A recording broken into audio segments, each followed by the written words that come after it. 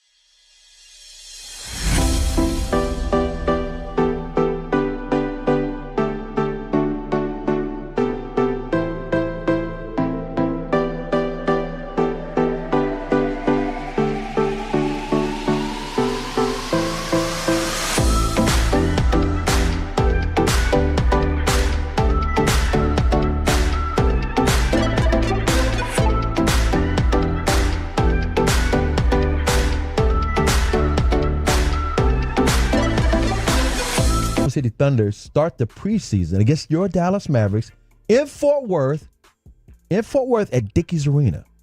That's going to be in early October. Can't wait for that.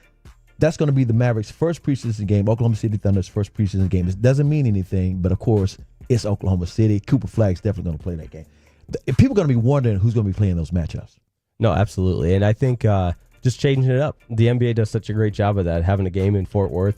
Spurs played in Austin last year at the University of Texas. So the NBA does a great job mixing it up. Yeah, and the Mavericks have their fingerprints all over that because the Mavericks have always been they want to make sure that they're DFW's team, not just Dallas. Right. And that's why they had like Leon Bridges and the alternate uniform, which is like all of DFW. And Leon Bridges, of course, Grammy-winning blues artist from Fort Worth, getting it done. Okay, I got to throw in one more. I'm cracking up because I know how these things go, the subplots and the whole 9 yards. Okay. Yesterday evening, I was in Arlington, not for the Rangers game. What did I do yesterday? I went to the Wings game. Oh, nice. I was hanging out with my buddy Sean Heath. Sean Heath is the PA announcer for the Dallas Mavericks. He's also the PA announcer for the Rowdies up there in Frisco. And he also is the PA announcer for the Dallas Wings. So I was there watching Shonda do her thing too. She's the MC for the games for the Wings and taking in the Wings game. Crowd's going crazy. Nice crowd. Wings, of course, not a good team. That's how they were able to draft Paige Beckers number one because they're not that good. Paige Beckers is hurt, but she was there. She was showing the moral support. They're taking on the New York Liberty. And Liberty's a pretty good team. They're the number 2 team in the East. Liberty was running off to a big lead in the first half. How come the Wings came back in the third and cut it down to 3 points, but then the Liberty showed what they could? Enrique put on a show. Yeah. She is absolutely awesome. That's why she's an all-star. But at the same time, they also gave a tribute to congratulated Paige Beckers because she was July's WNBA Player of the Month. As a rookie. She's so good. And give credit to the Wings fans. No objects were thrown on the court. All right. I'm going to leave it at that. Y'all know the rest of the story. And I don't know if you heard the crypto Memecoin thing. Did you hear about that? Oh, my goodness. There's a conspiracy theory with those sexual objects that were being thrown on the court. And by the way, the WNBA came up with a policy of no bags because of that stuff. But there were people betting on the color of the objects that would be thrown on the court.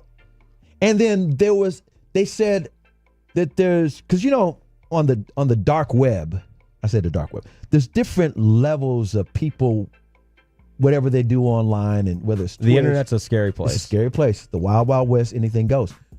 Well, there were people making money on meme coins, a crypto ring or something. The Athletic had a big story about it because the timing of it was like, wait a minute. There's more to this story. It's kind of like when certain athletes were getting robbed last year about this time. Joe Burrow. Dak's fiance got robbed, but it had nothing to do with that. But it turned out that there was a ring from South America where they were like checking out the information when these guys would be on the road. Joe Burrow happened to be in Arlington at AT&T Stadium taking on the Cowboys, and that's how his home got robbed. Yeah, the organized crime ring is they got him, by the way. Place. Good. Yeah. So that crypto coin thing, it could be real. I'm just saying. We got Tolos texting in, especially about your being sick.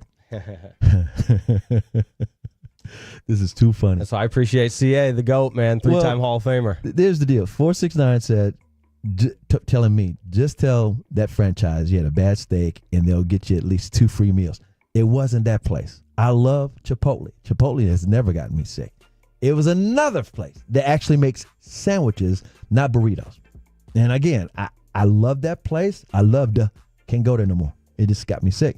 Another 214 says, Jake, I think the girlfriend poisoned you on purpose so she wouldn't have to take care of you.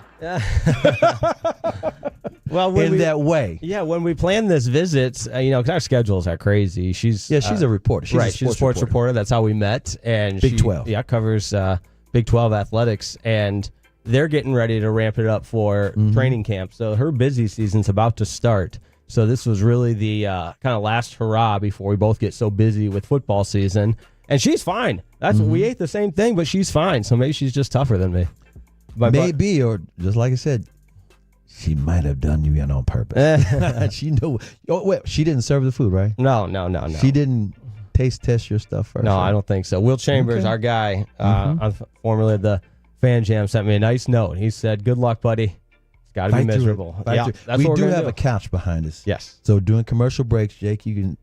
There's a couch there, we and always, then there's a bathroom down the hall. Yeah. So we all. Oh, trust me, I've visited it before the show, and there's nothing left. Put it And like this. That's as transparent as I can be. Yeah, put it like this. And again, your energy, I give you credit for just showing up today. A lot of people wouldn't put it like this. It also pays that you're not that far away from the station. Right. Because if you were coming in from, let's say Fort Worth or Frisco Waxahachie like me, you might say, I can't even make that drive. So we give you credit for being a soldier. Appreciate that. Let's see. They're guessing the places that got me sick.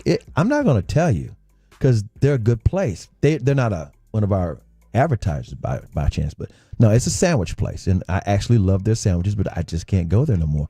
And by the way, I truly think you're going to be fine within 24 hours. Yeah. Have you eaten anything yet? I tried, and I just couldn't keep it down. I tried to take some medicine, couldn't keep it down. So, That's okay. It's like I said, 24 hours. Yep. Kevin, Khaki Kev, Yeah. we're going to be talking to you a lot. Yeah, I'm just letting y'all do y'all's thing. In fact, how about we do that popular local game show? Who said it? Yeah. Where people Tolo, they know tell everybody what that game show is all about, because we're going to do that in a couple hours. How about we do that? Yeah, so if you haven't heard the sensation that is who said it, I mean, I just go through, I grab a bunch of clips, and I try to trick the guys, being Jake and CA, which, pretty successful. I was going to say I've been pretty good at, but... and you can play along with it. Yes, Tolos have to play along with us. Text in who you think it is. I read the quote. I will not play the quote. Read the quote. You guess who it is. The guys will guess who it is. If I stump you, or if I stump them, I get half a point. If I don't, then the guys will get a point. I've been doing a lot of the point scoring, but y'all were at a disadvantage. So now we're going with half points for me, and I did reduce my points.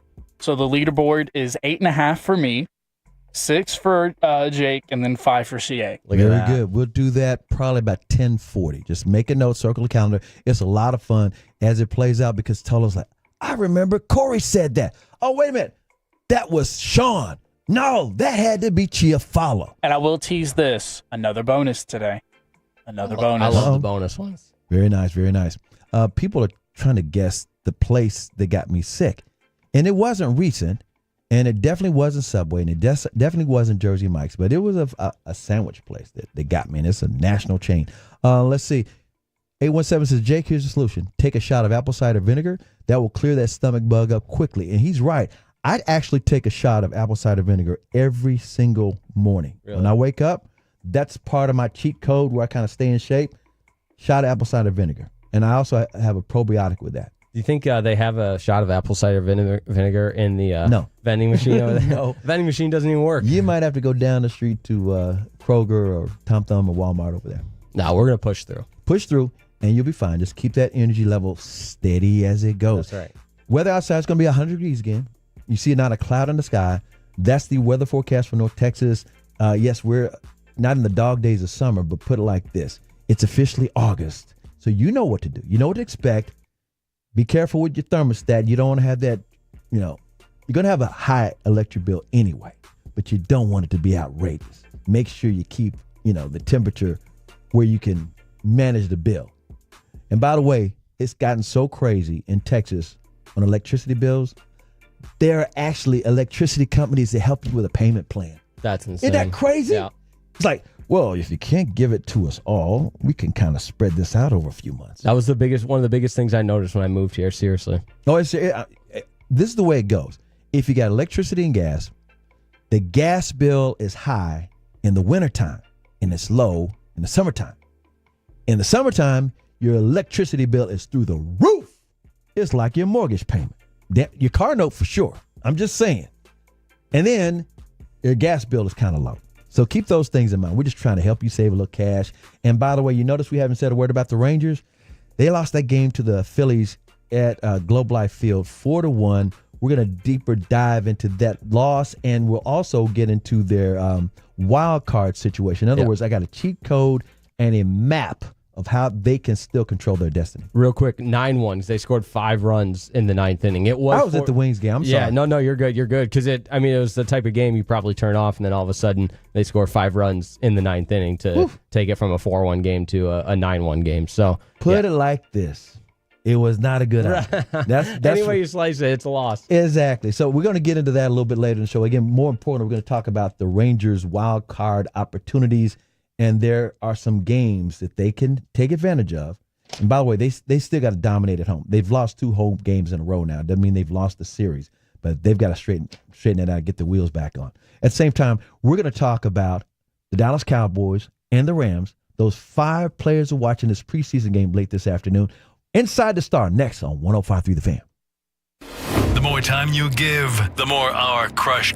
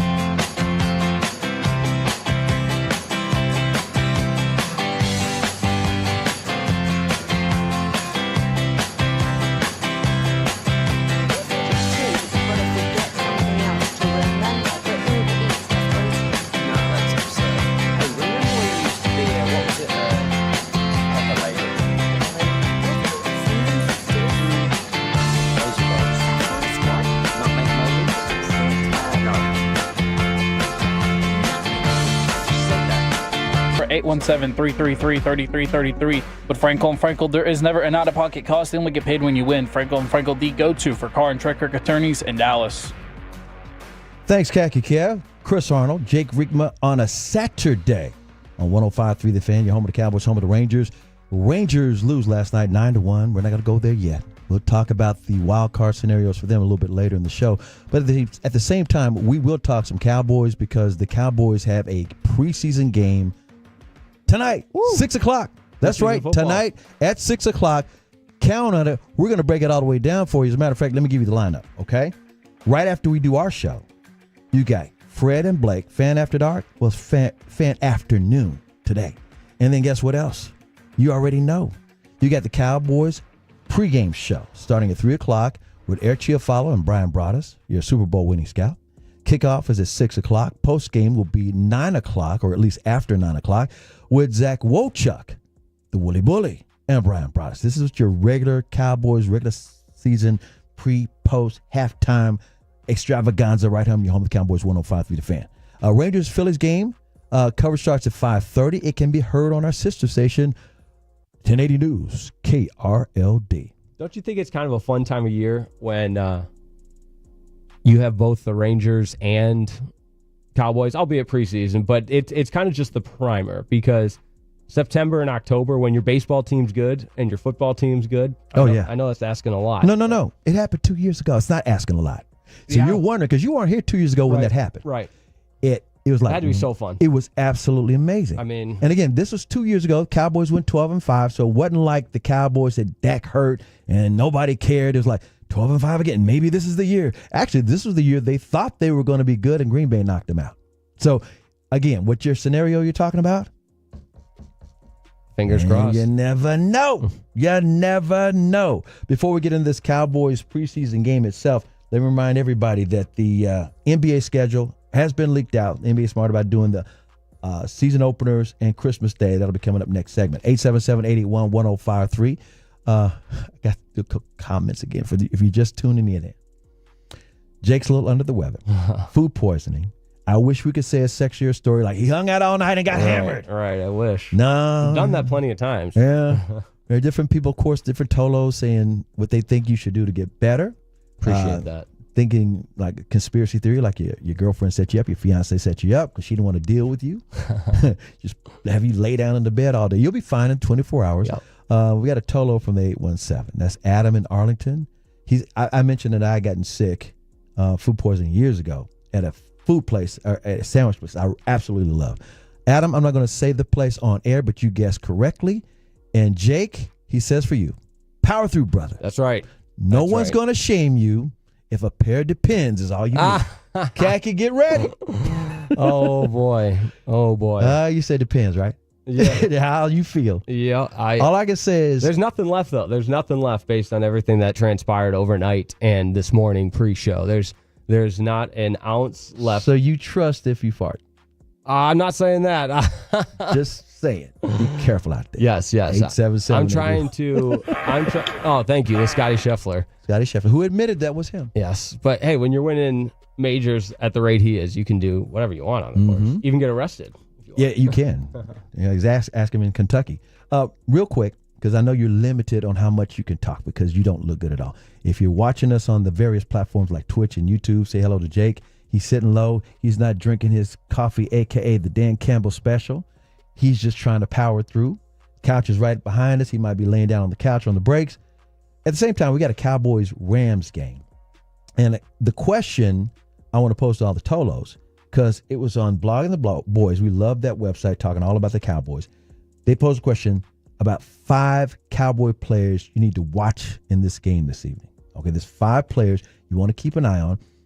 And I want to ask you, Jake, not who your 5 are yet that you want to see or name a name. I just want you to prepare, and you too, Khaki. But Cynthia Freeland was on with KNC yesterday. And I want to know if you can tell all the Tolos what she's famous for, besides being drop dead gorgeous. Focus. Notice I'm not messing with you like your fiance and you know a lot about her. No. If not, I'll have Khaki. Yeah, I don't know. Khaki, tell everybody what Cynthia Freeland is known for. I don't know other than I know she's really good at fantasy football. There we go. See, that's the expertise. She's really, really good at fantasy football. Really? So, again, she can help those who look at football on that level. And preseason games are important because this is the time of the year. You guys are both talking about this. Fantasy teams or fantasy leagues are putting themselves together right now. And you want to have a clue, right? So you're basically scouting right now. Am I wrong? No, you're because you guys exactly are fantasy right. guys. Yeah, I know. and Kev, did you officially drop out of that crazy league? Yeah, the stupid one where the guy was overthinking the commissioner's overthinking this thing. I know they're not listening right now, so I'll go ahead and say this. I haven't, but I also haven't paid in either. So hopefully they just kind of get the hint that I'm not going to do it. Be communication. But no, I'm not going to do it. I've already decided that I'm in my other league. I'm more committed to that. We've already done a draft. Plus I'm getting ready to move. It's just too much right now. I got you. Well, right now, the Cowboys taking on the Rams in L.A. 6 o'clock this evening. Keep it right here, Tolo. You can turn the volume down on TV, watch the game, but listen to the greatness of Brad Sham, Babe Laufenberg, and Christy Scales on the sidelines. With that being said, Tolos, 877-881-1053, Franklin Franco Injury Attorneys text line. Give me a player or two. You don't have to name all five that you think we need to be watching for. Because, again, the game is meaningless. You're not going to see Dak. Mike is still holding in. You're not going to see those kind of guys. There's several guys that are battling for positions you might want to see or pay attention to. Let us know what you think. In the meantime, Cynthia Freeland kind of previews of what she expects this Brian Schottenheimer offense to be like, since Schotty is a rookie head coach for the first time in his career. I like it. I think it maybe wasn't like look, you're the Cowboys, so every hire is going to be meticulously scrutinized in various ways with various levels of rigor, right? Like meaning like how worked up someone on TV may want to get. But if you're looking at the track record and you're looking at consistency and you're looking at someone who knows football and fundamentals and the things that matter as you're trying to sort out, a team that's had I think Dallas every year thinks they're going to win the Super Bowl, so it's a disappointment. I never once this time of year I'm like, Dallas is just going to be happy if they win 8 games. Never. Nope. Right. We aren't. So the expectations are sky high always, and now you have someone who's like a football, like obviously they've all been football guys, but this is a fundamentals. He's not loud. He's not voice. Like he seems like a solid. I mean, I don't want to call him boring because I don't think he's boring, but for Dallas and like all of the fanfare around Dallas, I think having someone who's a little bit, I'm going to use the word calmer, is a great thing. Oh, I like that. Yeah, no, I did. And I don't know the right word for it. Like he seems like an adult. Like he's just like an adult. You know what? And I think his greatest advantage as a rookie coach, or at least a coach from somewhere else that's not a big name like a Belichick or, Parcells or anybody else that might have been out there. Parcells retired. He knows this front office. He knows how Jerry, because he's been here a couple of years. He knows how Jerry is. In other words, he knows his way around the star, inside the star. I love it. To me, I always felt like he provided a level-headedness despite being a first-year head coach. And obviously it's going to be different, as they say, when live bullets are flying and game reps and in-game management and everything.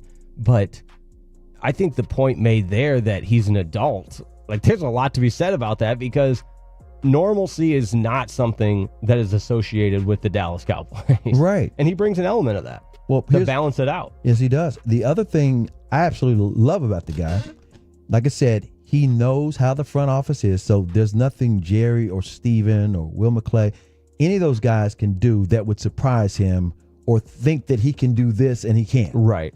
And also, the players absolutely love the guy.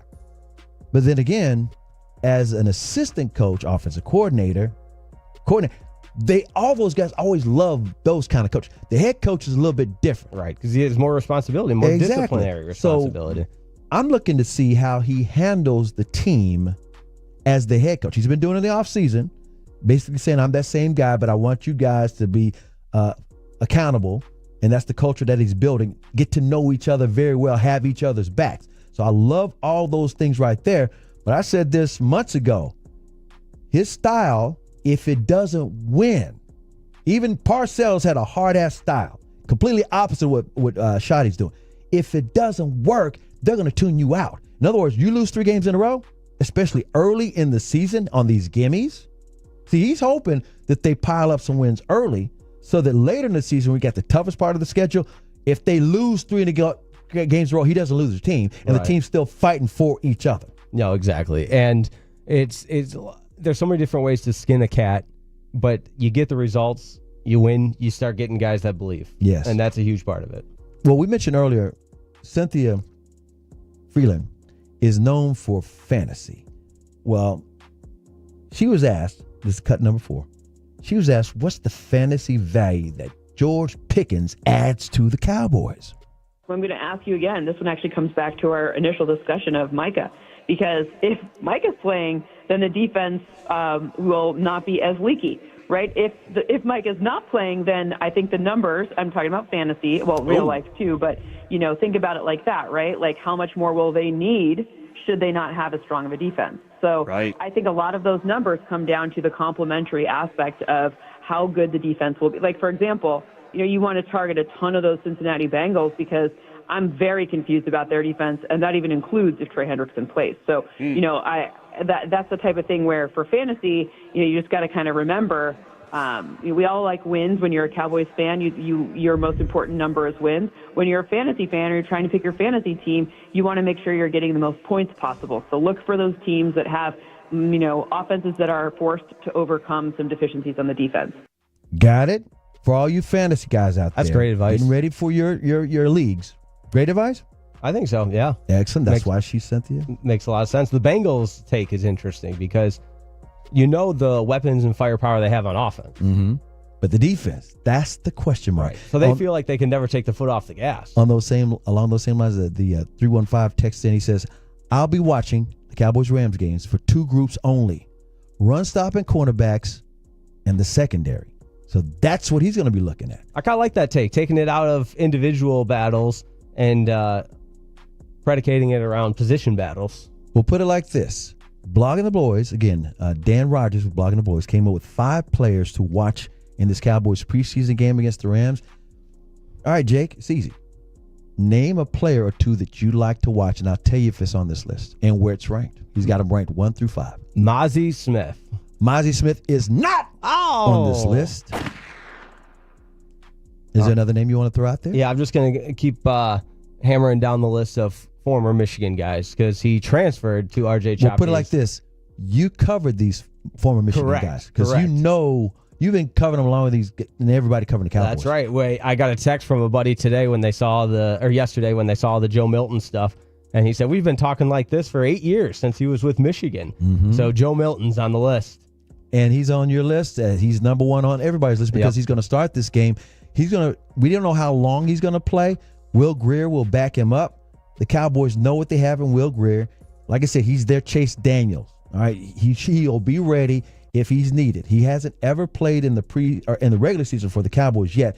But if Dak gets hurt, I would guess unless Joe Milton is like superb the entire preseason, I think Will Grier will be the guy that Shotty would trust with clipboard. With the calling the plays or whatever. Right. Still worth noting, though, with the roster adjustment of being able to carry an emergency third-string quarterback. Exactly. And I think they will because Milton is, as you mentioned, he's kind of like Anthony Richardson. Yeah. Am I lying? You're spot on. I mean, it's just what it is. I mean, he's got the measurables. Guys like to say the measurables. But he doesn't have the Cam Newton brain. Right. He's got the Cam Newton body, but he doesn't have the football IQ. He's one of those 7-on-7 warriors where if he doesn't have to, if he's just out there leaning on raw athletic ability, it looks really good. But you put 11 guys out there, he has to read the defense, make a second read, and basically use the mental part of playing quarterback. That's where he struggles. Let me get this out real quick. I want to say it was Chase Daniels. It might have been somebody else, but I think it was Chase Daniels did a breakdown of Anthony Richardson's injury. Remember how he's got a jacked up finger like Brian Baldinger and like Roger Staubach. His pinky finger just turns to the right. And everybody said, well, he got caught on the blind side and the offensive line didn't block well. And the pass protection wasn't there. Chase Daniels said, no, that was all on him. He was looking the wrong way. Yep. They knew what the play was going to be. That's where I go back to football IQ. That breakdown from Chase Daniel was awesome. Yeah, I mean, it was awesome. He broke down which way the offensive line were supposed to slide, where the running back stepped up, and what the read should have been. And you play it out, and it's like, yeah, that's exactly what it should have been. Shout out to South Lake's own Chase Daniels. Joe Milton, of course, number one on this list, and he says, I wouldn't be surprised to see Dak Prescott. It would be surprised to see Dak Prescott in action. Joe Milton, he's already told everybody he wants to show off his rocket arm. But the question is, we're going to be looking to see if he's got a football IQ, or how good it is. The number 2 guy on his list, he's a running back. Can you guess which running back? Miles Sanders. No. He says Phil Maffa. So they're looking for anyone to step in and help out a running back. You already know Blue's going to be playing. Right. Blue's injured, not necessarily in this game, but he's going to be playing in the regular season. He's got this foot injury. Thank God it's not an ankle. But both of Phil Maffa, Jaden Blue, both selected on day 3. Both of them offer something. Hakeem Richards, the offensive tackle, with Tyler Guyton with his little injury, keep an eye on him. Number 4, Trayshawn Holden, the wide receiver. They say he's been dazzling in training camp, but they want to see what he does in a preseason game. And number 5 on the list, he's a cornerback, Zion Childress, former Kentucky Wildcat. Will Chambers is listening. So. Yeah, shout out Will. Shot. Yeah, just for Will. Anything's Kentucky, anything Bears, anything Bengals. Okay. He's a physical player who attacks the ball. He's got aggressiveness in training camp. He was a standout, undrafted free agent. It's going to be music to the defense's ear if he can do some things because everybody else is injured. So those are 5 guys to keep an eye on. And again, the game kicks off at 6 o'clock. Your pregame coverage starts with Eric Chiofalo and Bryan Broaddus at 3 o'clock. Anything you want to say? I love it. It's preseason, I know, but it's that much closer to the regular season. Exactly. We're going to break down the preseason games from last night and yesterday, top of the hour. But coming up next, the NBA, low-key, blew up the internet with their schedule leak on Christmas Day games and home openers. Who are the Mavericks going to play? Are they playing on Christmas? Yes, the games are ranked as well. Next on 105.3 The Fan. This is the story of the one.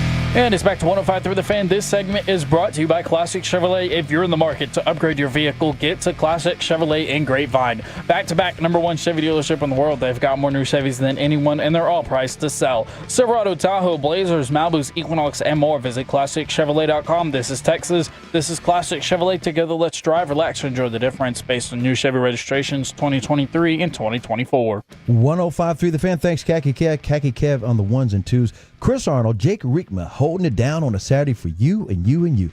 We always say thanks for letting us ride shotgun with you while you do whatever you do on a beautiful Saturday, and it's going to be a hot one again. Damn near 100. Put it like this. Heat Index will show 100 wherever you are. 877-881-1053. That's the Franklin & Franklin Injury Attorneys text line. We're the home of the Rangers, home of the Cowboys. Cowboys' first ever preseason game is tonight, 6 o'clock. Our pregame starts at 3. Pregame show starts at 3. That's Eric Chiofalo and Bryan Broaddus taking you all the way through the game, and then postgame will be Zach Wolchuk, the Willy Bully, and, of course, the Beast himself, Bryan Broaddus. I don't know how he does it. He never sleeps. No, the around-the-clock coverage for the Dallas Cowboys you can't get anywhere else. And if you're looking for the Rangers game, it will be on our sister station, KRLD 1080 News. Got to give some love to Bobby Belt, too. I mean, he'll have a segment on the pregame show. Mm-hmm. He was the only one that David Milghetto would talk to. He's the one that got him. Mulligetta is really, really low-key. I'm not saying that he's the only one that Mulligetta would talk to, because that's not true. I just want to keep it real. No, yeah, my bad. But at the same time, props for Bobby Belt for getting that done. And we're going to talk some David Mulligetta, Jerry Jones, Micah Parsons. I talked with Clarence Hill the other night. Clarence Hill's been on top of this thing, longtime beat writer for the Cowboys, first for the Star-Telegram, now with DLLS Sports. We're going to play some of those clips, if not get somebody on to talk some more about his contract before we get out of here at noon. At the same time, in the NBA, and by the way, top of the hour, we're going to talk about some of those preseason games from last night, including Shedeur Sanders. If you did not hear, OMG, just got to say, that's your tease. But the NBA, they leaked part of their schedule. They leaked some of the home openers. They also leaked the Christmas Day schedule. The Mavericks have been playing on Christmas for a couple of years now. They don't have Luka now. They have Cooper Flag. Do they still make the cut? Yes, they do. There's 5 games. Those 5 games have been ranked on CBS Sports. We're going to go through those 5 games in just a second. But Mark Stein, longtime NBA insider, Steinline, he got the word on who the Mavericks going to play in their home opener. So if you want to mark your calendar and circle the date to see Cooper Flag versus Wemby and rookie sensation Dylan Harper. Yes, the Spurs again. And we're going to find out, again, I say again because Mavericks have no problems with the Spurs, especially on season openers. But it's going to be interesting to see what kind of karate and kung fu that Wemby has learned while he was in China on a sabbatical. We'll see the Dylan Harper Cooper Flag rematch from the summer leagues where Cooper Flag had like 31 points. Dylan Harper had 16 points, but it was a show. But at the same time, circle the date because it's going to be Wednesday, October 22nd. That's when the season starts. The Spurs are such an exciting up-and-coming franchise with all the pieces that they have. Oh, yeah. And then from the Mavs' point of view, when you say Christmas, I automatically think of Luka's calf injury because that's when it happened. Mm-hmm. It sure did. And to the day. The opportunity now. Well, that's when it reoccurred. Right. It's been a constant thing. Right. I hear Mavs Christmas Day, and I just think almost that signified maybe not the beginning of the end, but that it was a piece to fall. It was like a chip to fall in the whole process. Yes, good point. So the Mavericks are playing on Christmas. And by the way, another note about opening day before we move on to these 5 games that will be played on Christmas. I'm laughing because that was the inside joke on all of social media when that schedule dropped or when the NBA announced those things. They leaked it out. The Oklahoma City Thunder, your defending world champions, are hosting the Houston Rockets that night when they get their rings. It's kind of like the Eagles getting their rings against the Cowboys. Well, Adam Silver said, you know what? Let's just have Kevin Durant in Oklahoma City to watch his former team get their rings. Everybody loves it because Kevin Durant can be petty online. He enjoys doing this. And by the way, I put a side note to it, and I talked about this earlier. Kevin Durant's got 2 rings with the Warriors, so it's not like he don't have a ring. It would have been really wild if it was Russell Westbrook or James Harden there to watch Oklahoma City get their rings And those two guys did not get their rings. No, absolutely, because the NBA just always has a way of Marketing. Yeah, they know what they're doing. They just kind of twist and turn, and here's a little extra storyline just for fun. Exactly. Before I mention these 5 games on Christmas, though, for those who missed this, the Dallas Mavericks will be playing a game against the Detroit Pistons, Cade Cunningham's group, the up-and-coming Pistons, because they literally should have knocked off the Knicks in the playoffs. That's how good they gotten. Mavericks going to play them in Mexico City. I love that. Yes, it's going to be a Mexico City game. Part of their it's a series down there. What do they call this series? It's their Mexico City Games series, because they've done this 34 times now in Mexico City since 1982 or 1992 rather. The thing that's wild about it is, in this game, it's going to be during the celebration of the Day of the Dead. It's a holiday. It's kind of like Halloween. I was just going to say, that's a big one there, right? It's big. Skeletons. In fact, if you go anywhere in Texas and you see murals of skeletons and stuff, and they're kind of dressed up, you're like, this isn't Halloween. Day of the Dead. Interesting. 877-881-1053. Now back to the 5 games that'll be played on Christmas. Before I mention the games, here are the superstars that will be playing in these 5 games. LeBron James, Jokic, KD, Shea, Gilgeous-Alexander, Luka, Steph Curry, Ant-Man, Anthony Edwards, JB, Jalen Brunson, and Wemby, Victor Wembanyama, let alone Cooper Flag. Yeah, that's not a bad list. Not a bad list. NBA knows what they're doing. So this is how they've ranked them. Number 5 on the list, Ant-Man and the Minnesota Timberwolves at Jokic and the Nuggets. Okay.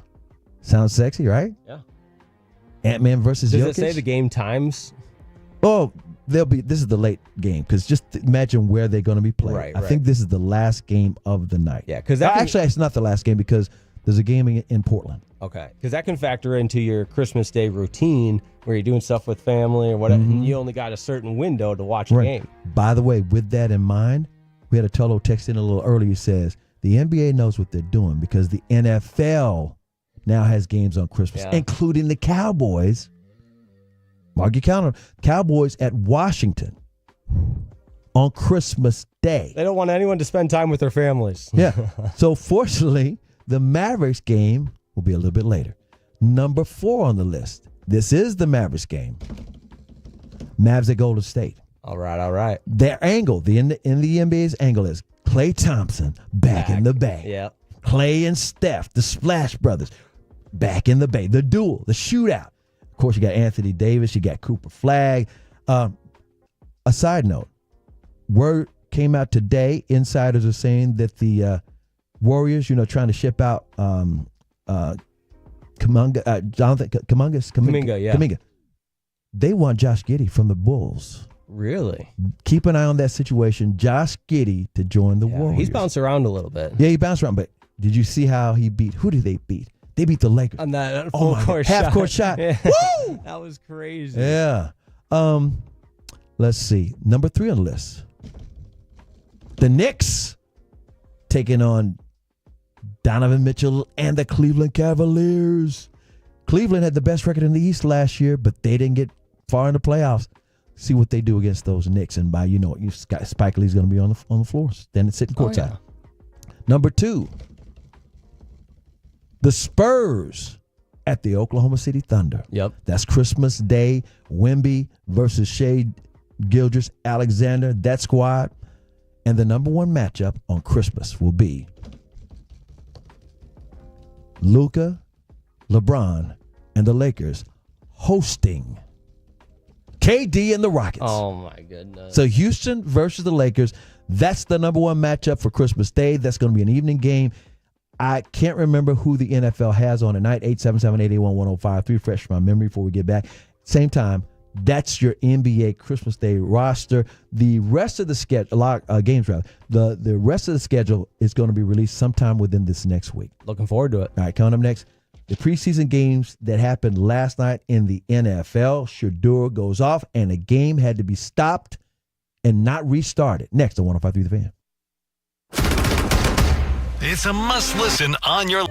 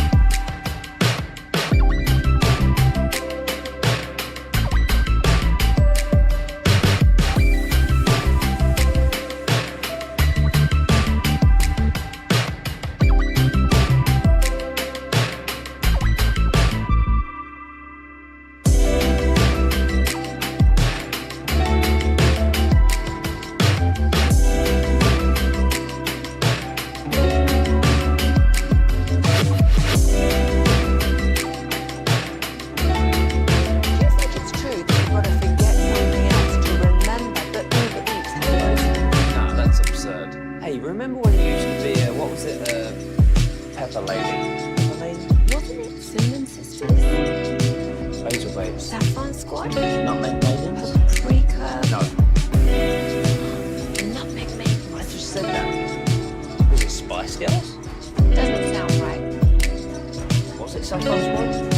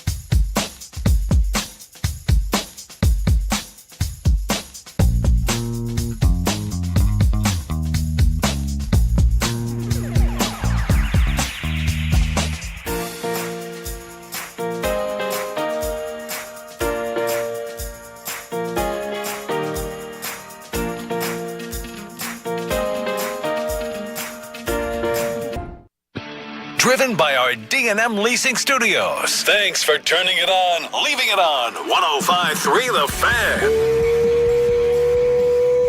Woo-wee. Chris Arnold, Jake Rigma, and Khaki Kev Kevin Walker on the ones and twos in the Pimp Cup, holding you down live and local on a Saturday. What's up, Tolos? 877-881-1053. That's the Franklin Franco Injury Attorneys text line. Let us know what you got going on. It's a gig economy, and we always say thank you for letting us ride shotgun with you and you and you while you do what you do. High today's going to be around 100 degrees. Heat index, well, it depends on where you are, but you know it's going to be more than that. Tell us what you got going on. Are you staying inside? You out and about? You're doing some work? You're working out in the yard? You're playing with the kids? You're doing some kind of sports activities? Getting ready for the Cowboys preseason game at 6 o'clock. That's right. It's going to be heard here on your home of the Cowboys and home of the Rangers, 105.3. The Fan pregame show starts at 3 o'clock with Bryan Broaddus, the Beast, the Super Bowl winning scout. And, of course, we got Eric Chiofalo, quarterback in that pregame show. We'll be here all the way till noon, and then you have Fan Afternoon. Fan After Dark? Fan Afternoon? Yeah. Fred and Blake reunited. As you know, if you've been Toloing, then you know Fred has been on the middays with KNC, filling in for Kevin, who's in Germany, sitting down with Alec Medford and Corey Majors. Meanwhile, me and Blake, we were holding it down a couple of nights. I listened to you guys. Yeah, I listened to you guys and Khaki Kev, too, on the way to my hockey game. They said you guys were doing great. Oh, yeah, back on the ice on Wednesday, CA. Very nice, very nice. Well, that doesn't explain where you are right now. For those who don't know, you haven't been feeling too good this morning. In fact, I just said, point blank, Kev, he looks like he's lost some weight. I sure have. Food poisoning. Yep, I lost it all overnight. You on the Luca diet or? Yeah, something like that. I don't recommend this diet. You had a bad piece of food. Something. The abdominal muscles are sore, and it's not from ab exercises. Mm-hmm. It's from. Do you guys ever? There's a term in the Midwest to describe vomiting called ralphing. You guys ever heard that term? That. All right, ralphing. And also screaming in Technicolor. Yeah, I'm foreign to that one. I've never heard that. I was ralphing. Ralph, exactly. Mm-hmm. I was ralphing, which, not to get confused with RJ, whose real name is Ralph. Ralph James Shoppy. Yes. And by the way, speaking of you having to throw up and those things, I say those things. Atolo did recommend a Depends. Yeah. Not that you've tried on one at your young age, but you know. That would be a humbling moment. But wouldn't it be terrible if that's what you had to do? Just for the. Hey, by the way, I think you're going to be fine within 24 hours. Yeah, it feels like if you're watching us on the fan cams on YouTube or on Twitch, you see Jake does not have that Dan Campbell coffee energy today. But he's been fighting through it. That's right. And we've been feeling for you. I appreciate that. I got my Dallas Stars hat on, so I don't want to give a Dallas Stars because I don't have quite that you don't have that energy. But I'm going to pull the curtain all the way back. It's there in spirit, CA. It's there in spirit. I got to pull the curtain all the way back. For the Tolos who don't know, every time we go to a commercial break, I told Jake the couch is right behind us. He can lay down on the couch. He doesn't do that. He just lays his head on the counter. True warrior. Like he's a kid at school. Like, put your head on your desk. Yeah. Take a nap. He just puts his head down on the table. Yeah, I'm used to it. I got in trouble so much in elementary school that that was a punishment I often received. So it's like muscle memory. Comes right back. Hey, we got different guys texting in, different Tolos texting in, ladies as well. The 972 says, thanks to RJ Choppy, I'm headed to QC Connect there you go. Today to hopefully get this body back right. Let's see. Another 214 says, my daughter has been playing volleyball for 3 years, made the high school freshman team at Plano West. Shout out. She had her preseason scrimmage game today. Shout out to Emma. There you go. Emma Q. I love it. Down, Emma Q. Go, Emma. 817 says, just wanted to say, CA, you're the coolest commentator in the game. Appreciate that. Got you down. Keep doing what you're doing, my guy. This 972 says, cutting some big-ass aluminum pieces at work, burning the F out of myself, thinking about a nice cold beer, and Joe Milton later on tonight. There you go. Look, Joe got Milton, the motivation. He's going to be starting quarterback for your Cowboys tonight. All eyes on him to see how is his football IQ. We know he's got the measurables. We know he's got the arm. And if he throws a touchdown, I bet there's an over and under if he turns a flip. Because he can turn a back. Oh, yeah. He can turn a backflip as big as he is. Athletic. And again, you've covered him through his college career, so you know what's the expectation level on Joe Milton? Oh, my gosh. Sky high. It has been since 2018. In all seriousness, in Ann Arbor, Michigan, before they went on those runs with Harbaugh, they were looking for a quarterback to save them, and Joe Milton was going to be the guy to save them. So that's why he hasn't been like taking over the league right at this age. I just crack up because I was having these same conversations. And what do we say about time? It's just a circle. Because exactly. And people would say, yeah, but he can do backflips and he can throw we can get it out of him. Yes. Every coach said, well, I can get it out of him because he's got the measurables. Exactly. And by the way, measurables was made a high pick. Because he won the combine. And I hate to tell the truth on scouts because scouts really go to war for their guys. But sometimes to CYA, they say, "Hey, he has a measure. Yeah, you can't fire me. I didn't tell you wrong. He checked all the boxes." Right. Because we do go back in a combine setting. It's difficult to quantify some of those internal skill sets like pocket presence, awareness, and things that it takes to be a great quarterback in the NFL. 817 back to the Tolo says, "My daughter was born yesterday. Please give a shout out to Margot." Shout out to Margot. Tape that and play that for her when she knows what that means. She's our youngest Tolo today. Put her next to the radio show or however you listen to us, Odyssey app, whatever, and let her become a Tolo. 214 says, "Thank you, sir." Let's see. He's talking about the apple cider vinegar because he recommended that to you earlier. He asked me about it. I said, yeah, I take an apple cider vinegar shot every morning with a probiotic. And that's one of my cheat codes to keep me in shape. Hopefully I live a long life. He says, "Thank you, sir. Tried it before, but the bottle says mixed with water. I may try it your way." Yeah, you've got to. There are apple cider vinegar pills, but that apple cider vinegar will open. It's like, whoa! Yeah, it will open your eyes up the whole 9 yards. Like, stop. There you go. It's like Will Chambers, Fan Jim Will, who's listening right now. It's like, I heard he's bringing us some food. Is he bringing us some food? Delivery? I don't know about us. For particular somebody that might need it. Oh, it might be for Jake. There's some things on the way. What a guy. What a guy. Will would have shot. Yeah. Everybody's like, wow, some whiskey. That's the apple cider vinegar I take. Let's see. The 972 says, "My grandson starting on the basketball team for Wiley East." Congratulations. His name is Bentley. And another Tolo from the 903 says, "I'm headed to church in Garland to teach a very large group CPR and first aid." That's right, because you never know when you might be the one to save somebody's life. And let's see. In all seriousness, this is from the 901. It says, "In all seriousness, Joe Milton was a better prospect coming out of college than Dak. That's because he had the measurables. Even though Dak led his team, Mississippi State, to the #1 ranking and actually knocked off Alabama one year. I actually got a chance to see Dak take on Alabama his senior year. They lost that game, but damn, those cowbells were loud at Mississippi State. I was like deafening and like, oh my God. And guess who the running back was he had to go up against for Alabama back then? Travis Henry. Derrick Henry. Derrick Henry, yeah. Derrick Henry. Travis Henry is a wide receiver. That's okay. You had food poisoning. Yeah. Sometimes it's foggy up there, CA. It's foggy up there. Speaking of quarterbacks, we're talking about Dak Prescott, Joe Milton. There's a quarterback that was buried on the depth chart yesterday who got his debut. Let's say the depth chart. For those who don't know, Cleveland's got about 4 quarterbacks. 5 if you throw in Deshaun Watson, who's injured most of it. He won't be able to play this year. They signed Tyler Huntley. So it's they tired 6, including Deshaun. It's crazy. Crazy. The depth chart is looking like this. Joe Flacco, he's 100 years old, but he's expected to start. Then you got Dylan Gabriel, who was drafted ahead of Shedeur Sanders, went to OU and also went to Oregon. And, of course, they went to the college football playoff. And then you got the kid from the Pittsburgh Steelers. Yeah, Kenny Pickett. Kenny Pickett's there. And they said, you know what, Shedeur? And the owner doesn't like him. And, the story about Shedeur, he slid. Guess what, Shedeur? Out of nowhere. You get to start the whole game. And guess who might back you up in the fourth quarter? The new kid. Tyler Huntley, whose nickname is Snoop. Okay? So, Shedeur failed for us. Guess what he did? Here's the highlight. Off the play fake, Shedeur Sanders into the traffic. And it is brought in for a touchdown by Caden Davis. Oh, he had the stats. He had a couple of touchdown passes. In the first half alone, he had around a $150 passing.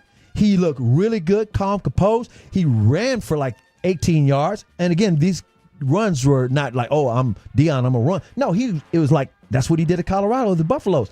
He looked great. He looked so good, it blew up the internet. Emmitt Smith was tweeting out at him, LeBron James was tweeting out at him. Of course, Deion was losing his mind because his son was making plays, getting things done after the game. This will be the cut number 3, Shedeur Sanders on what he did.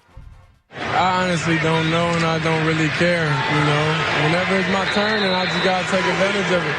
I feel like, today I did some good, some bad, and I know moving forward, I won't make the same mistakes twice, so that's not in my control, and, regardless of whatever the situation, it's not up to me, and it is what it is. I just got to, accept whatever everything come with.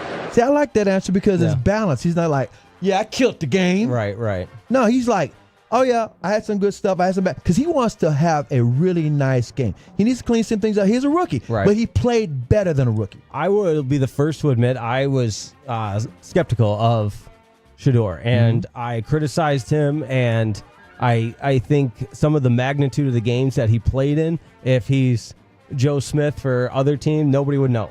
But he, to his credit, has said all the right things since being drafted. Yeah. Now, we go back to the combine. Apparently, that wasn't the best look for him in some of the interview settings. But like you say, he's not going to make the same mistake twice. And if he did make a mistake at the combine, he learned from it. I'm going to give you the best. I forget who said this, but this is the best synopsis of where Shedeur went wrong, going into draft day. He said, unfortunately for Shedeur, he treated it like he was a blue chip prospect and that they were trying to say, come to us, as opposed to a guy trying to get a job in a job interview. He said he was treated like I said, imagine a blue chip high school kid and different schools want you and they brought you in for a trip. That's the way he was answering the questions or treating the process, as opposed to a guy saying all the right things because he's trying to get a job interview. And so that's kind of what happened to him and why he slid in the draft. But he also heard from the reporter on the sideline that his dad, Deion, was so proud of his son, just blowing up the internet. And that's awesome. Here's what Shedeur thought about that. That's cut number 7. All right, last one. Your family's watching at home. Your dad's going nuts on social media. What do you say to him? Sorry, Pops. I ain't do what I was supposed to do fully. But, we'll live to see another opportunity. He said, do what I was supposed to do fully. In other words, be perfect. Be the best he could possibly be. In other words, he looked better than anybody expected. But for his standards and Deion's standards, guess what? He wanted to be better than that. That's the type of mentality That's that what you gotta have. develops Can't be growing cocky. up in Deion's home. Yeah, and by the way, Deion's son Shiloh, Shedeur's brother, he's playing for Tampa Bay. He's a cornerback. He's a defensive guy. He had a nice little debut. He didn't do any mistakes. He didn't blow up the internet or anything like that because, he's a defender. He didn't pick six, take it to the house like his dad. He also said, I can't make plays like my dad. I'm just going to be solid. Hope to make the team. So that's a couple of guys you look for in the preseason. There's a couple other things that kind of happened about the preseason we got to get into real quick here. Let's go to Atlanta. It was the Detroit Lions, Dan Campbell, Texas game number 2 for the Lions because they played in the Hall of Fame game against the Chargers. And so it's a little bit different of a process for game number 2. Right. And they're in Atlanta, but the game had to stop down because... Not great. It's everybody's biggest fear, and everybody that's played the game at the highest level understands that it's a reality. But Maurice Norris Jr., who's a safety trying to make the team, going full go, coming downhill to make a tackle. And it looked like a normal play in real time. And then you slow it down in the head and neck area, snap back. He was unconscious. Hamlin? Yep. Very similar. That's what it was compared to. No movement in any of the extremities initially, and was carted off in an ambulance. And you can all picture the scene. Everybody's down on knees. Yep. And to Raheem Morris and the Atlanta Falcons' credit, and, of course, Dan Campbell and the Detroit Lions, they huddled up. Every player held hands. They said a prayer in a moment of solidarity, and then they called the game. It made the most sense. It was in the fourth quarter already, and there was no reason to continue to play that game because it's the preseason, and we're valuing human lives above the result of a preseason game. Exactly. Here's Dan Campbell after the game. He's at the hospital, and I'll have to just leave it at that. But obviously, something like that happens, it puts things in perspective. So I'm just praying for Mo. I asked that everybody prays for him, Questions? You said positive. Can you share just breathing. You know, he's breathing, he's talking. It's good. He's got some movement. So, and now they're running more tests. All right. You said there's an update, Khaki Kev, that he tweeted something out or made a statement? Yeah, so he put a post out on his Instagram. It was a quote, a Bible verse quote that he got sent to him, and he put a comment on there saying, "Amen. I'm all good. Don't stress it. Appreciate all the check-ins and the love." So pretty much just saying that he's doing better. He's obviously has movement in his extremities, like everyone is saying. Everything's kind of coming back as he putting out a post saying that he's getting back to better. Excellent. One other game of note. I say this: Patriots blow out Washington. These games don't really mean anything, but they actually erected a statue of Tom Brady outside of the stadium in New England, and Brady had some comments. But in the end, this statue isn't just for Pats fans. It'll also give all the Jets fans something to throw their beers at as they leave the stadium every year. Probably in the second quarter. Maybe the third. Thank God the statue doesn't look like Dwayne Wade's statue. But real quick, see, that's funny Tom Brady. I love funny Tom Brady. And he needs to channel that on the broadcast. Exactly. Stop being so close to the vest. Yeah, and measured. We want, so measured. Just give us some fun, Tom Brady. Get a little loose with it. He's got it in him. Yeah. All right, coming up next, let's have some fun Ranger talk. It's hard to talk about when they lose. They lost 9-1 last night. But guess what? There's a formula, a cheat code, a math test that the Rangers can take to get into the wild card and make the playoffs. The code is next on 105.3 The Fan.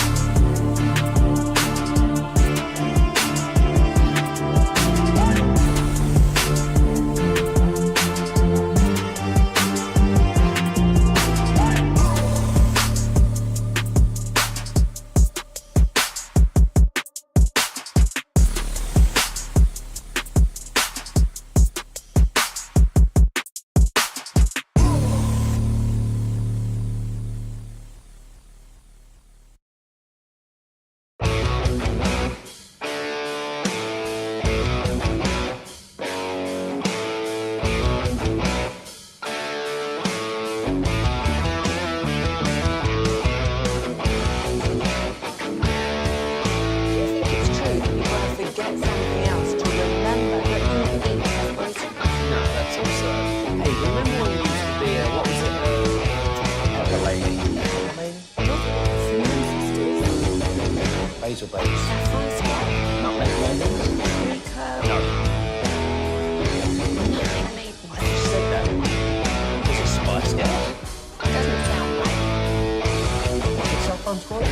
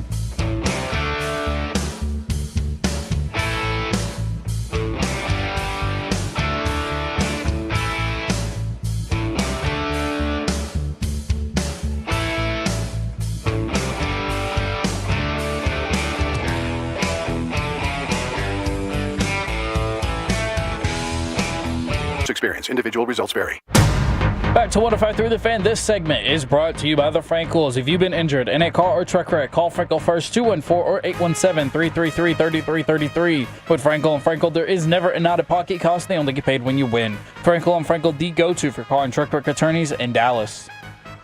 Thanks, Khaki Kev. In the Pimp Cup, Chris Arnold, Jake Riekma, who's under the weather. Yes, sir. Food poisoning. We're pushing. I wish we could say, oh, he got hammered last night. What a story. He was at this. No, it wasn't that good. Nope. Just plain old leftovers, and it got you. I was working too much. The good part is you're not in Depends. No, not yet. There's Not nothing yet. left. You're not There's old enough nothing to be in Depends, but you might have to just in case. We had an emergency care package downstairs in the lobby. If one of the Tolos in our building is listening, maybe you guys bring it up or tell the lady behind the desk if she could just bring it up for us. And then maybe you'll feel a little bit better. We'll talk about those ingredients a little bit later in the show. That sounds good because rumor has it was from one of the all-time best teammates, Will Chambers. Good looking out. What a guy. Yeah, personal delivery, DoorDashed. What a guy. All right, thanks, Will. Love you, man. And by the way, this is the home of the Rangers, home of the Cowboys. For those who are unaware, the Dallas Cowboys kick off the preseason tonight in LA against the Rams, 6 o'clock. But you Tolo, right? Turn it on, leave it on? This is what you do. You'll listen to us all the way till noon. Then you have the fan after noon, as opposed to fan after dark. They call it afternoon when it's the daylight. And we're talking about Fred and Blake from noon till 3. 3 o'clock, it's the fans' pregame show. Must listen radio. You've got Eric Chiofalo and you've got Bryan Broaddus, the Super Bowl winning scout. Nobody breaks down a game like Broaddus. The game itself kicks off at 6 o'clock sharp. Then you have the post-game show, the Wooly Bully, Zach Wolchuk, and Bryan Broaddus, who is the beast. I don't know when he sleeps, but he will be there to break this thing all the way down, and we will talk about the highs and the lows, the whole 9 yards. We're going to talk some more Cowboys a little bit later. But as I mentioned, and by the way, the Rangers, you can catch the Rangers game on our sister station, 1080 News, KRLD. This is the regular formula.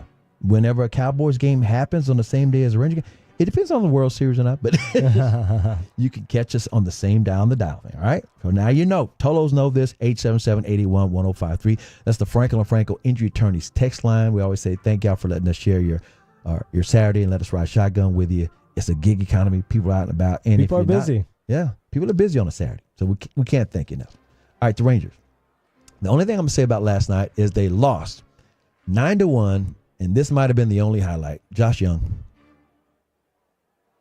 And the pitch is swung on and lined to right center. That's a base hit. That will score Seager. Simeon around to third base. He'll hold there. It's an RBI single for Josh Young, and this game is deadlocked at 1. And that was all she wrote, because the Phillies took over after that. Rangers pitching did not hold up.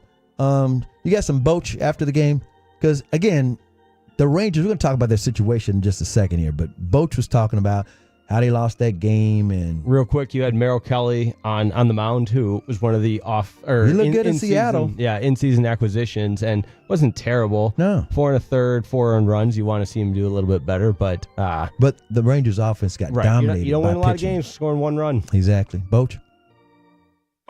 With Merrill, he just wasn't as sharp as he was the previous game.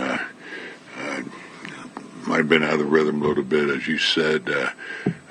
It was missing pitches, caught up with him. And then the game, still have a chance, but just couldn't get that last out in the 9th. A lot of free passes, not just for Merrill, but, it seemed like the pitching staff. Yeah, we did. Walks caught up with us, too, tonight. As far as you talked about, you had a lot of guys on base, just couldn't get those big hits. Are you seeing any kind of change in approach when those guys get on and those opportunities come up, or is this just a matter of facing a really good pitcher? No, I haven't seen any change in their approach. White just missed that pitch. We did hit some balls hard. Higgy drove it to right center there. I don't think they're changing anything. We're just in a little rut right now, getting that big hit to keep things rolling. All right, just that simple. Okay, the Rangers are 60 and 57, hovering at 60 because, ironically, they have now lost 2 home games in a row after being stellar. When they went on that roll, it was all these home games. Right. That's why baseball is so funny, because the dynamic in which they won those first 2 games at home against the Yankees with the late inning heroics, the Rowdy Tellez go-ahead hit in the 8th on one night, of course, the walk-off from Josh Young, you're thinking that could spark this team. That could galvanize them. And it just shows baseball. It's 162 of those games. And what does Ron Washington say? That's how baseball goes. I'm telling you, that's the best way to put it. So the Rangers, like I said, are 60 and 57. The Phillies are 66 and 49. And this evening at 6:15, they'll play again. Aaron is trying to square the series. It's a 3-game series, game 2, with Jacob deGrom. It's a deGrom night. So you think, oh, yeah, we got deGrom. Well, guess what?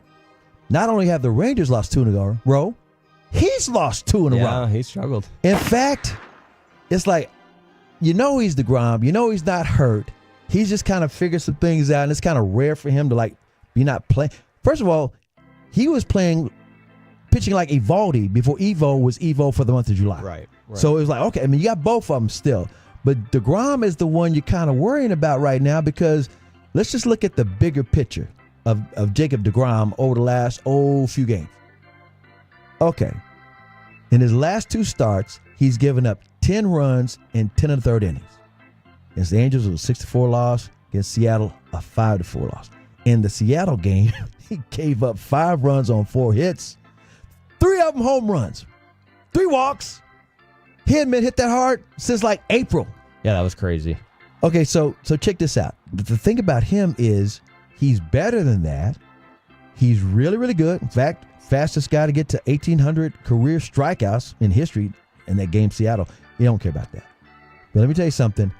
His ERA has just climbed in the past 5 starts, because he's 1-5, 1-4, from 213 to 280. Oh, my God. Clutch your pearls. Oh, my God. The Rangers are in trouble. No, they're not. But you got to get him to get back up to speed so they can do what they need to do. And it's a tough game to do so, because you start to do a little bit of schedule watching as we get this late into the season. And make no mistake about it, the Phillies, they're leading the division in the National League East. They come at you 1 through 9 with a ton of really good bats. Kyle Schwarber having almost an MVP type season. He went yard again last night. And there's no breathing room when you face the Phillies, top to bottom. The good news for Ranger fans? deGrom has taken on the Phillies 21 times. Guess what his record is? 9-1. Oh, there we go. With a 2.47 ERA. He owns them until proven otherwise. The guy is going against Luzardo. He's he's Past 2 starts, he's 3-0, past 5 appearances. He won his past 2 starts. He's good, but he's not great. He's 0-2 with a 3.43 ERA in 5 career appearances against the Rangers. He hadn't faced the Rangers since 2023 when he was pitching for the Miami Marlins. So put it like this. It's not like this game is a loss for the Rangers. You got DeGrom. DeGrom's got to get right at some point, and it's not injury. It's just mechanics. It's fatigue. Maybe it's August. You never know. You're at home. And everybody's like, well, what does that mean for the wild card? Well, what does it mean for the wild card? Well, there's a cheat code. There's some math where they still have an opportunity to control their destiny. Shout out to Evan Grant for the Morning News, longtime beat writer for the Rangers. He actually broke this down a couple of nights ago. And I'm looking at it and I'm like, okay, this is a cheat code. So you can look at the bigger picture and see what are the chances. Because as you know, if you've got pitching, once you get into the postseason, anything can happen. No doubt. You shorten the game, you manufacture a run, and then you say pitchers, dominate. Starters, relievers, closers, go win us this game. Exactly. So that's the one thing you can count on. You don't have to say, oh, our offense. No, because you're going to face great pitching in the playoffs. You have great pitching in the playoffs, you're the ones with a chance. So here's what you hope for. You know they've lost series, the whole season series against the Yankees, so you can't worry about them. They lost the season series against the Mariners. Can't worry about them. You got to hope for the other teams to do damage to them. I would also add the Rangers roster, in particular the pitching staff, sets up so brilliantly for the postseason because you have more rest days in between games. You're not playing every single day. So you need 3 to 4 starters. And you look at the Rangers rotation, it starts to fall off after those 3 or 4 starters. But in the postseason, those guys aren't making starts. Exactly. You're riding Jacob deGrom, Nathan Eovaldi, correct, and then whoever emerges as that third. Rangers, by the way, Boston's got the lead in the wild card. Well, the Rangers do own them. They've played them 4 times. Let's see, head-to-head, they're 4-2. So they own them if Boston were to fall back, and it's between Boston and the Rangers. Because Rangers trying to get the second wild card. You're trying to get one of those spots. Here's where it gets interesting. And by the way, the Astros, they won the division the last time the Rangers won the World Series. They had the same record, but the Rangers head-to-head lost the series in the season to the Astros. Thus, the Astros won the division, but they didn't win the whole damn thing. That's right. And what did he say? I guess we'll never know. We'll never know. Okay, so this is how they can control their destiny. Against the Kansas City Royals and the Cleveland Guardians. Do you realize they have yet to play the Guardians this year? That's kind of crazy. They have not. It's real weird, but they haven't played each other. They're going to play 6 times. 3-game series, Globe Life Field, beginning Friday, August 22nd. And then they just go from there. But 6 times, they have a chance. Yeah, Cleveland's an interesting case. They need to win 4 out of those 6. Yeah, because they not only sold at the deadline, but they got players suspended. They got Emmanuel Clase, one of the best relief pitchers in baseball, mixed up in a gambling investigation. He's not pitching. But all of a sudden, you look at the American League Central, and the Tigers have really struggled after the All-Star break, and Cleveland's making up all these games. So it's kind of reminds me of some of the teams last year that sold at the deadline, but then all of a sudden started playing their best baseball after the trade deadline. That's how baseball goes. It's crazy. All right, then you got the Kansas City Royals. Royals and the Rangers, keep an eye on that. Royals came into town a couple of months ago and swept the Rangers 3-0. But guess what, though? Rangers play them 4 times in Kansas City the next road trip. So listen to this. Rangers need to return the favor and sweep the asses. Bring the brooms with you on the plane. That's what they need to do. They got to do a couple more things because there's a chance, they have a slight chance, 7.3% chance to win the American League West. They have their head-to-head advantage, 4 wins to 3 losses over the Astros, and they have 6 more games against the Astros. So why are you saying, oh, the Rangers going to have to get the wild card only? There's a chance they could still win the West. Here's what's wild about this. The Astros, yeah, they win quite a few games at Globe Life Field. But down there in Houston, believe it or not, Adolis Garcia owns them down there. That's his park. I love it. So keep that in mind. It's not over. There's a whole lot of baseball left to be played, so buckle up. It's the DeGrom Day. First pitch, 6:10. You can hear the action on our sister station, KRLD 1080 News, right here on your home of the Rangers, 105.3 The Fan. Coming up next, the popular local game show. Yes. Who said it? I love Khaki it. Kev on the ones and twos. He's going to walk us through the Tolos. See how well you Tolo next on 105.3 The Fan. Eric Chiofalo here with the findings of Grace.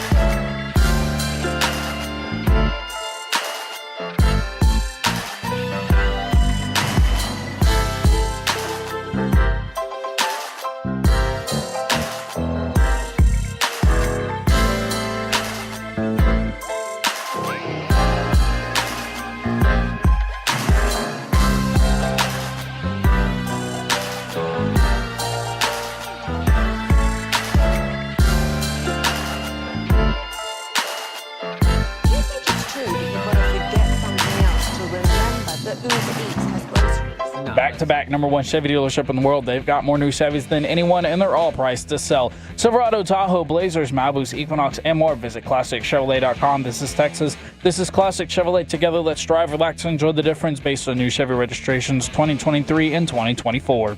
Appreciate you, Khaki Kev. Chris Arnold, Jake Riekma in the studio. I can't believe Jake is here. He got food poisoning overnight. Now I didn't get hammered. I wish it was a better story to tell, but now he's still feeling way sick. You went downstairs and you got some supplies from Will Chambers? Oh, my gosh. Will Chambers. What a great teammate. I mean, that's a guy that... He's not. I keep telling him he's not retired. Yeah, that's a glue guy. He's not on the air right now. That is amazing. He got me some Pedialyte, replenished those electrolytes, and some chicken stock. I mean, I'll hold it up on the fan cam for anybody watching, and I'm going to take a picture of YouTube, it and put it out on my social media because Will Chambers, he was listening.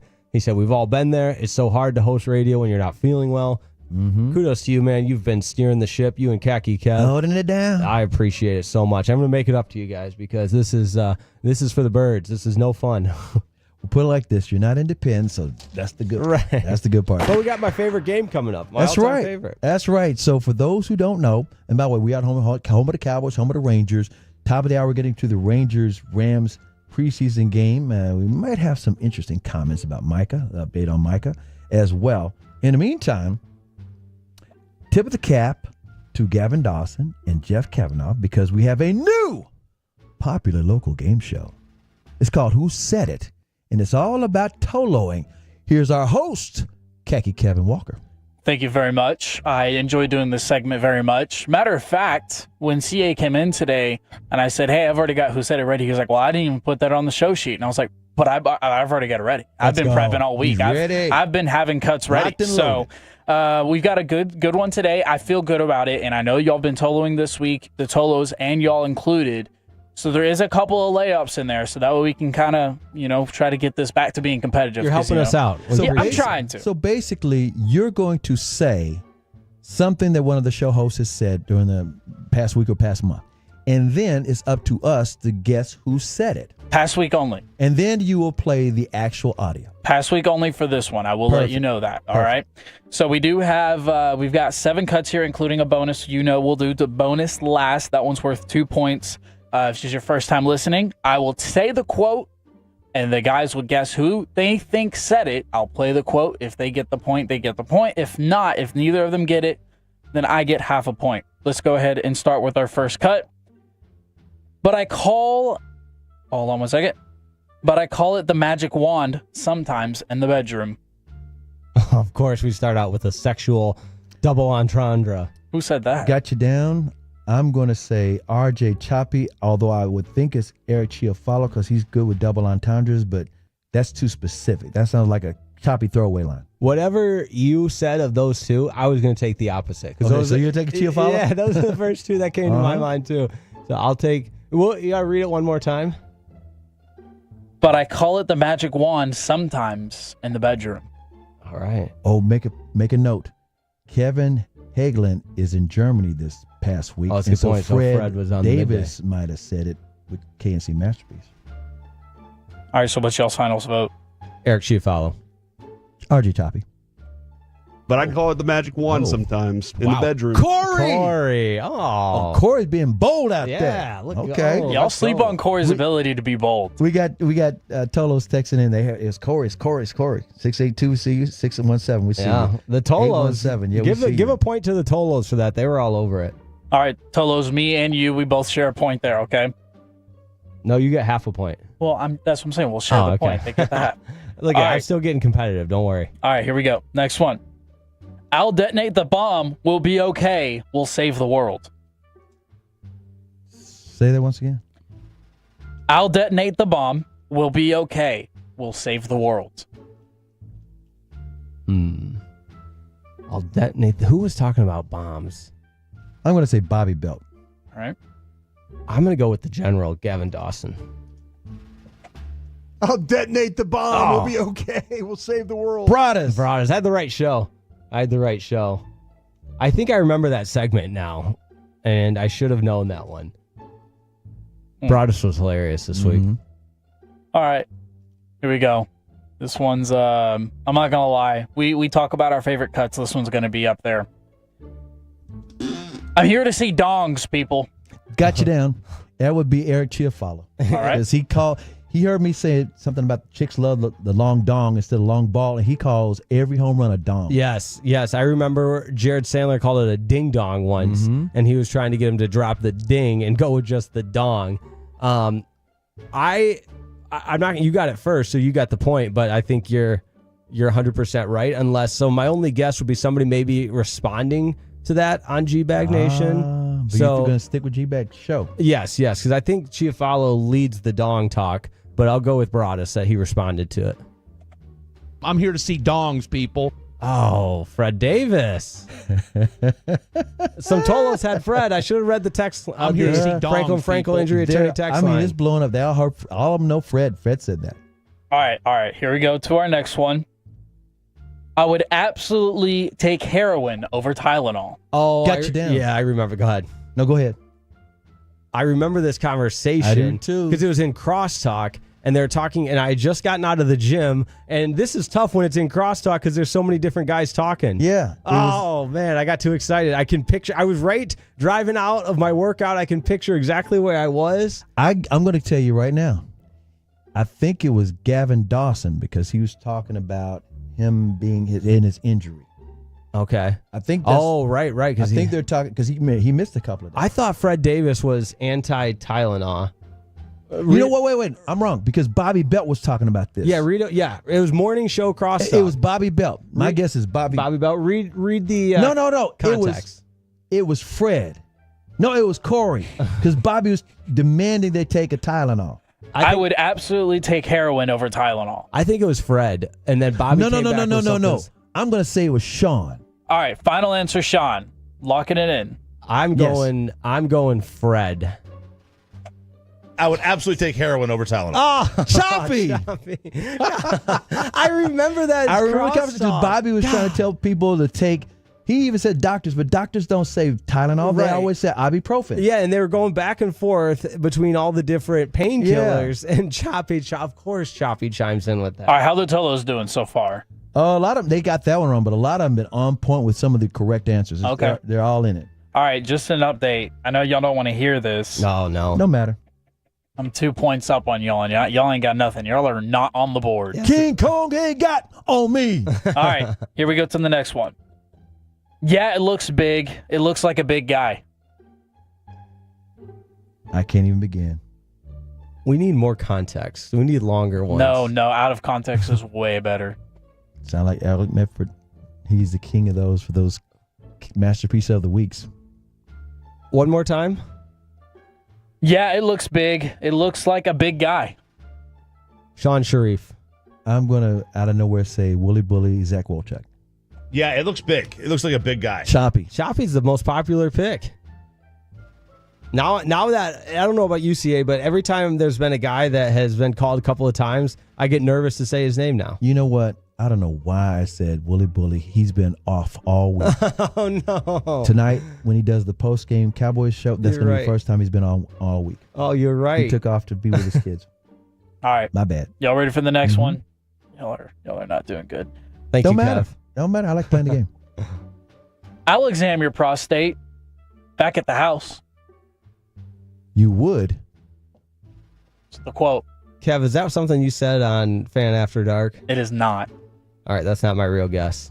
I'm going to go with Chiofalo. No. He's real coded. It's not straight up like that. That's got to be... He's on a choppy chick. Yeah. So I'm going to say it's a morning show guy. I'm going to say Fred. Some people guessing the general. Some people... I'll go with the Tolos. I'm going to guess Chief. Final answers? It's too obvious for Chiofalo. I'm going to go with, like I said, who did I say? Somebody from the morning show. Who did I say? You said morning show, and then you said Fred. Let me say Fred. He was in for KNC. He was in for Kevin. Okay. And then, Jake, your final answer is? Maybe Sean.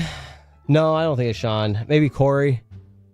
Lock it in, Corey? Yeah, lock in Corey. I'll examine your prostate back at the house. Fred. CA on the board. Ding, ding, ding. ding, Let's ding, ding, go. ding, ding, ding. There you CA go, is CA. on the board. We needed that. We needed that one. I'll examine your prostate back at the house. I'm not entirely sure what prompted that, and I was even listening to the segment when he said it. So, there's that. Yeah, way to get one for the host. We needed that. We needed that. Yeah. All right. We got one more, and then we got to get to the bonus, and this one's one of my favorites right here. Gave me a swirly, I called him daddy, and we moved on. What? What? I was not listening when that was said. I'd remember that.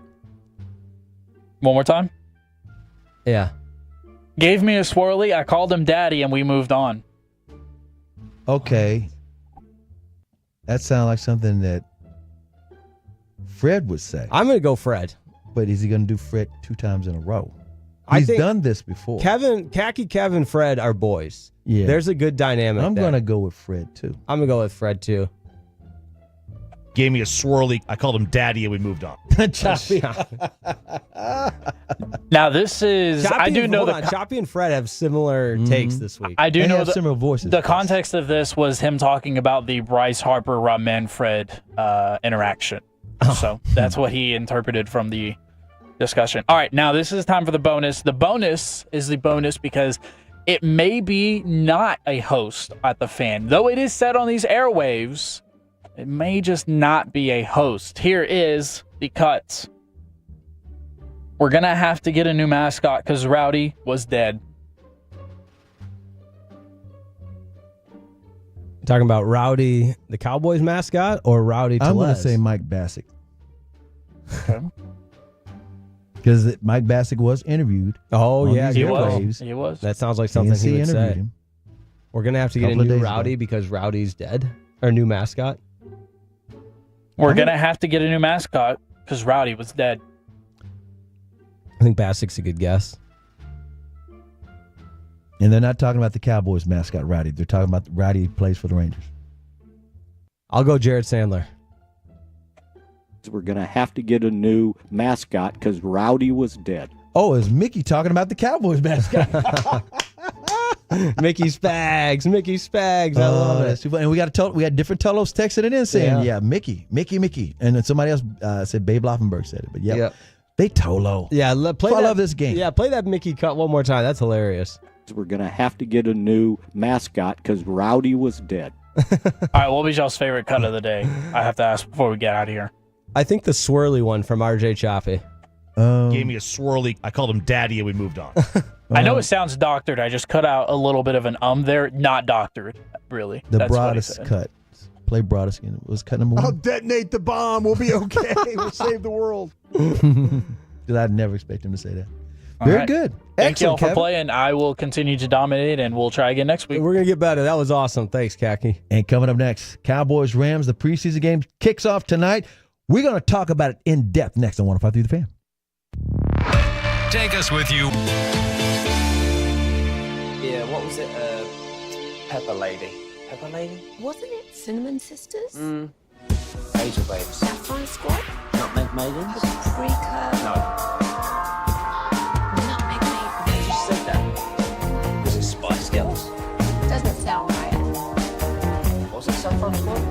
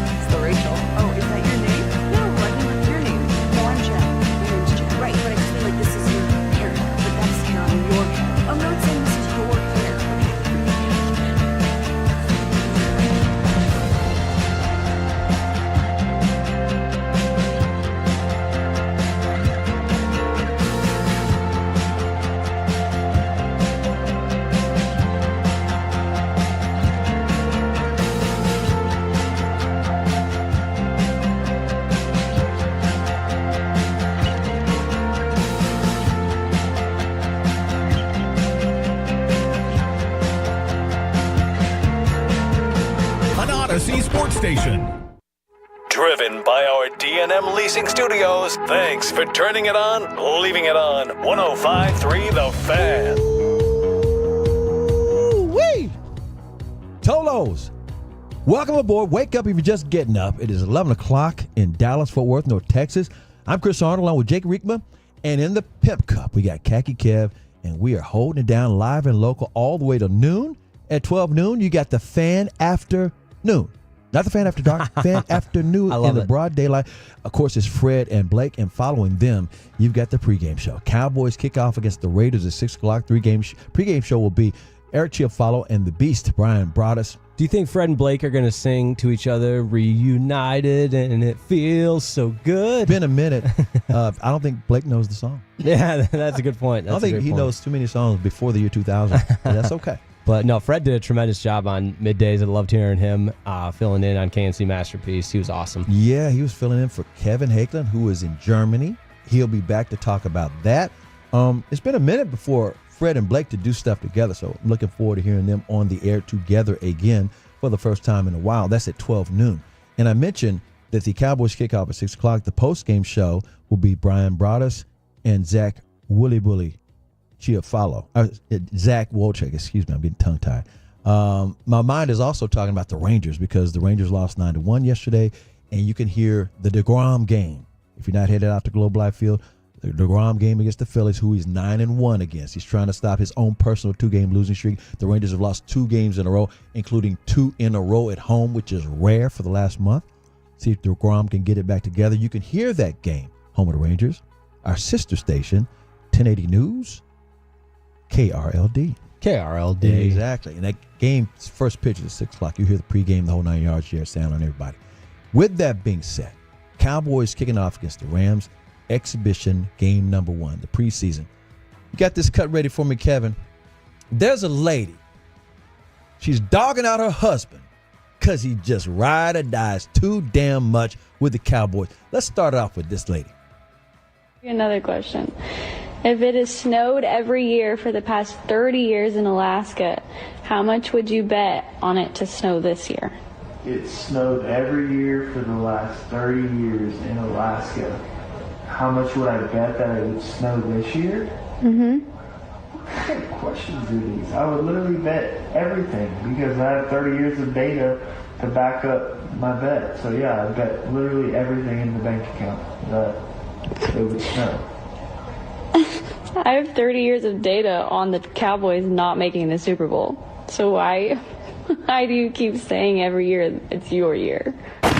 Unbelievable. I'd have divorced her right there. She must not be a diehard. I mean, she must be tired of her husband. Yeah. One or the other. She took way too much pride in that She delivery. set him up. Yeah, she set him up.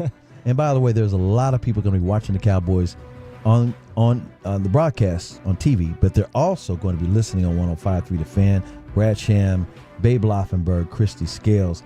It's a preseason game. You know Dak Prescott's not going to play. Joe Milton's going to be your quarterback. You get to see what the rookie can do or cannot do. And again, I'm glad we're doing the show with you. And by the way, for those who don't know, if you're just tuning in, Jake is under the weather because he ate some bad food, some leftovers last night late. Got me, CA. My fiance's in town, and she literally said, I've never seen you sick since I've known you. I've known her 5 years. He's so sick, every commercial break, he has his head down on the table like he's in grade school, put his head on the desk. But you're hanging in there. Yeah, and shout out to Will Chambers, who brought you some supplies. He DoorDashed you some, what did he get you? Some chicken broth? Chicken broth, Pedialyte, Body Armor, just ultimate teammate. What a guy. So for Stars fans who love your energy, your Dan Campbell coffee special, you're not even on that today. Nope. It's I honestly, it's a testament to the best teammates here. You guys are bringing it home, and I'm riding shotgun, just like the Tolos, man. Give me that energy. And speaking of the Tolos, we appreciate you so much. Again, let us know what you got going on. It's a Saturday. It's a gig economy. You might be working. If you're hanging out, get ready. It's going to be 100 degrees again today. Heat index over 100 degrees. By the way, right now it's 87 degrees wherever you are. Not a cloud in the sky. And we got all kinds of guys telling us they're working in this weather. Can't wait to crack open a cold beer to watch the Cowboys tonight against the Rams. My beverage of choice for the Cowboys game tonight is going to be the rest of this Pedialyte. Play it safe. Yeah. I kid you not. No, you will feel better in 24 hours. 100%. It feels like, so for those that don't know, I do other shows, and I had some shows last night. Locked on, working late because it was late, post-game shows, that sort of thing. And I was so hungry, and it was late. It was close to 11:30.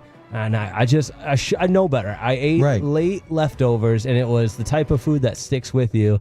And you're tossing and turning in the middle of the night. I woke up at 4, then again at 5, then again at 7. And when I walked out the door, there's a CVS right by my place. I went and picked up some Pepto-Bismol and took some Pepto-Bismol and Ralph that up as well this morning. Ralph. Yep. Tolos are texting in 469 for Kid Muse. That's your guy. Oh, that's my guy. Oh, yes, man. Sorry, don't feel good, Jake. We appreciate you being here still. I love Kid Muse, man. That's a diehard. His son got a ball at the Rangers game this year or this past week. I think it was Merrill Kelly that threw it. He'll correct me. It was one of the. That was last night, Merrill Kelly. Yeah, it was one of the new pitchers for the Rangers. Tossed his son Dylan a ball. That was awesome. 469 says, Bugman here, Seth.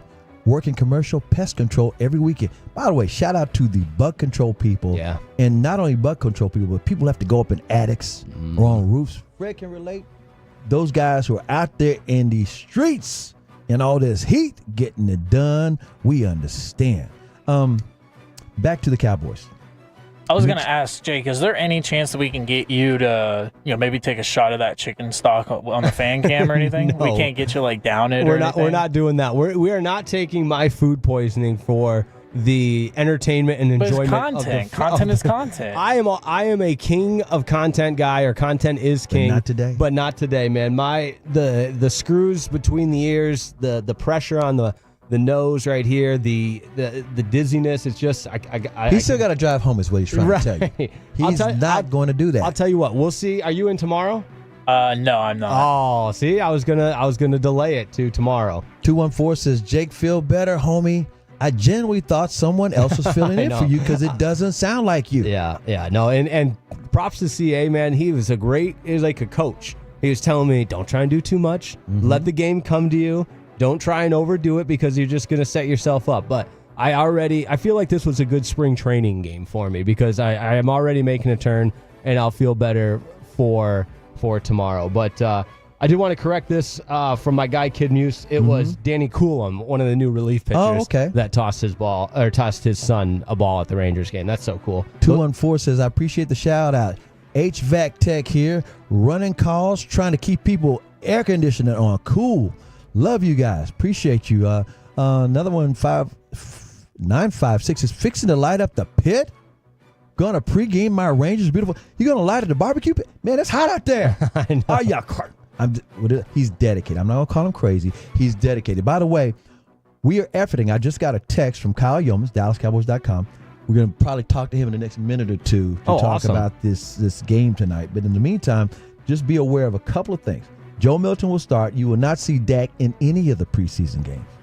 This is the Cowboys' only pregame on the West Coast. They're coming back to AT&T Stadium. I believe their next game at AT&T Stadium will be at Baltimore Ravens. Ravens won the other night. Ravens don't like to lose preseason games. At one point, they always win. At one point, they won 23 in a row. Yeah. And by the way, we do have him. Khaki Kevin says we got our guy, Kyle Yeomans, online. Hey, Kyle, what's going on, man? What's going on, CA? You guys ready for some football? Yes, sir. We were just talking about it all morning. Jake Riekma's a little bit under the weather. He had some food poisoning. We're powering through, Kyle. And guys like you bring in the energy. As a fellow energy guy, I feed off of that. So much appreciated coming in clutch. He wished he could have just said, I got hammered, but that's not the case. Yeah, I don't even have a cool story. He's been throwing up and sitting on the toilet. So at the same time. that's a bummer. It's rough. Have you had the Pedialyte this morning? Have you gotten the chance to get your Pedialyte in? Kyle, you are on point per usual because a great teammate, Will Chambers, who does the Fan Jam, used to do the Fan Jam, DoorDashed me some Pedialyte and some chicken He's stock. been sipping on it. And I kid you not, I'm honestly not even just saying that, but that's made a world of difference even within the last hour. So, Kyle, let's talk. Yeah, that's a secret weapon. No doubt. So let's talk a little football here. Who are you looking forward to? Give me about 3 guys are you looking forward to see do something tonight? Yeah, I think there's a lot of questions in the passing game for the Cowboys that you're going to get answered with guys like Jonathan Mingo, maybe even Jalen Tolbert, some of these guys that you would anticipate to be below George Pickens and CeeDee Lamb in the wide receiver depth chart. I want to see what they can do, especially Mingo. Of course, Dallas traded that 4th-round pick for him last year, and he saw some targets, had some playing time, but it never really clicked for him last season. And, of course, he's not going to have Dak Prescott throwing him the football this year either, or at least in the preseason. At this point, it'll be Joe Milton, it'll be Will Grier. But there's a lot of opportunity there for Jonathan Mingo to show why Dallas invested in him and why he should be on this team. I'm excited to see the running backs. I felt like at this point in camp, I mean, we're 3 weeks into camp here in Oxnard, and we haven't seen a running back take a step ahead of the rest of the group. This might be where you can see that, and it's unfortunate that we won't see Jaden Blue because of that bone bruise in his heel that he suffered in Thursday's practice. But there's a good chance he could still return for some games this preseason. I want to see what everybody else has, though. What does Phil Maffa have in store? Is Deuce Vaughn going to be available? It looks like he is trending in that direction. We'll get clarification upon arrival at SoFi later this afternoon. But for the most part, those are the guys that I'm looking for, the wide receivers and the running backs. And I'll give you a bonus on defense, too. I'm really excited to see 2 rookies on defense. Shamar James at the linebacker spot, Jay Toia as a defensive tackle. Both have had some ups. Both have had some downs in their first NFL camp. But both have some legitimate potential that I think Cowboys fans should be excited about. And they're trying to make a 53-man roster and prove their worth, and this is their best opportunity to do so. Kyle Yeoman's with us on Your Home for the Dallas Cowboys. And, Kyle, you segued into it beautifully because it was exactly where I want to go with it. Unfortunately, in the preseason, there's a lot of the cliches of, the dress rehearsal of a preseason game only tells you so much. The position battles can be won and lost in training camp. And as a guy that's there every day, what we don't see in some of the grainy cell phone footage videos that are tweeted out, and everybody's making their opinions on some of the, maybe they're in 1080. I don't know. It seems like the cell phone camera angles always get you excited. But what are you seeing from that clarification goes way down? Yeah, right. What are you seeing from some of the matchups in training camp and some of the live reps in practice that has stood out?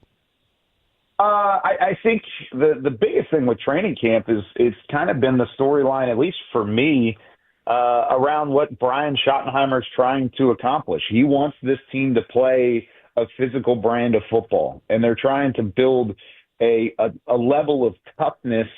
And it's funny because it's an old school approach. He wants the game to be an 11-on-11 sort of feel. He said football is played with 11 players on both sides. We're going to practice with 11 players on both sides. So it's an old school approach, but a new feel mentality at the same time, because he still wants to see the motions. He wants to have the different looks as an offensive coordinator, and it's going to throw the defense off. And of course, Matt Eberflus on defense is going to throw some disguises and different looks back and forth. So it's trying to marry the finesse with that brute force mentality that we've been talking about around Brian Schottenheimer. And I think it's turned into some complex practices. It's turned into some confusion at times, especially for the newcomers and the rookies on this group. But there's still so long to go, and I keep tempering my expectations because, of course, like you said, I'm here every day. I'm watching practice, and I'm saying, man, it's just at times it looks sloppy. At times it doesn't look put together.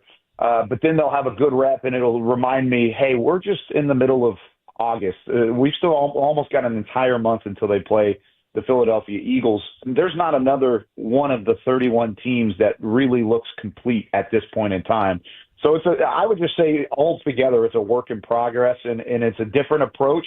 So it might take a little bit of time until we really see the fruits of Brian Schottenheimer's labor. By the way, you broke that down so well, and an example of what you're talking about. I remember early on in camp, he wants them to be competitive, but he doesn't want them to be disruptive. He wanted them to be disciplined. Then some fights break out, and he said, all of y'all run laps. I mean, yeah, that was a fun time. Yeah. I think, and that was more of a warning shot than anything. It was because it wasn't. These guys are world class athletes. Exactly. Running back and forth, sideline to sideline, is not necessarily going to really punish the guys as a disciplinary action. But what it does say is, I'm not standing for this. Here's what I can do. If you're going to continue to do this, then it will get increasingly worse. And, of course, they haven't done that since. So he wants it to be a physical brand, but he doesn't want it to be a damaging brand. Yeah, disruptive is a great way to put it. Before I let you get out of here, any word if Mike is going to be down at SoFi or not? Do you expect him to be on the sidelines? You know, he's been here the entire time. He's been around the team the entire time, going all the way back to minicamp and OTAs. So personally, I would expect him to be there. But as far as any confirmation or news on whether or not he will be in attendance at SoFi, that's still very much so up in the air. I mean, we're getting ready for our pregame show this morning with our production calls, and even the TV crew hadn't heard about it either. So still up in the air on whether he'll be here, but just based off of the tea leaves and how he has been around for this portion of time, I think there's a good chance he could be there this afternoon. Hey, Kyle, we appreciate you stopping down for a little while, because you got the TV work tonight. The game's going to be broadcast. You'll be holding it down. And, again, we thank you so much as usual. You take care of yourself, buddy. Yeah, appreciate you guys having me. Talk to you soon. Feel better, Jake. Oh, appreciate it. You're the man, Kyle. Thanks so much. He's the greatest, Kyle, and he's away from his 3 kids. He's got triplets, and they're young. I don't even think they're 3 years old yet. I know, I've said this before. It's a fascinating case study how versatile of a sports broadcaster Kyle is. He's talented. Yeah, Very because talented. his play-by. Remember we had him on the play-by-play call. Amazing. Yes. Coming up next, we're going to talk college football. Wait a minute. What? College football? Here's the deal. Arch Manning is not coming out for the draft next year, and the first week is going to be delicious. We're talking about Ohio State versus UT. We're going to talk to Carter Freeman next on 104.3 The Fan. Our goal is to have you winning.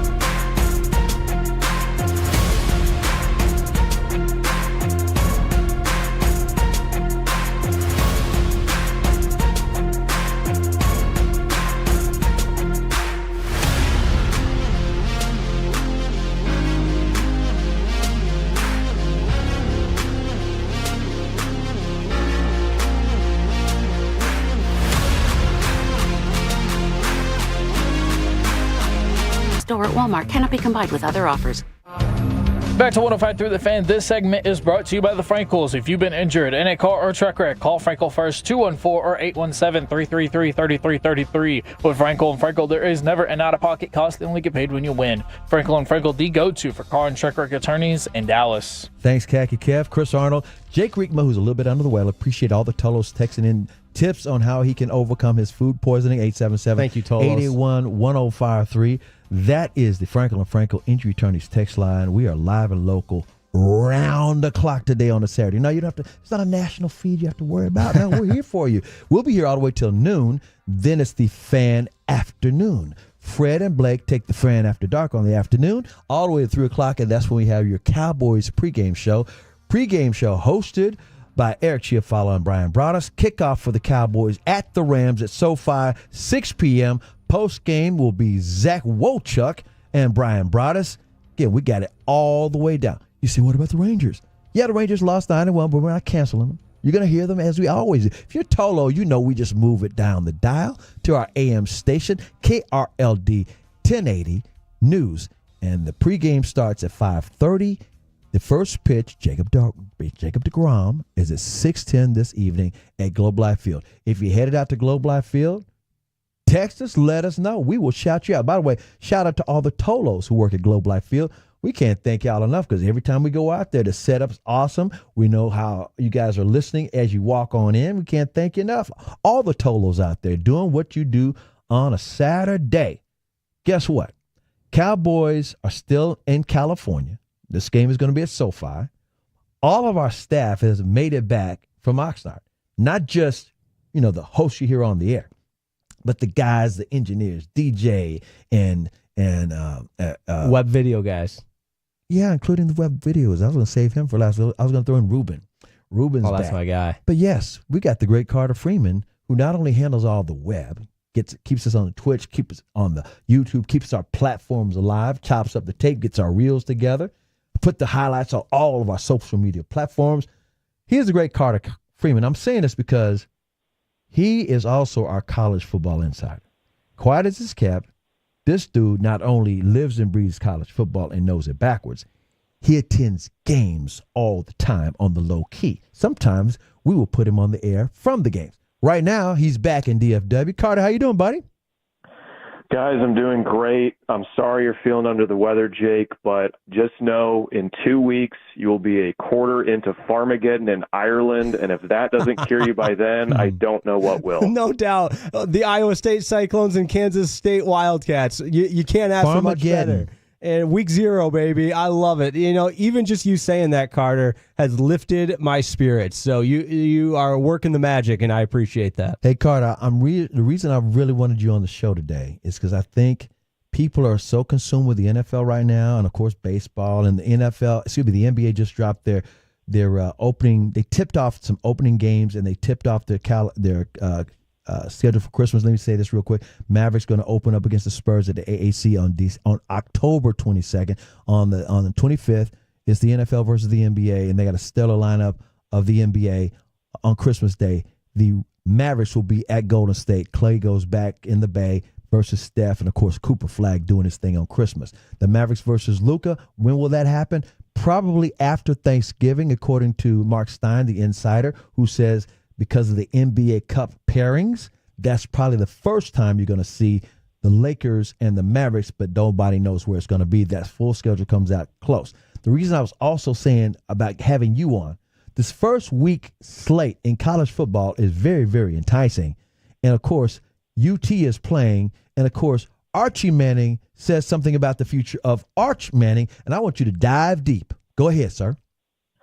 Well, the story, and I think if you've been in the know, if you're a UT fan or if you follow college football, the common thinking is that Arch was never going to leave Texas after this season. Facts. He would be able to go into the draft if that was their plan, but given the fact that he sat for 2 years as a former number 1 overall recruit, it didn't ever make sense that he would just play 1 year and then leave. Like, the kid loves Sark. That's why he's at UT to begin with.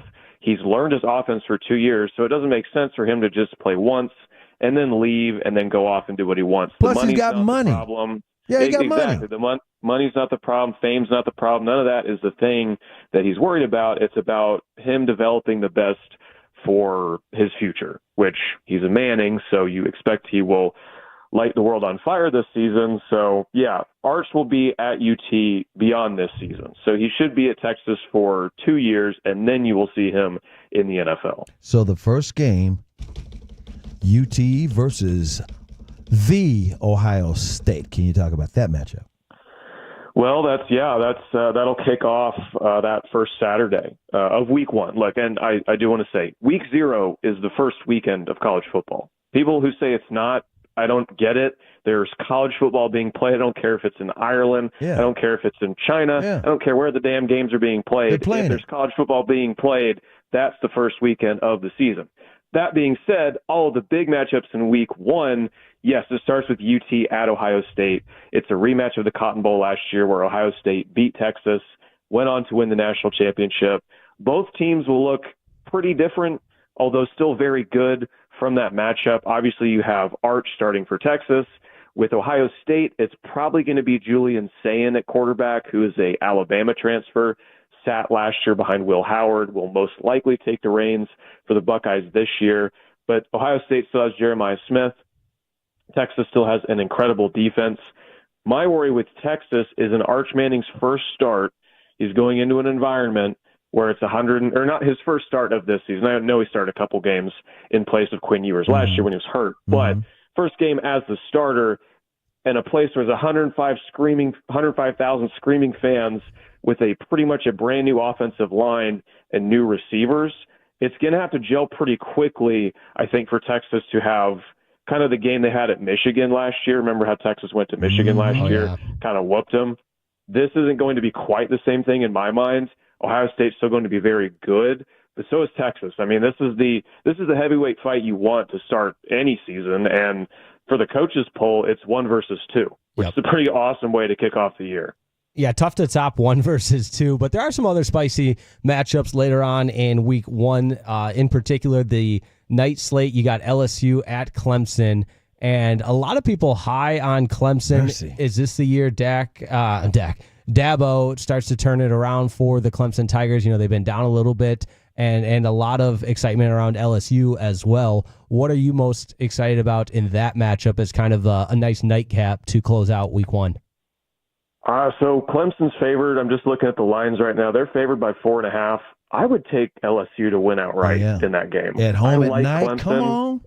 But look, these are the Tigers of Death Valley. Like both of them, and I know it's at Clemson, and I know Garrett Nussmeier, LSU's quarterback's dealing with some tendonitis, and I don't leg it is in. Brian Kelly tried to kind of sweep that under the rug, but I'm a real believer in LSU this year because of Garrett Nussmeier, because of the talent that Brian Kelly has managed to assemble in Baton Rouge going into this season. And I do like Clemson a lot still. I think both of these teams will end up in the playoff. But I just like what LSU's put together a little more than Clemson. And you talk about if Clemson can break out this year. Did they not break out last year? I mean, they won the ACC. I know it was on a crazy field goal to end the year, but they went into Austin last year and put up quite a fight against Texas in their one playoff game. And that was a game where Cade Klubnik just kind of tortured Texas's cornerbacks. Mm-hmm. And a lot of that talent's coming back this year. If you look at the returning ACC player rankings, it's Clemson. It's It's TJ Parker. It's Cade Klubnik. Their receivers and their running backs might not have quite the level of sexiness that they might have had during the late 2010s era when they were winning national titles, but they're also very good players. But just me going into that matchup, I would take LSU to win, even though Brian Kelly hasn't won a season opener since he's been at LSU. Oh, yeah, I'm still going to take LSU in this one and be mad when they lose. Okay. I love it. You mentioned the ACC. SMU is, of course, in the ACC. They made the college football playoff last year. What are the prospects for the Ponies? I think they're still pretty high. Just looking at the conference right now, I would still have Clemson and SMU meeting in the championship game again. But SMU's schedule is going to be a little tougher this year. They go to Florida State. They get Miami at home. Like last year, it looked like they were going to have some tougher matchups, like when they played Florida State at home, then Florida State goes 2-10, right? So things can change as the season goes along. Just on paper, it looks like it's going to be a tougher road for SMU, but SMU was a good team last year no matter what you look at the schedule. The teams they played, they beat them up. It wasn't like they were winning every game by 1 point. So I'm still a believer in the Ponies. I love Rhett Lashley. I love Kevin Jennings. I think they'll still definitely be a contender in the ACC this year. It'll just be a little tougher road.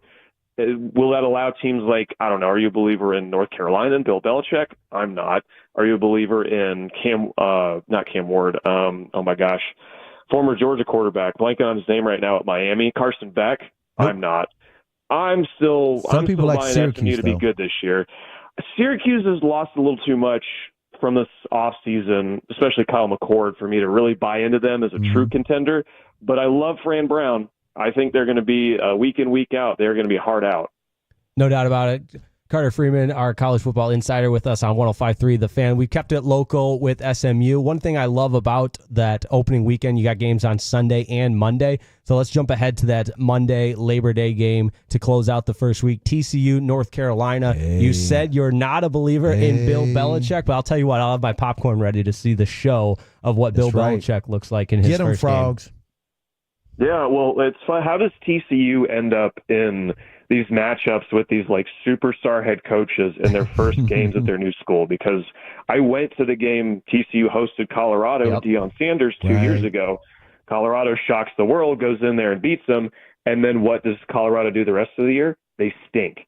So even if North Carolina beats TCU, and this is in Chapel Hill, TCU is still favored on the road. I do want to point that out. I think TCU is a bit of a dark horse contender in the Big 12 this year. They sneakily went 8-4, 9-4 last year. I think they're going to be good again this year, especially with J.J. Hoover coming back at quarterback.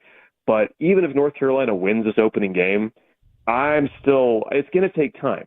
That's just, and I know with the transfer portal, with new players coming in every season, it's a lot more you can rebuild on the fly in college, but I just don't buy. I mean, Bill Belichick was a bad NFL coach for the last couple of years, wasn't he?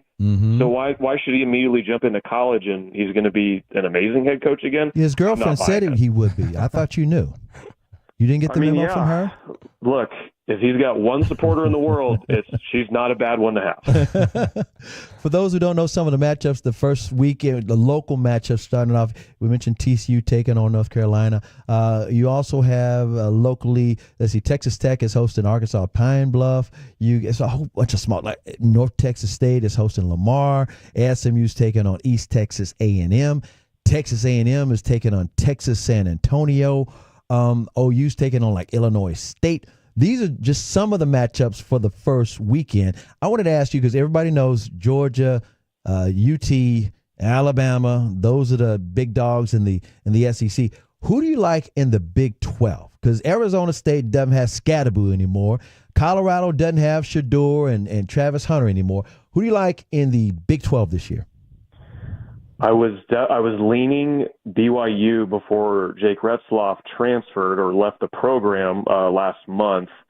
But so my runner-up was going to be Baylor. I really do like Baylor this year. I like what they're bringing back. They're going to be one of the best rushing teams in the Big 12. And, I mean, it's pretty incredible that Dave Aranda went from should have been fired after they lost to Colorado last year to Baylor really playing Auburn started off, by the way. Which I'm going to try and be at that game because I think that is a very interesting matchup. That is former Oklahoma quarterback Jackson Arnold, now with Auburn, playing at Baylor on a Friday night. That's what and Auburn, they're this, talk about the SEC for a second, they're like, oh, they could, they have the talent, they have this and that. I don't see it. I watched Jackson Arnold for a whole season last year. The dude looked broken. I hate it because I went to OU and I had to suffer through that season. But he's a local kid from Denton High School. He is former, Gatorade Texas High School Football Player of the Year, and he just looked broken. And Auburn's over/under has been 7.5 this whole offseason. The under is plus money. Slam the under. I don't understand why people are buying into Auburn as this dark horse contender in the SEC. They have a tough schedule. They have an unknown at quarterback. They have great receivers. That's not going to get them over 7.5 wins. I like Baylor in the Big 12 title game. It's really easy to buy into Tech given all the money that they've spent.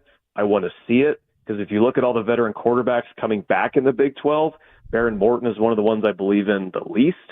But outside of Tech and Baylor, Kansas State, they're going to be a contender. I was looking at their schedule. I think they have what it takes to sneak into a Big 12 title game.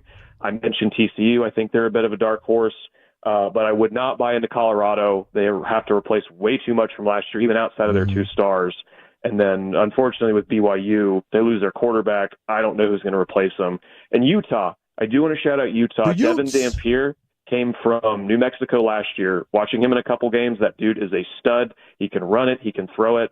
I don't know if Utah will be healthy enough. They definitely weren't last year. But I think if they can stay healthy, they have one of the best lines in the conference. And if Devin Dampier takes a step from the group of 5 to the power 4, watch out for the Utes. Very good. Carter Freeman, can't thank you enough. Like I said, you are the brand for college football, our insider here on 105.3 The Fan. Thanks again, man. We're going to let you go. Appreciate you, Carter. 2 weeks, guys. That's 2 right. weeks. 2 weeks away. That's on us. Come on.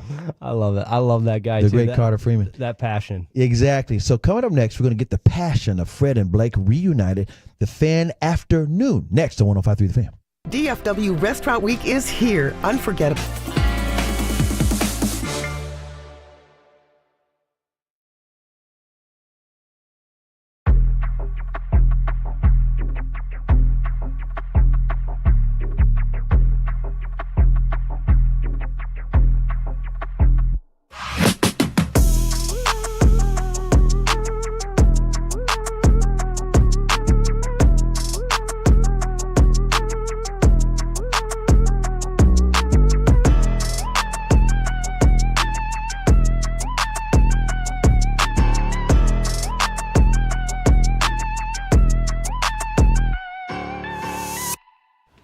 Uber Eats has Lola V products? I gotta remember that. Well, you know, they say in order to remember something, you have to forget something else.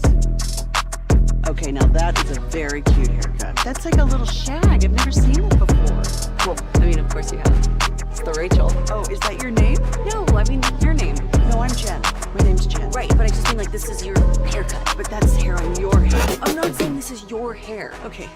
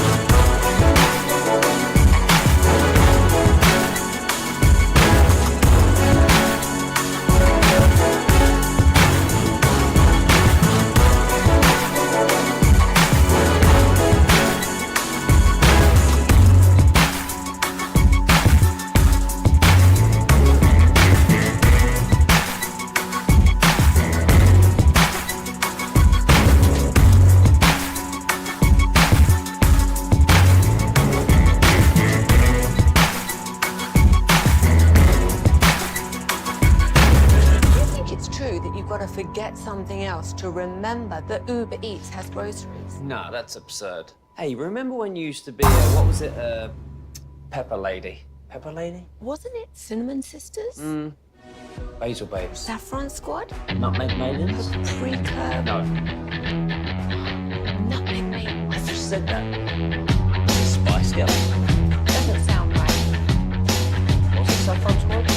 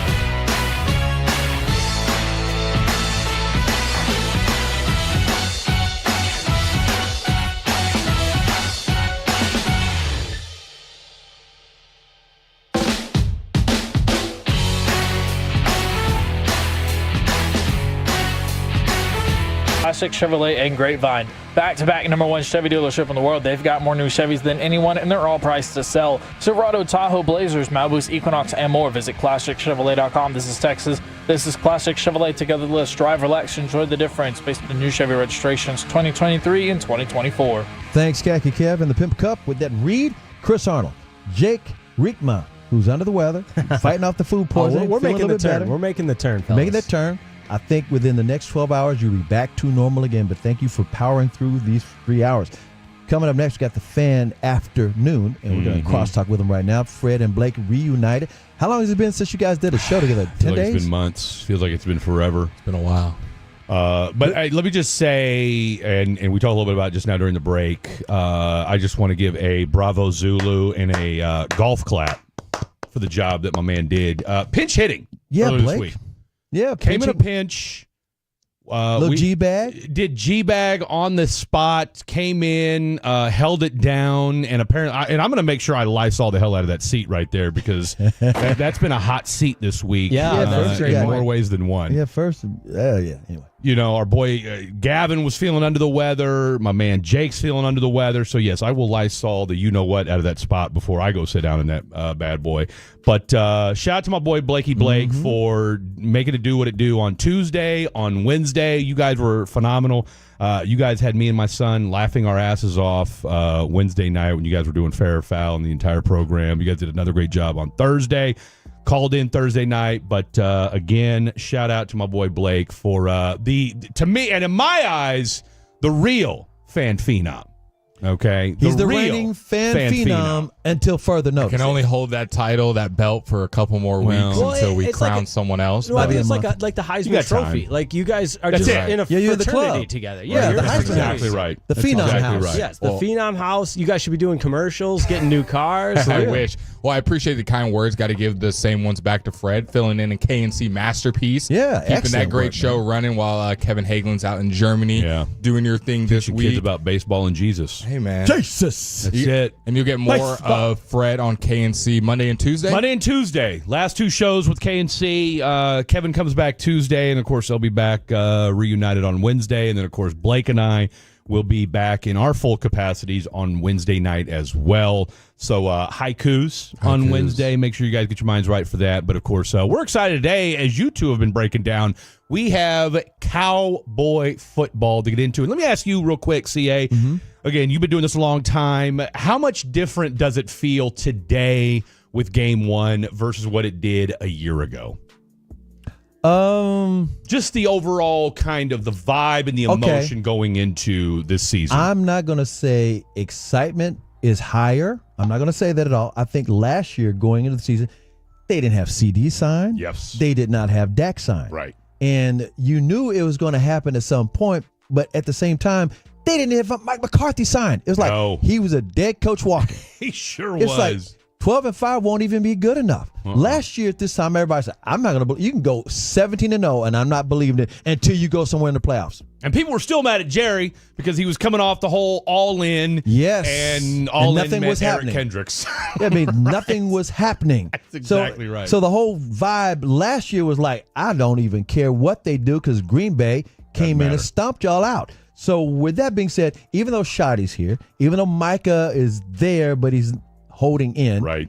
It's like, okay, and you got all these different bodies. It's like, okay, and you got Joe Milton. It's just a different low-key foot in the water. Well, let's see what they do.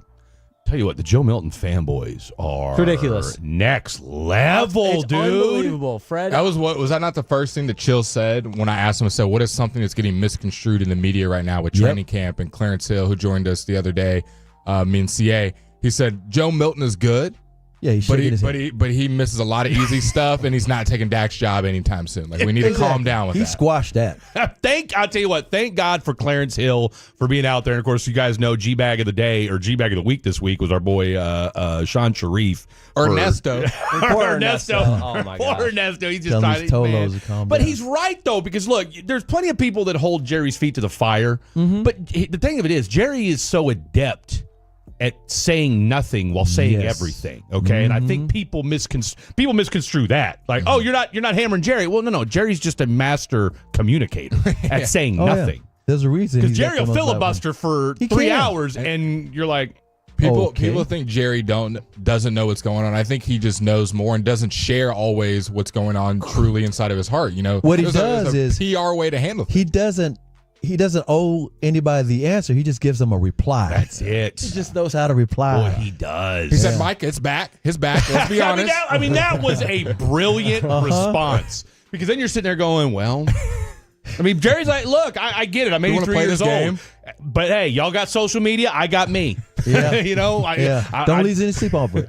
I bought the Cowboys on a handshake. Yeah, and a coin flip. I mean, and he'll beat that to death. I was kind of Team Jerry. I like a good firm handshake and eye contact. That should stand for something. It does, but Jerry, this is where everybody keeps dropping the ball when they ask Jerry the question. He always says, I thought we had a deal. Yeah. Well, why didn't you, when Micah said, let my agent look it over, why didn't you say, I don't talk to agents to Micah? Yeah. Why didn't you say, no, we're not going to go there? Now, you know you have to get the paperwork done. Right. But you got to also ask Jerry, okay, if the paperwork's done, why didn't you show it? And that's where to miscommunication leads to. Yeah. Right This is there. all just- But you hit the nail on the head, though. You and I were texting earlier this week about it.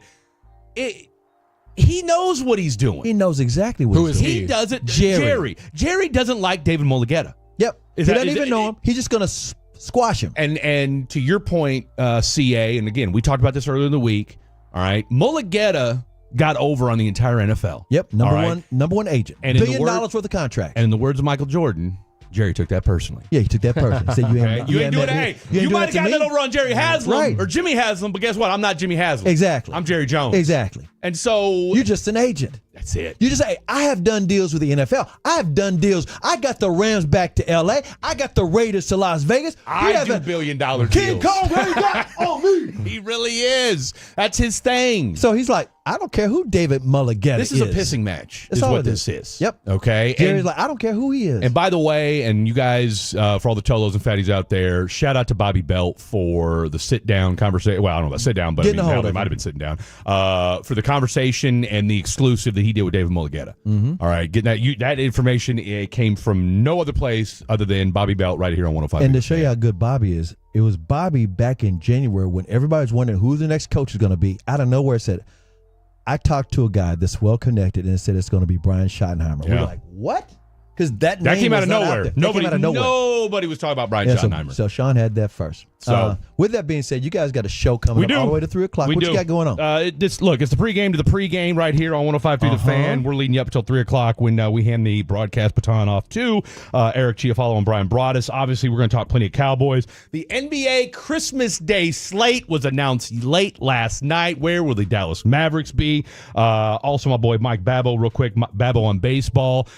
I'm not out on the Texas Rangers after last night, but I'll tell you what, that bandwagon or that bandwagon boat is taking on water. Yep. So, and top 5 today, top 5 things we're going to retire from because my son has taught me a harsh lesson this week. So, loaded show. You guys know how we do. That'll work. Coming up next is the Fan Afternoon. I'm Chris. He's Jake. Thank y'all.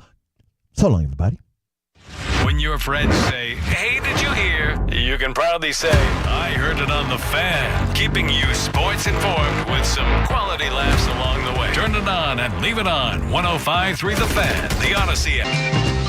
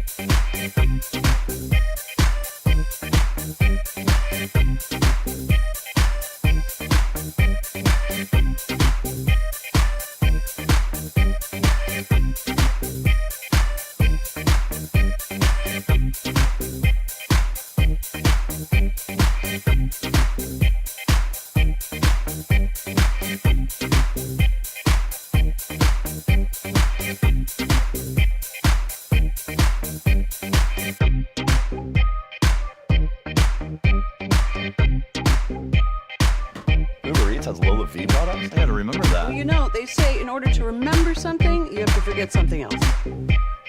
Okay, now that is a very cute haircut. That's like a little shag. I've never seen it before. Well, I mean, of course you have. It's the Rachel. Oh, is that your name? No, I mean, like your name. No, I'm Jen. My name's Jen. Right, but I just mean like this is your haircut, but that's hair on your head. I'm not saying this is your hair. Okay.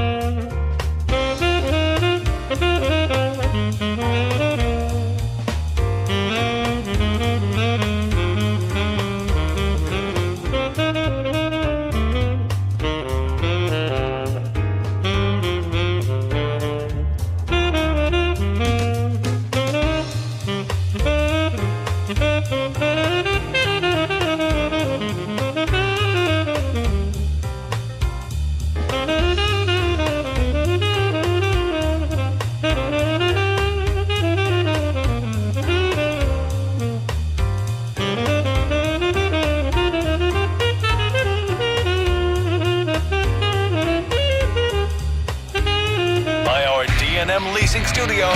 Thanks for turning it on and leaving it on. 105.3 The Fan.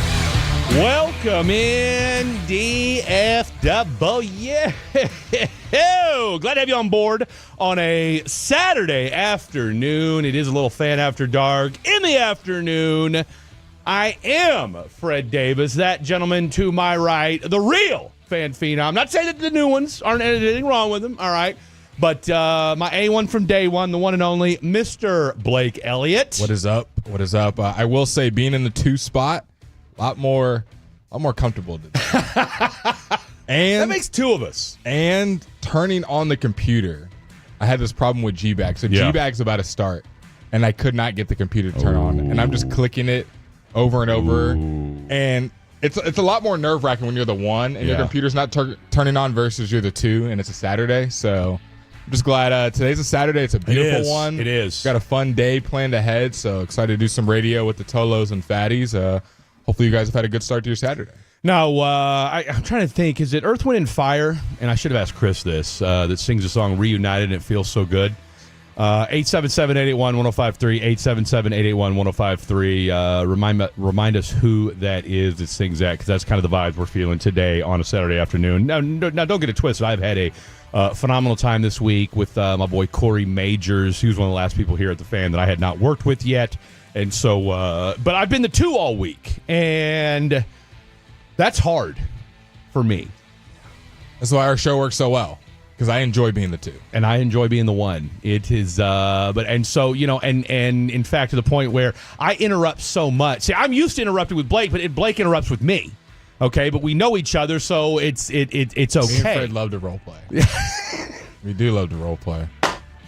I enjoy, don't get it twisted. I enjoy my 1 moments. Like, I enjoy being the 1 when Fred gets us off topic and he reeling us back in or teasing a segment, but being the 1 for the entire 4 hours, just hand it off to Fred. I'll tell you what, I am a control freak in a lot of ways. All right, so look, we're just giving you drops for days there, Mr. Khaki Kevin. That is the one, the only, the khakkiest of the khaki. Wearing the hat. Actually, no, you were wearing a Rangers hat the day that you got the Khaki Kevin nickname, but the moniker. Got the Khaki Kevin moniker that we gave him some time ago, probably about 7-8 months ago, whatever. Hell, longer than that, if we're being honest about it. But no, we've got our boy, the Khakis of the Cac, behind the glass on the 1, 2s, and 3s. Real quick, how did you get roped into doing as much radio as you're doing today behind the glass? Always being available. Tell you what, best ability is availability. Man, I'll tell. Where's my bell at? I've still ring the bell with Corey.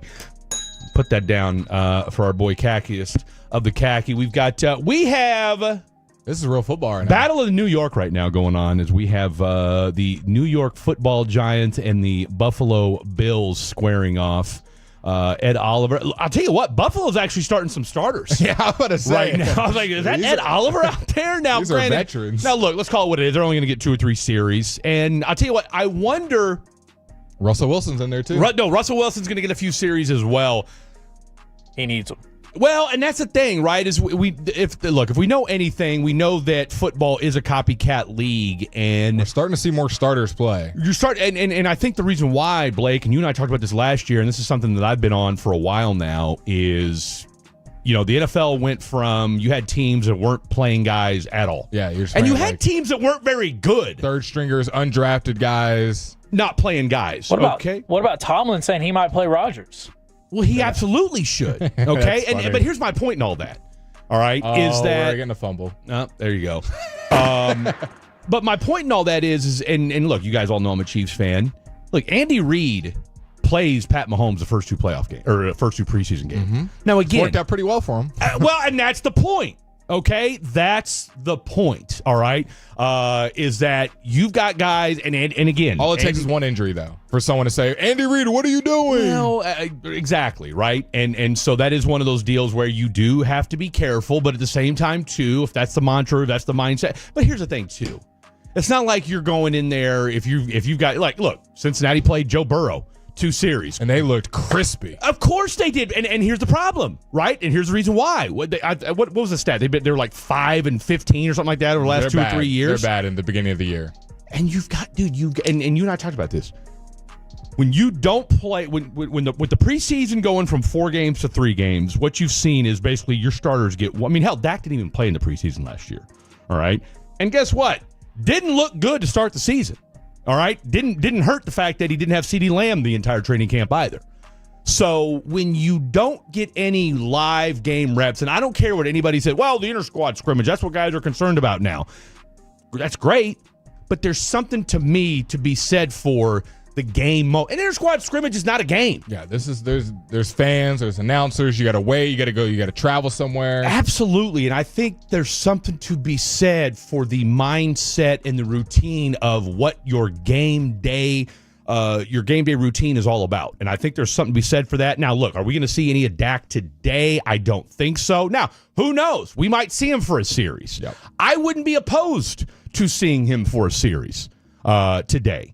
All right, I don't know what you're going to say. I don't know how much CeeDee Lamb. If you're going to see any CeeDee Lamb, I don't know if you're going to see any George Pickens. Would I be surprised if you do? Would I be surprised if you don't? I mean, with Shoddy, a series or two, you've got a new coaching regime across the board. So I think from a regularity and from a routine standpoint, I don't think having Dak play 1 or 2 series would necessarily be a bad thing today. No, I don't think it would be either. And as you've mentioned, we've seen a lot of starters playing with Joe Burrow being out there. You expect Patrick Mahomes to be out there. If Dak and CD and George just want to remind the league, or show the league kind of what they have on offense, and just a little 1 or 2 series, and have a Cincinnati Bengals where you go 9 of 10, and Joe Burrow does what Dak does, or Dak did what Joe Burrow does, I don't think any of us would be mad at that sentiment. Obviously, the only concern is injury, especially with Dak coming off the leg injury. You're hoping that he doesn't do anything too much, because we know Dak's a competitor, so he's about to get sacked. Instead of just taking a sack, tries to run out of it. Well, just get rid of it. I mean, it's preseason. Leg out a first down. No one's going to beat up Dak Prescott for throwing a pick 6 because you just tried to get rid of the ball, haphazardly against the Los Angeles Rams on a Saturday in August versus if you do it against the Giants in September. Mm-hmm. Okay, like there's a wild difference when it comes to that. So we'll get into more Cowboys stuff here. We talked to our boy Wooly Bully before the show. Nothing as far as any major announcements yet. We're still waiting to find out what availability is. But remember, this game doesn't start till 6:00. Yeah.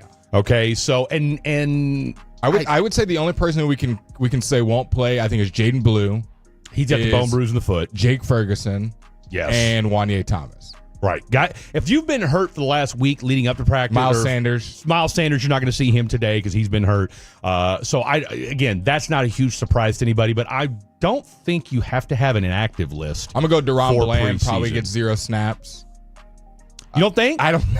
Imagine if he gets any kind of nicked up. Like, he is your only corner you can trust right now. That what I feel like would be malpractice, playing DeRon Bland. We know what he is. I wouldn't be opposed to seeing him just for the again. If a guy tells me, look, I just need some reps to get into game shape, I'd be okay with it. What if he says I am in game shape?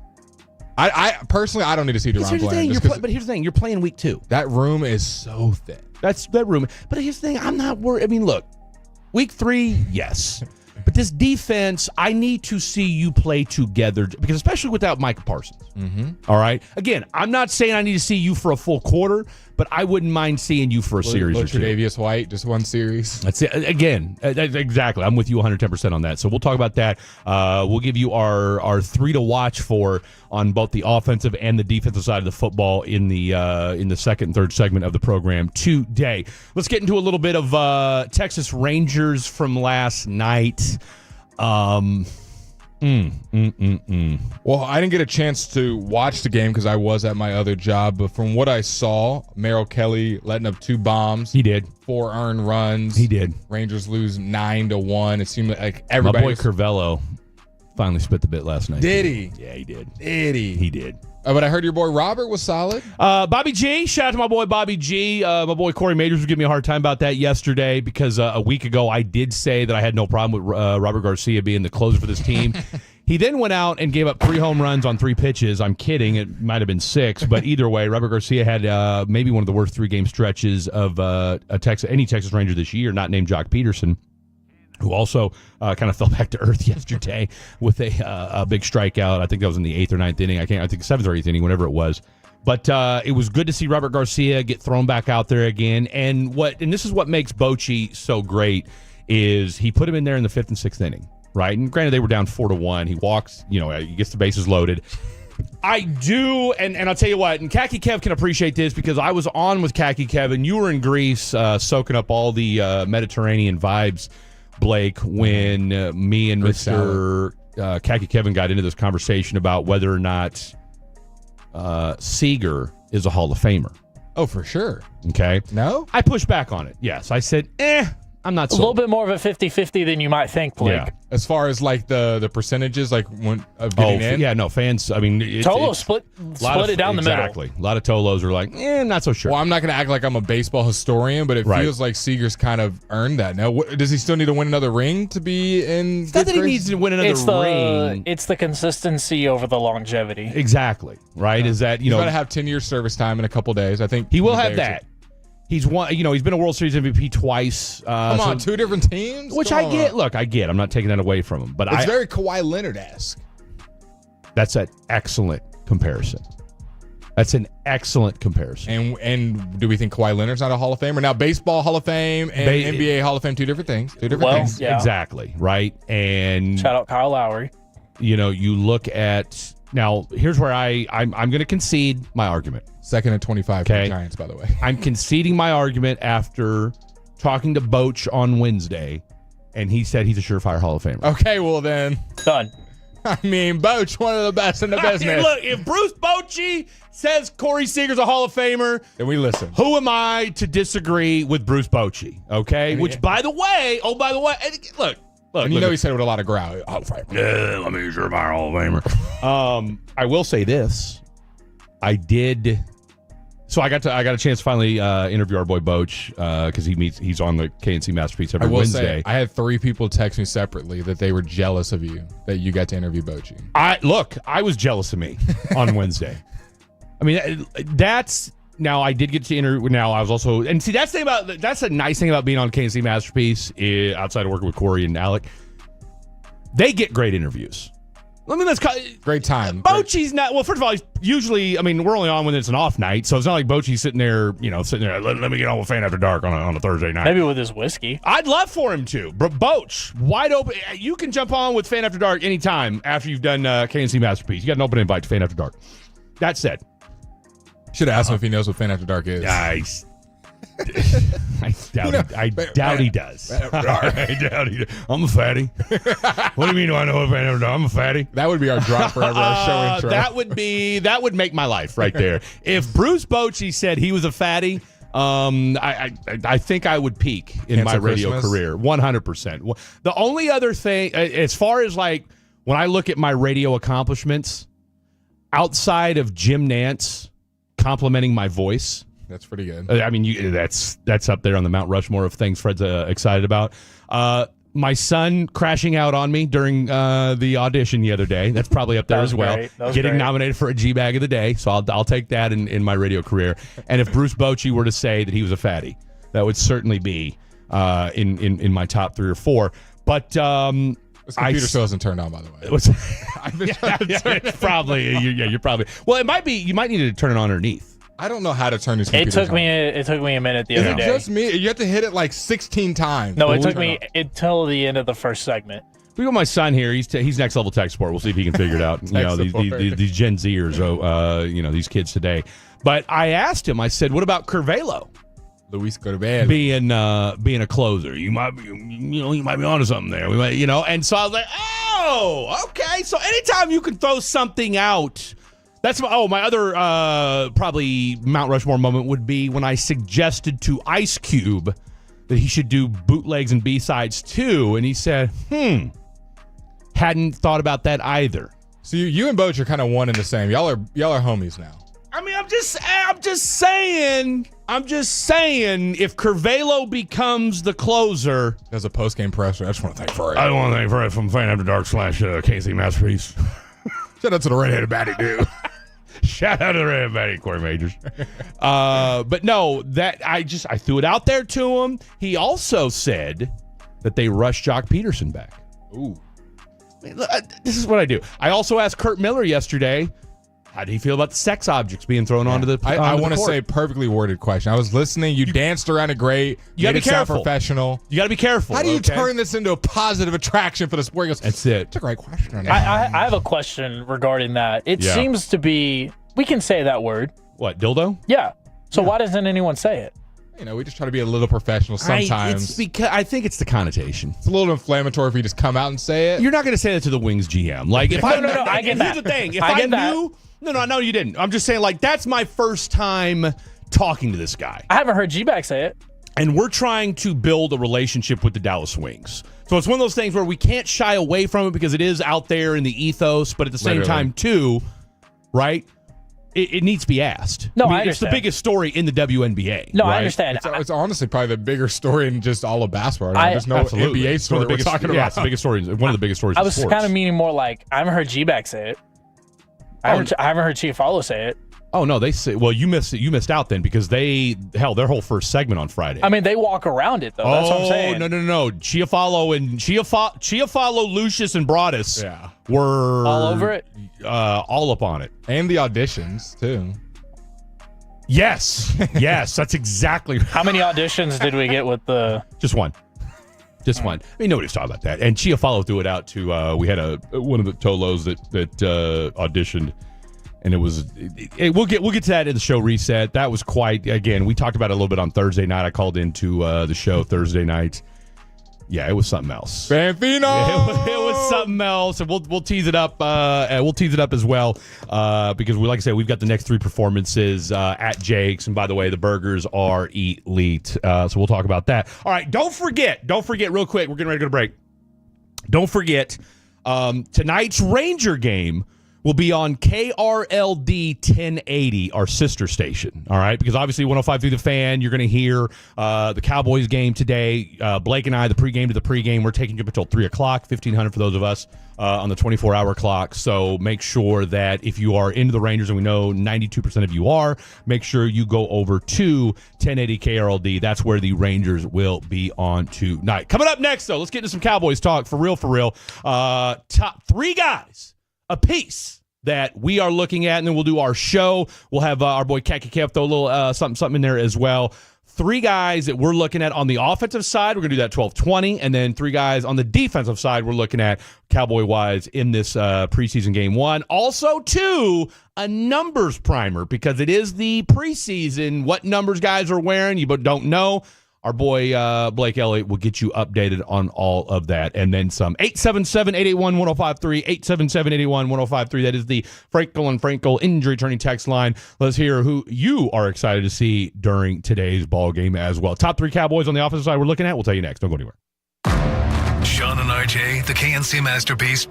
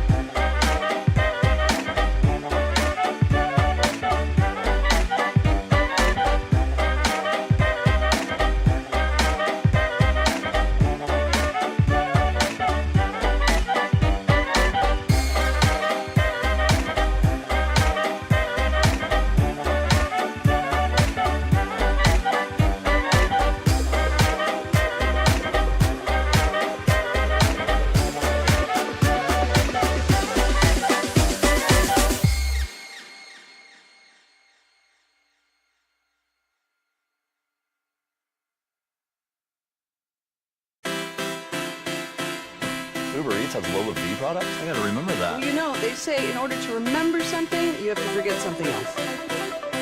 Okay, now that is a very cute haircut. That's like a little shag. I've never seen it before. Well, I mean, of course you have. It's the Rachel. Oh, is that your name? No, I mean, like your name. No, I'm Jen. My name's Jen. Right, but I just mean like this is your haircut, but that's hair on your head. I'm not saying this is your hair. Okay.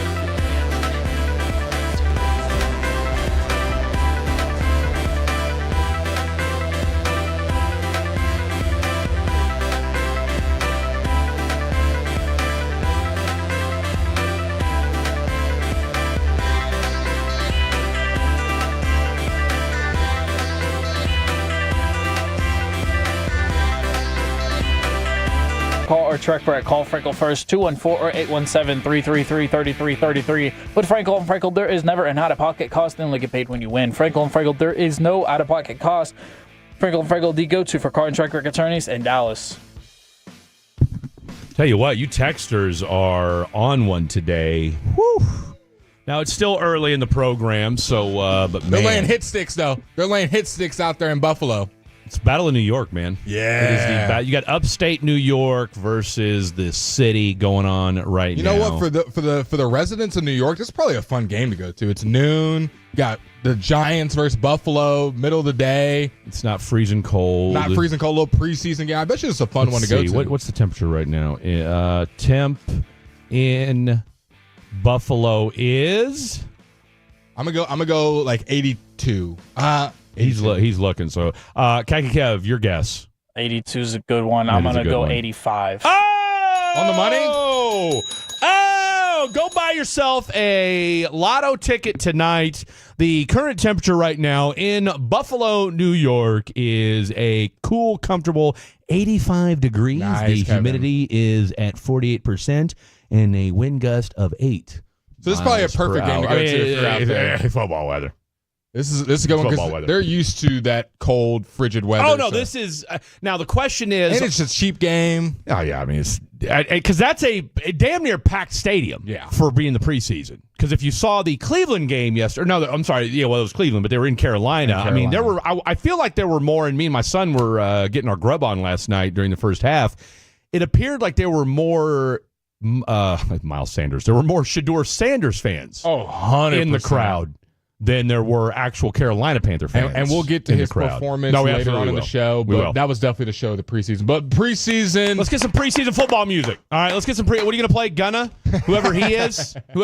I'm not familiar with his game. Do y'all want Gunna or do y'all want football music? I don't care. Okay. I don't care. I mean, I don't even know who Gunna is. You do know who Gunna is. I mean, I know of him. If you played a song, I couldn't tell you one Gunna song. Well, I'll tell you this: Okay. his latest album is not hitting. So Ooh. I didn't listen all the way through. I want to listen to 4 songs, and I liked them, but they do sound a little similar. But I did like them, so I can't get early Gunna good, later no. Sounds like a common problem with rappers of your generation. All sound the same. I would so agree. far, Jid's album's pretty good though. Who? JID Jid. JID Jid. Blake. Any I'm a big retort? fan. He's a quick rapper. Yeah. He's kind of. I'm trying to think. You know who I compare him to Eminem. Yeah. Wow. No. He has that kind of style. No, he does. That's and a fair. if you listen to his music, it kind of blasphemous. He does. Eminem's that on his kinda newest style. album. Early M or late M? Early. He kind of has that style. See, now you. Yeah. Like now I'm you- not saying. Now you're pissing me. I don't think Kevin or me is No, saying he's Eminem's as on his good. newest album. That means nothing. He's not as good as him, but he has that style, that quick rapping style. You can tell it's White guy? inspired. Black triple entendres, dude? a lot. You'd like him Named probably. Jid. JID. JID. Okay. Mm-hmm. All right. We'll have to Newer check guy, him out. newer guy. All right. We'll give him a listen. Give him a listen this weekend. All right. Give us some music. Let's get into this. Top 3 guys, or just 3 randos that we're going to be looking at, because it is that time. It is that time, and we want to give you something to get excited about. We know a lot of you, and look, I understand it's the preseason. So, are you in preseason? Do you use the preseason to get into football mode? All right. We asked this question last year. 100%. It's time to reset the question. It's time to and one of the fatties texted in. They said that Kyle Yeomans said that Dak will not play at all this preseason, which I think is a mistake. Okay. Which I think is a How mistake. so? But we'll say that Gavin Dawson style. I'll tell you how so. it's a new offense. I don't care what anybody says. It's a new offense. And if Pat Mahomes can play, all right, if Pat Mahomes can play in the preseason because he wants to play and get preseason reps, Dak Prescott can play. What has Dak done? Dak said he would. He said that he would if I just go Sean Sharif on Dak Prescott. If Shoddy wanted him out there. Bottom down. Did I just go Sean Sharif on Dak Prescott? I heard him at the podium say that if he needed or if they wanted him to play any preseason, he would. Typical Dak. He's not going to say, I don't want to play. I mean, behind the scenes, he could be like, absolutely no way in hell I'm playing. But on the podium, I've had enough. He whiz. Guys, I'd play if I needed to. No, I mean, I don't disagree. And that's the thing. I don't disagree with that. Dak would play if asked. And again, we don't need to see. I need to see. I would like to see 1 or 2 series from him today, and then a quarter, maybe a half on next Saturday. Okay, I want to go first. Go first. The player that I am most excited to see for your Dallas Cowboys is going to be on the offensive side of the football. It's going to be on the offensive line. At the left tackle position, filling in for Tyler Guyton, Nathan Thomas. Now, he's a guy that got those first team reps when Guyton went down with the bone. Are we calling it a bone bruise? Is that what the final? I think that's what it was, yeah. Bone bruise for Tyler Guyton that's going to sideline him for a couple more weeks.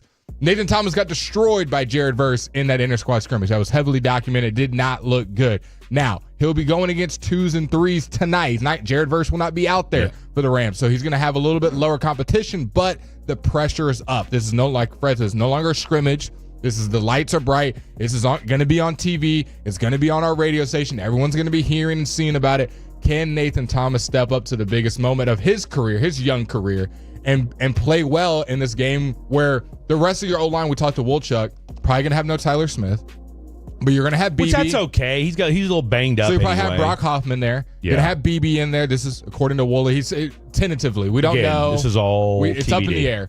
BB in there. Tyler Booker, I would assume, would play, and then Terrence Steele. So other than Guyton and Tyler Smith, that left side, you're going to have a good amount of 3 of your 5 starting offensive linemen. Is he going to be a weak link? Where arguably 4 of your starting linemen. Yeah, arguably if you call it 4 of your starting lineup. Is he going to be a weak link and we're having to chip every play? Because I assume as far as offensive line stuff, there's not much stuff you hold back. Like, other than maybe some pin and pull trick plays. Yeah, exactly. But you don't really hold back on the offensive line. Either you can block or not. No. And if you're getting exposed in a preseason game against second and third stringers, now not a good look. Well, but in Mickey Spagnola, Cowboys Insider, you can catch him every day on KNC Masterpiece. He made a great point this week as well when talking about Nate Thomas. Nate Thomas was on the injured reserve all of last year. Correct. Right? So he had a knee injury. Homeboy hadn't played football since 2023.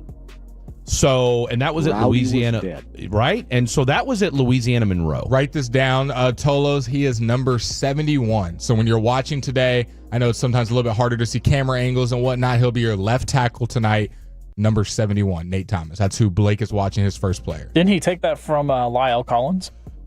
Maybe. I don't remember what Collins' number was. I want to sounds say familiar. Collins is 71 for some reason. Who is your first guy that you're most excited to see, has the most to prove on the offense side of the ball? Let's start waving the wheat for all my Jayhawks out there. Hakeem Adeniji. Hakeem Adeniji, who's gotten some first-team snaps on that right side of the offensive line. Now, again, this is not like Hakeem Adeniji is going to be stealing, you see what I did there, Terrence's spot, but you will see some Hakeem Adeniji out there. He will be your swing tackle potentially this season. So, again, you'd like Awesome to Richards, see him. Chuma Which Doga-esque. apparently those two are on, Awesome Richards anyway, I guess is not, persona non grata with this coaching staff. Which you haven't heard his name talked about at all. Which is funny because he was as soon as someone got hurt, he came in. Yeah. We saw him play a lot of games instead of Tyler Guyton, whether because of injury or just not performing well. And so you assume when you have an injury to him this year, hey, he would step in, and they've named everybody but him. Hey, his name, when Tyler Guyton got hurt, the first question, the Cowboys came out next day, it's Nate Thomas, it's Hakeem Adeniji, and that's literally the only 2 names that we've heard thus far. So Hakeem is going to be the guy I'm looking at. Hakeem, number 75, Tolos. What a great number. So when you're at home trying to follow, is that Hakeem in there? Is that Nate Thomas in there? He is number 75 for you watching. So offensive line out of the way, Hakeem Adeniji and Nate Thomas are who me and Fred are watching. Now let's get to the skill positions, the ones you guys really care about. For me, it's Trayshawn Holden. I like it. Undrafted guy coming out of Oregon last year. He's got his wide receivers coach being the former Oregon wide receivers coach. Got an ally in the room. Has made some highlight catches in the in training camp. Had a nice little one-handed grab in the back of the end zone. He's not a huge guy. He's not super fast. He kind of has a Jalen Tolbert build, but a little bit more exciting, and I think he's just the newest name in the room. For me, you've got CD Lamb.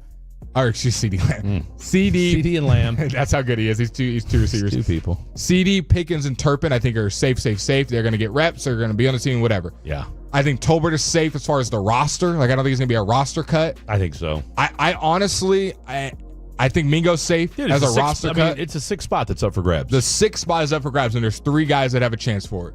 Trayshawn Holden, who's my pick, who I'll be looking at tonight. Jalen Brooks, who's been getting first-team reps on special teams, which is very important for making the team. Huge. He looks like he might be your gunner with C.J. Goodwin. And then Ryan Flournoy, who we haven't heard that much about, and I've seen a couple drops. Haven't heard peep from him. So who is going to get that 6th spot? Tolos Texan 877-881-1053. Who you want to get that 6th receiver spot and who you'll be watching at the receiver position for tonight's preseason game. For mine, it is going to be Trayshawn Holden, and I will get you that number here in just a second. I was going to say, because I know y'all did ask me, I was going to say for my skill position, I know Holden is the one we're trying to see if he makes the cut. Yeah. I want to see what Mingo looks like as the wide receiver, because he's going to be wide receiver 1 tonight. No, he absolutely will be. Trayshawn Holden, number 7. Number 7 tonight.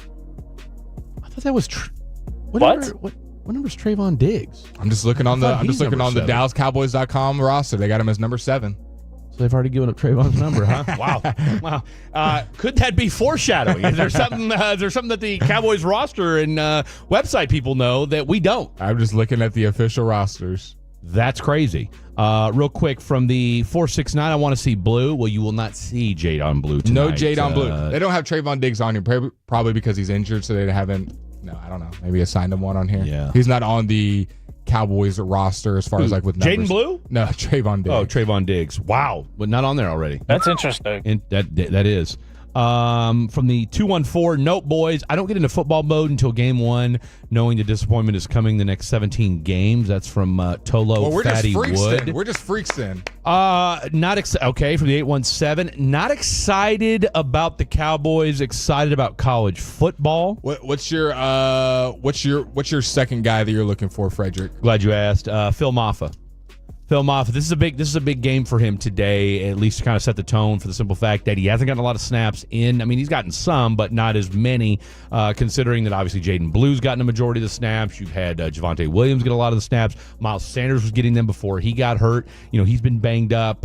Deuce Vaughn's another guy that's going to get some snaps today, as we heard from our boy Wooly Bully. But no, Phil Maffa, who I like just because, again, he's a big guy, had a decent year last year, was undrafted free agent. Some people thought he might be a late-round pickup, but again, you're going to run the ball today. Right? Phil Maffa, that's a no-brainer. He is he's a thick-ass dude. Phil Maffa, number 37 for your Cowboys tonight. So when you're watching running back sub in, it just screams practice squad guy. Running back number 37 for Phil Maffa. Before we get out of here, I'll just let you read out the last 2 names that we had written down for the offense. What do we got there? I got Jalen Tolbert. I did write Jalen Tolbert down on my list just because, again, he's a guy, and then I'll just borrow a term from Bryan Broaddus, where he's a guy that has had moments and then he has kind of disappeared at times. And you can't, in a preseason game, you need to dominate if you're Jalen Tolbert. You cannot be 2 catches for 12 yards and you played the whole half. Jalen Tolbert needs to look like the best wide receiver on the field today. Agreed. All right, because technically he should be. He should be. He should be.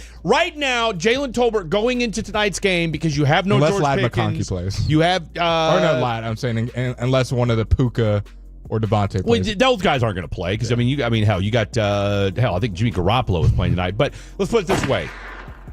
My point is, you should look like the best wide receiver for the Cowboys. You should. Okay. Don't let Trayshawn Holden and Mingo both look miles better. You should look better than. Honestly, to your point, you should look better than Jonathan Mingo tonight. You should. Okay, because you've had the same quarterback for all 3 seasons. You've been in the same offense more or less. From a tweaking standpoint, obviously it's a little bit different this year with Shoddy and Clayton Adams. But you have taken the most reps in this system. You've taken the most reps as a Dallas Cowboy, probably of any skill player playing today, no skill player has played more snaps as a Cowboy, and I'm just spitballing here because I don't think there's anybody else out there that's taken more reps as a Cowboy than Jalen Tolbert as he heads into year 4 of this NFL season. Well, those were our guys that we're most excited for on the offensive side of the ball. By the way, who's yours last? Real quick. I'm going to share my last one when we come back. This guy here. Maybe it's a tight end. Maybe it's a running back. Who is it going to be? We're going to give you our defensive guys who we're most excited for in tonight's game next on The Fan.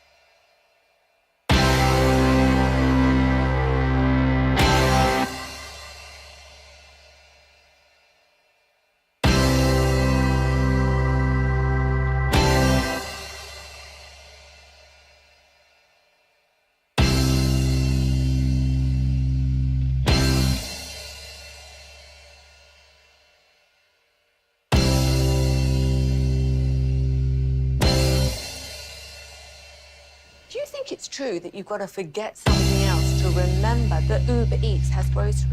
No, that's absurd. Hey, remember when you used to be a, what was it, Pepper Lady? Pepper Lady? What are they? Cinnamon Sisters? Basil Babes. Saffron Squad? Nutmeg Maidens? Paprika? No. Was it Spice Girls? Doesn't sound right. Was it Saffron Squad?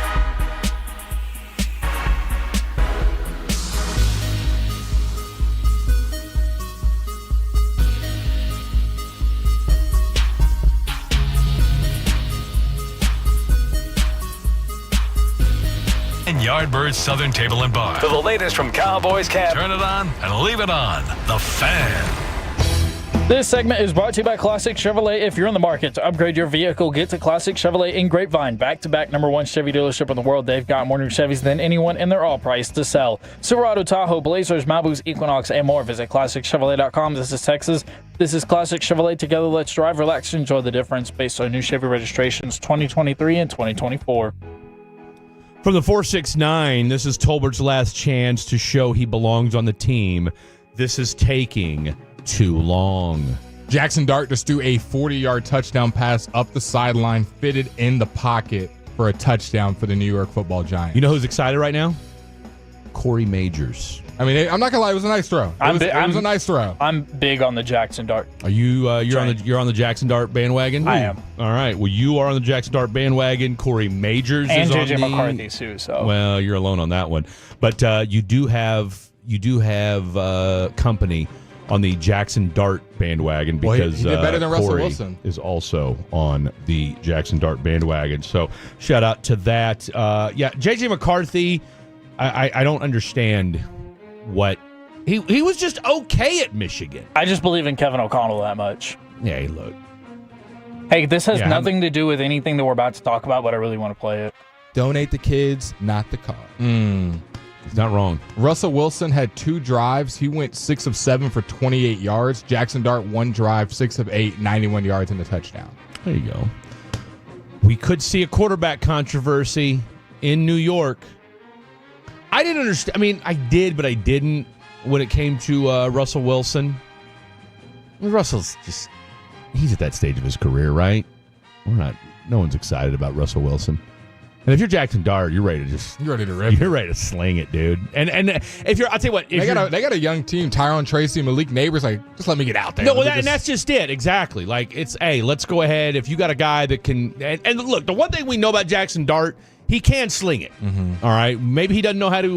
He's not very good at diagnosing and going through his progressions, especially after the first but read. That's a college thing, though. Yeah. There's a lot of guys like that. Well, because in college they just make them do one read.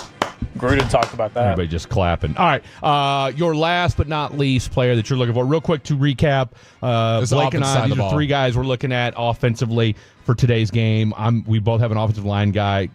He's on the left side. You like Nate Thomas. I'm going with my boy Hakeem Adeniji. And that's what, number 71 and 75? That's correct. Phil Maffa and Trayshawn Holden, who may or may not have stolen Trayvon Diggs' number. And then I had Jalen Tolbert, and you have Luke Schoonmaker at the tight end position. Obviously, we will see no Ferguson today as he's dealing with the back, and even if he wasn't, I don't think we'd see him anyway. So this is Brevin Spanford, who I think is still a little dinged up kind of here and there. Luke Schoonmaker, I think, is going to get a lot of reps. You're going to see a little. Oh, is Spanford going to play, though? I know he's been dinged up a little bit. Dinged up, so I'm not sure. And then I think we'll get a little Princeton Fant as well out there. So the tight end position is one that I'm going to be watching a lot when it comes to run blocking. If Luke Schoonmaker is missing run blocking assignments, dropping passes, running incorrect they routes. said he's looked good in training camp so far, though. I'm hoping to see so, because this is year 3. This is year 3, and I think with having an Adeniji or a Nate Thomas, you're going to be asked to chip. You're going to be asked to help out in the run blocking game. You're not just going to be out there running routes. So what can Schoonmaker do in the run game? What does he look like on his routes? I will have my eyes glued. That's probably the guy I have my eyes most glued on. Trayshawn Holden's just kind of fun. Like, either way, the wide receiver position is going to work itself out. Nate Thomas, I am a little like Nate Thomas and Schoonmaker need to play well because they will be getting reps for your football team come September 4th. I expect Schooney to play well, though. I thought he played pretty well last year in the fits and starts that you saw him in. So stay tuned for that. Let's get to the defensive guys. And then real quick, obviously the one guy that we're all going to be paying attention to is going to be Joe Milton. All right, defensively, my first guy, layup here, low-hanging fruit, Ezraku. Donovan Ezraku. And that's number 41. What can he do? Temporary number, though. He talked about it with G-Bag. He may change his number depending upon where guys are at and what numbers become available after the preseason's over with. Apparently, that's what Holden's waiting on. If he makes the squad, he'll change his number 2. There you go. Okay. I'm going to go ahead and get my deep cut out of the way just before we run out of time. At the cornerback position / safety / nickel, just utility guy back there, Zion Childress, the corner. He's number 48 He came out of Kentucky. That's a rough number. 48, Kentucky, That's a rough rookie. Zion Childress, I think, is going to get a decent amount of reps today with all of the cornerbacks being injured. So I think he can make a big impact. We saw him with the pick in practice the other day where he picked off Dak Prescott, reading the screen pass. I'm looking for my boy Zion to step up today. 48, Kentucky, Zion Childress at the cornerback position for me. Nick Harris said that was the guy that we weren't talking about enough when I asked him. Let's go. Who's that? Childress? Yep. I mean, you could argue any of the cornerbacks we're not talking enough. You hear what because we CeeDee don't Lamb know anything said about the cornerbacks? that nobody can stop them. I love how the question was phrased like, which corner is giving you hell? Like that just seemed like a set of questions. He goes, corners? Give me None of them. None of them. None of them. It's fun competing though. But he's not wrong though. I mean, of course they're not giving him hell. Okay, why should they? I mean, third stringers against one of the best receivers in football. I mean, unless it's Deron Bland. I mean, come on, what are we talking about here? My number 2, sticking with the cornerback theme, Kamon Hall. All right, who could be starting week 1. That's where things are at. Your boy, North Texas, correct? Yep. I don't know if that's a good or bad thing. It's a great thing. What are you I don't know if that's talking a good or about? a bad That's a thing. fantastic well, I mean, thing. yeah, great if you're a North Texas guy. Don't mean I don't know green. if it's great if you're a Dallas Cowboy fan. And then our boy Toya. Why? Because Mozzie Smith. That experiment seems to be done. He's absent, right? He's just not there. It doesn't even seem to be like in progress. Like, hey, we see him making steps. And when you hear Brian talk about him, when you hear some of the all the reporters we have on there at Oxnard, nobody's had any glowing review of Mozzie. You might as well play Boys to Men Into the Road every time we mention Mozzie Smith. Brian because says he doesn't love that's football. where we're Yeah, at. and he's made it clear a bunch of times. You're going to need to see Mozzie Smith like have 3 sacks tonight for us even to be talking about it. Like if he's just out there like we expect him to be, just standing there, it's Brian talked about he doesn't even know if Mozzie will make the team. That tells you all you need to know. So Jay Toya and our other boy, I always mess up his name, our other rookie that we got at defensive tackle. Kevin, you want to try to pronounce his name? I'm going to mess it up. While you're doing that, what's your give us your third guy?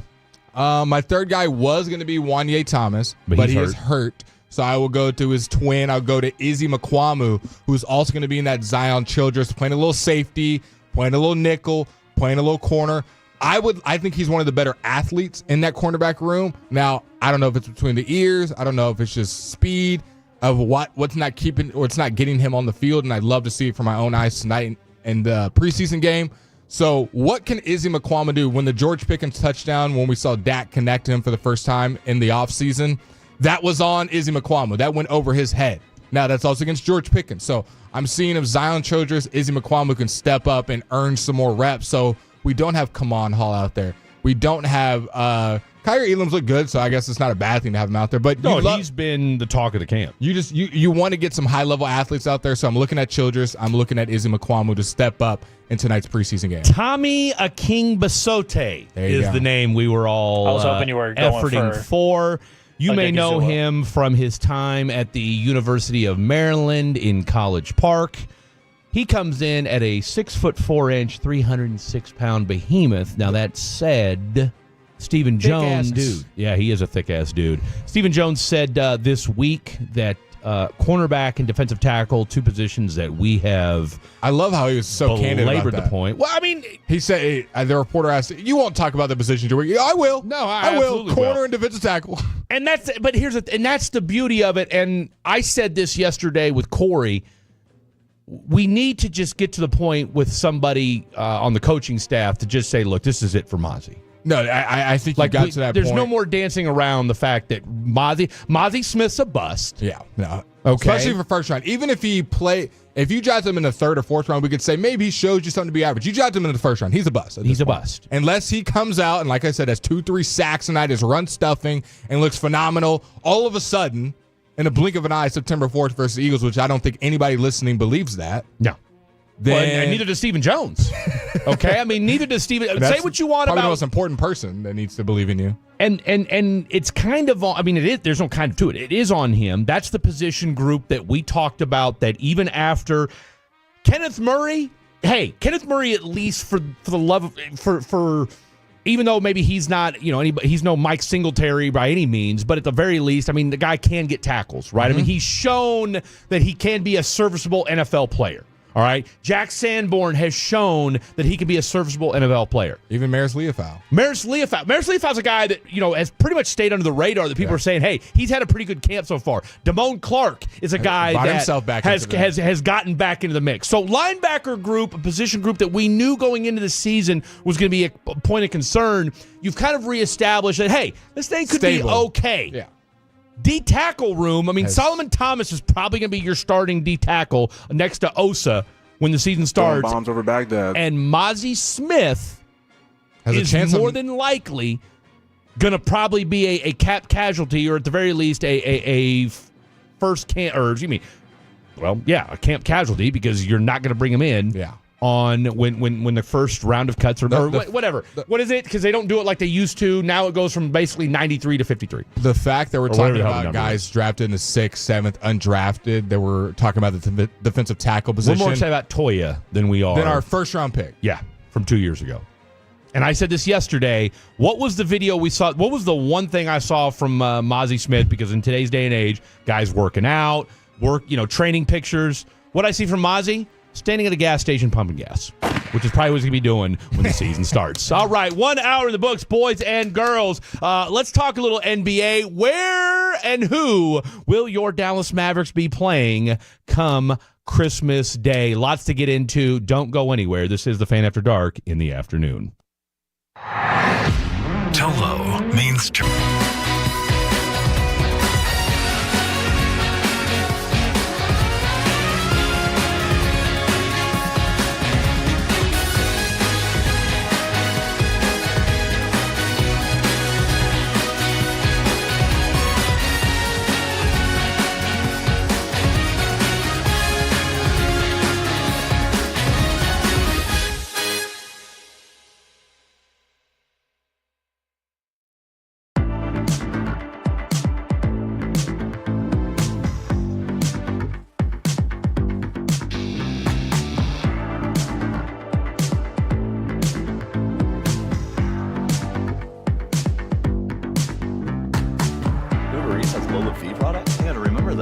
They say in order to remember something, you have to forget something else.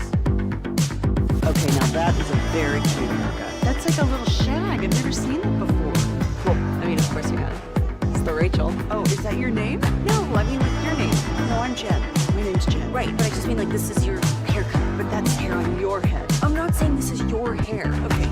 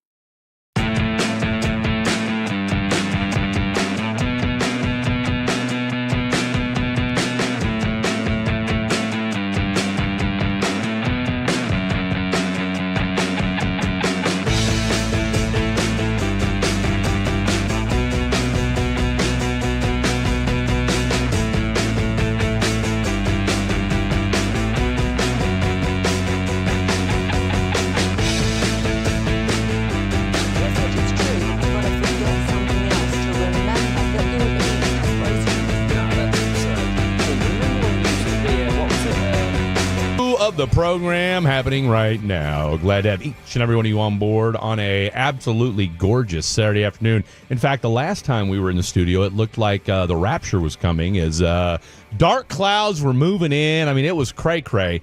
And then, of course, the storm passed, and it was all right in the world once again. I am Fred Davis. That gentleman to my right is none other than the one, the only Mr. Blake Elliott.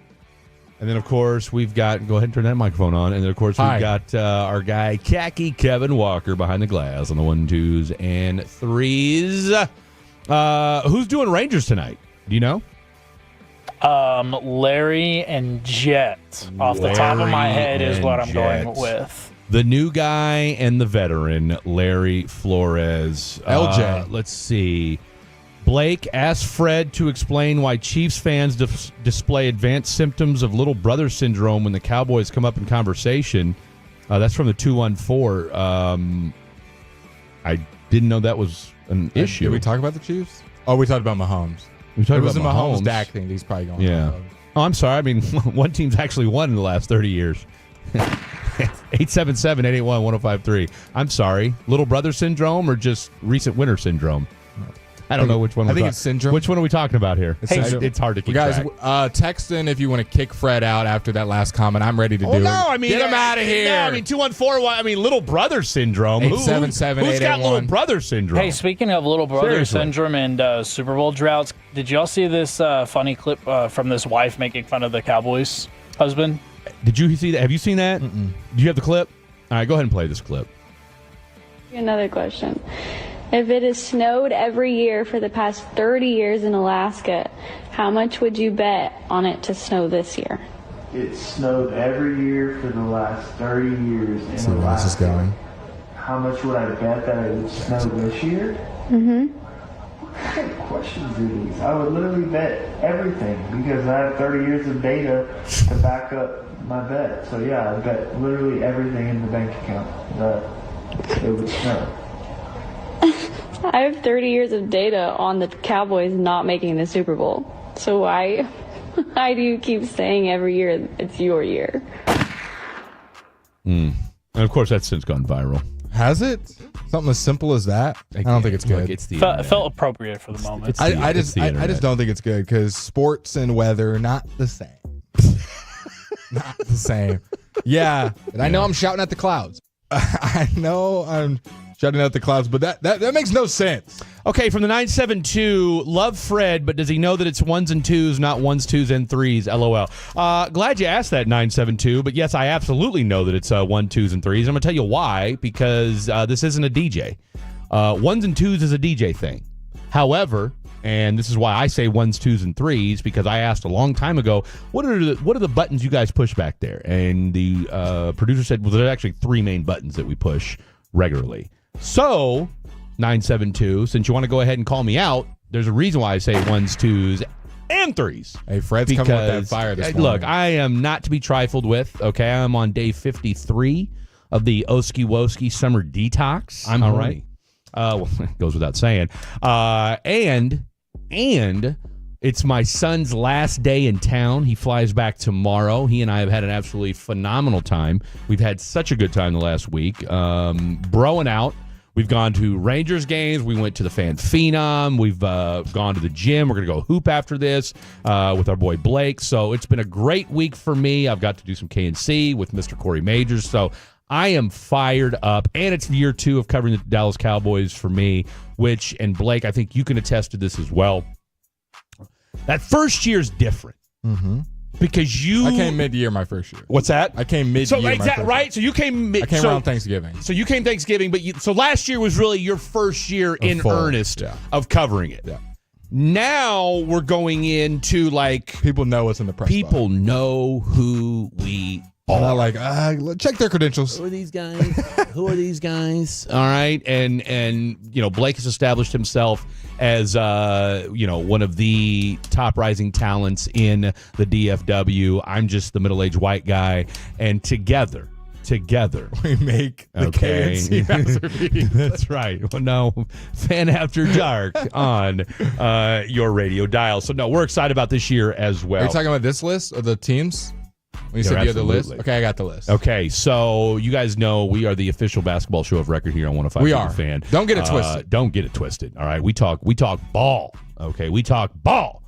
Keeping here. up with the balls? We do keep up with the balls, okay? All of the balls. That being said, the NBA dropped there kind of under the radar, really, okay? I mean, I don't know. It's in the middle of, like, the preseason stuff, like right in the middle of the game. I almost feel like the schedule guy hit send on accident. Was like, well, it's already too late. I mean, it needs to be like a Monday after everything's passed and we're starting a new news cycle. Exactly. And, hey, here's the schedule drop. Get excited. Make it a basketball week on all these talk shows. He probably felt like he had to beat Shams. Well, here's the thing. Friday news dumps are Friday news dumps for a reason, because you don't want anybody to talk about it. Yeah. Now, weekends are obviously, I mean, because of the way the 24-hour news cycle is in today's day and age, it has changed to some extent. But I would think that's still kind of like the holy grail from It's when it starts, man. That's when the clock kind of turns, because the NFL, I mean, and again, as Roger Goodell, and you and I haven't even had a chance to talk about it yet, when the NFL came out and said this week that they don't compete with the NBA and Major League Baseball. With Apple and Sorry, Google. peasants, but we're here with global companies, not you two little boys. Go ahead and play in the sandbox as we go ahead and go global.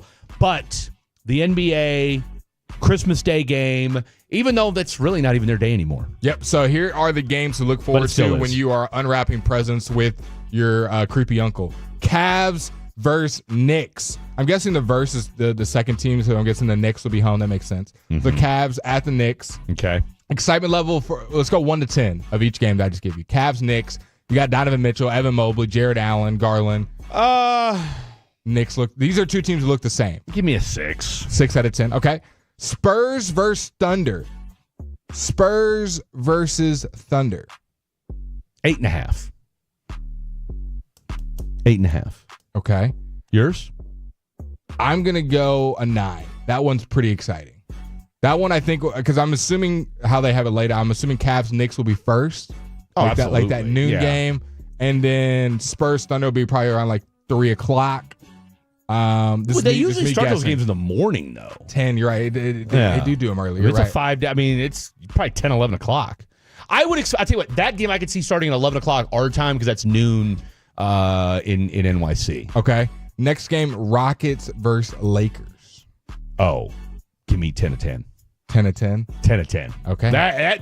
That's like, I'll tell you what, I love the buildup. Now, I'm kind of surprised, to be honest with you. Go ahead and read the last two, but that so far that's the best game of the day. Wolves versus Nuggets. To me, that was like a really good, like a year and a half ago. To me, that one's on Cavs. You know Knicks what? That's cool. You took the words right out of my mouth. You could put you know what? You put those two games at the same time. Like they're competitive and they're good teams, but I'm not like glued to my team. We've seen Edwards versus Jokic like for a while now. I feel like they match you. And we're kind of. I mean, I'm not gonna say we're over those two, but from a national perspective, it's like, all right, I need to see something more. Yeah. And then the one you guys are all waiting for, Mavs versus Warriors. Klay Thompson versus Steph Curry. Now, if I were making the schedules. Okay, go. Yeah, tell me where you're going with this. Because one thing that's not on here, you might notice the Boston Celtics are not on the Christmas Day schedule for the first time since 2015. Yeah. Now, a big reason being that they don't have their star player, Jason Tatum. Yeah. So I don't think anybody wants to watch Jaylen Brown out there. Now, if I were changing, I'll keep these same teams in here. I won't interswap any teams. I would do Rockets versus Thunder. I know Rockets Lakers was your favorite and Spurs Thunder was your second favorite. I would do Rockets Thunder for the sole reason of seeing Kevin Durant would have to watch the ring ceremony. Not the ring ceremony. Would have to watch his old team. Why are they doing the ring ceremony on Christmas Day? No, the ring ceremony. No, they're doing the ring ceremony opening day, and it is Rockets Thunder opening day, which is hilarious. So I'll have to watch the ring ceremony. I don't hate that. I really, really don't. Okay, so I like that better than what mine was going to be, because I was just going to say I would swap out the Lakers. I was just Lakers Mavs. Let's be honest. That's a no-brainer. Let's be honest. Why? I don't know how they missed that one. That's a big miss, because they're thinking, oh, KD versus LeBron. Okay, yeah, for people my age. Okay, like no one cares. Like I shouldn't say no one cares. A lot more people would care if it was Lakers Mavs. That is That's your needle mover, man. That is your needle mover. That's on Christmas, there's probably still some very casual fans that probably haven't seen them play against each other. Because here's why that matters. Here's why that game matters. And you're right. This is a tremendous miss by the NBA. That was the last time Luka was in a Maverick uniform. Was on Christmas Day a year ago. Against, I want to say, the Wolves. The Wolves. Yeah. The Wolves. You missed, you could have. A year ago in the future. The year later. That's the one storyline that would be bigger than any NFL story that day. Correct. That you would be taking numbers. You would take. I don't care if you're a casual NBA fan or not. People, what you could do on social media, okay? And somebody just texted in. Rockets Thunder is on opening night. Rockets Thunder is opening night. Yes, good call. So maybe you swap out Rockets Warriors. So that goes to what I was saying. And that's still a good matchup. And it's a rematch of last year's playoffs. Yeah. Okay, where the Warriors beat you. I think that I would go Rockets Warriors, Lakers Mavs. You can keep Cavs Knicks, whatever. So basically just keep everything the same, but just swap out the Rockets and the Laker game. Yeah. And give us and let the night game be Mavs, Lakers. Oh man, you would do numbers. That game would be off the chain. And Luka's going to play and say, I want to drop 1,000 points.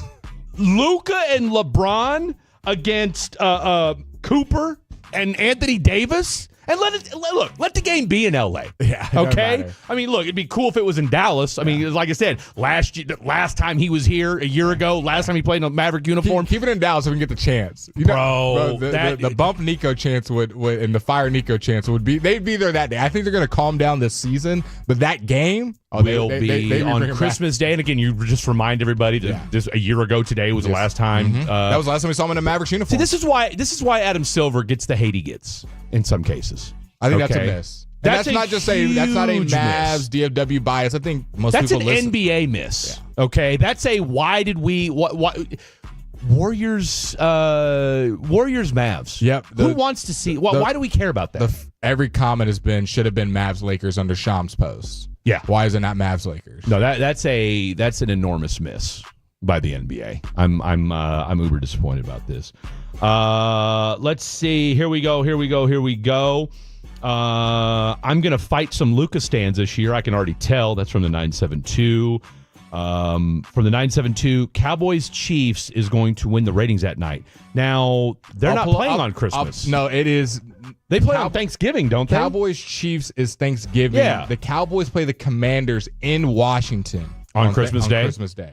I'll look up the Christmas NFL schedule for I want to say I looked it up earlier. The Chiefs and the Broncos have the nighttime Christmas game. Okay, yeah. So that's a good game. And so whoever, I want to say it's that Lakers game is who's going to be the rival for that. Here we go. The first game features Cowboys and Commanders at 1 on Netflix at 1 p.m. Eastern time. Followed by this for the NFL schedule on Christmas. Followed by the Detroit Lions at the Vikings at 4:30. They're trying to pull back that matchup. And then the final game is, like Kevin said, Broncos at Chiefs, 8:15 Eastern time. So do you think any of those games I just named are going to pull people from the NBA? I mean, obviously people are going to watch because the NFL is Netflix. But do you think there's a bigger draw on these NFL games just in a vacuum, not because it's the NFL, just those games versus the NBA game? I feel like people are going to try to watch both. People will try to watch both, but I think give me that night game again for NFL. For the NFL, Chiefs Broncos.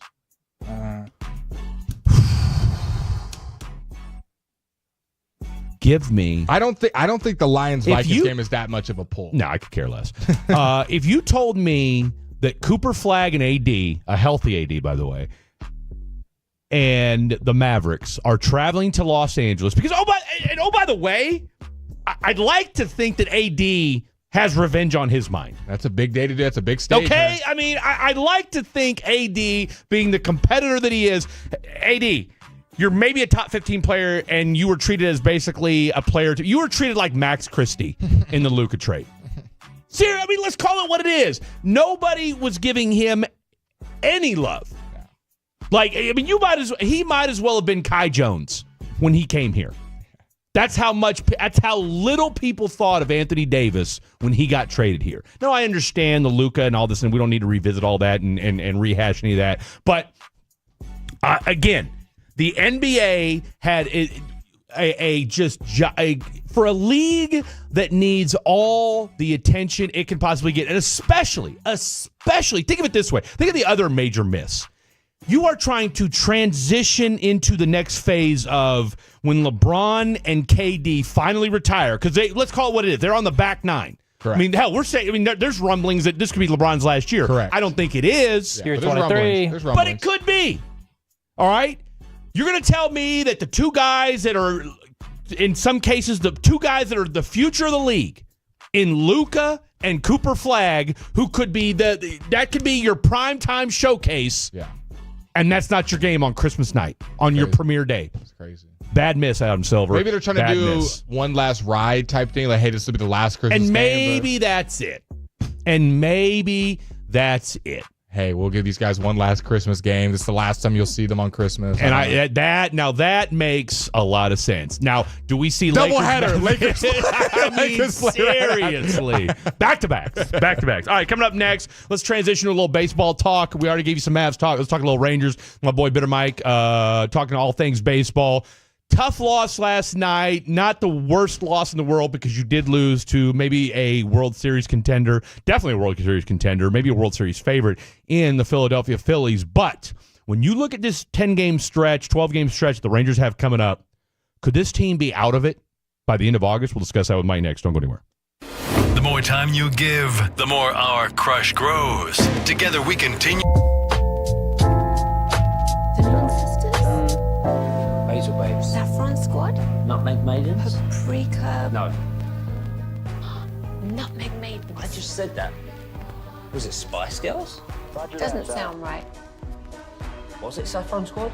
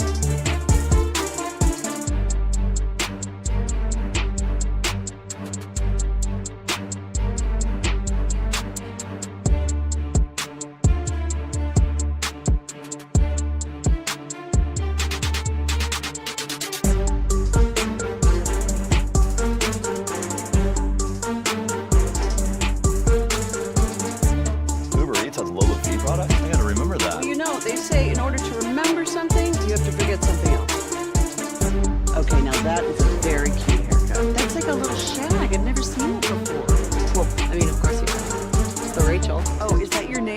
No, I mean like your name. No, I'm Jen. My name's Jen. Right, but I just mean like this is your haircut. But that's hair on your head. I'm not saying this is your hair. Okay, freaking me out a little bit.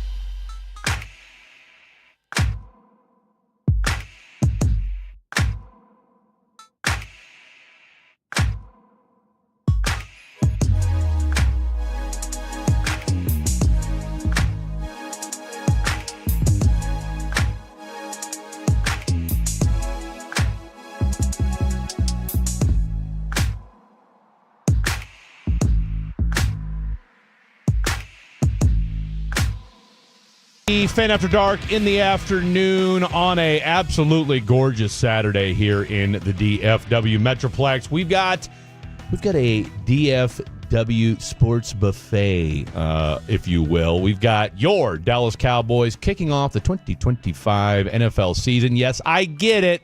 It's preseason. A lot of you guys are up in arms about it. I don't want to hear any of you guys that are complaining today. So let's just put this out there. If you're complaining, and we've had a few people text in, oh, why? Because they're going to suck this year. If you're going to say they're going to suck now, does this mean you get to celebrate if they have a winning season? When Joe Milton is nasty tonight when he throws 4 touchdowns. I've changed my mind. Joe Milton. And you mentioned it earlier during Crosstalk with our boy CA that let's not get ahead of ourselves with the Joe Milton. Yeah. I think he's going to look good tonight. Of course he will. All right. I mean, the guy, look, and Babe outrun people. He's going to throw footballs over people's heads. Babe Laufenberg, another guy that I got to interview for the first time this week. Absolutely incredible interviewee as well. Babe's always got great stuff to say, but he made a great point this week. He said if you'd never seen football and you were dropped in and saw Babe, if you saw him too, saw Babe, hey.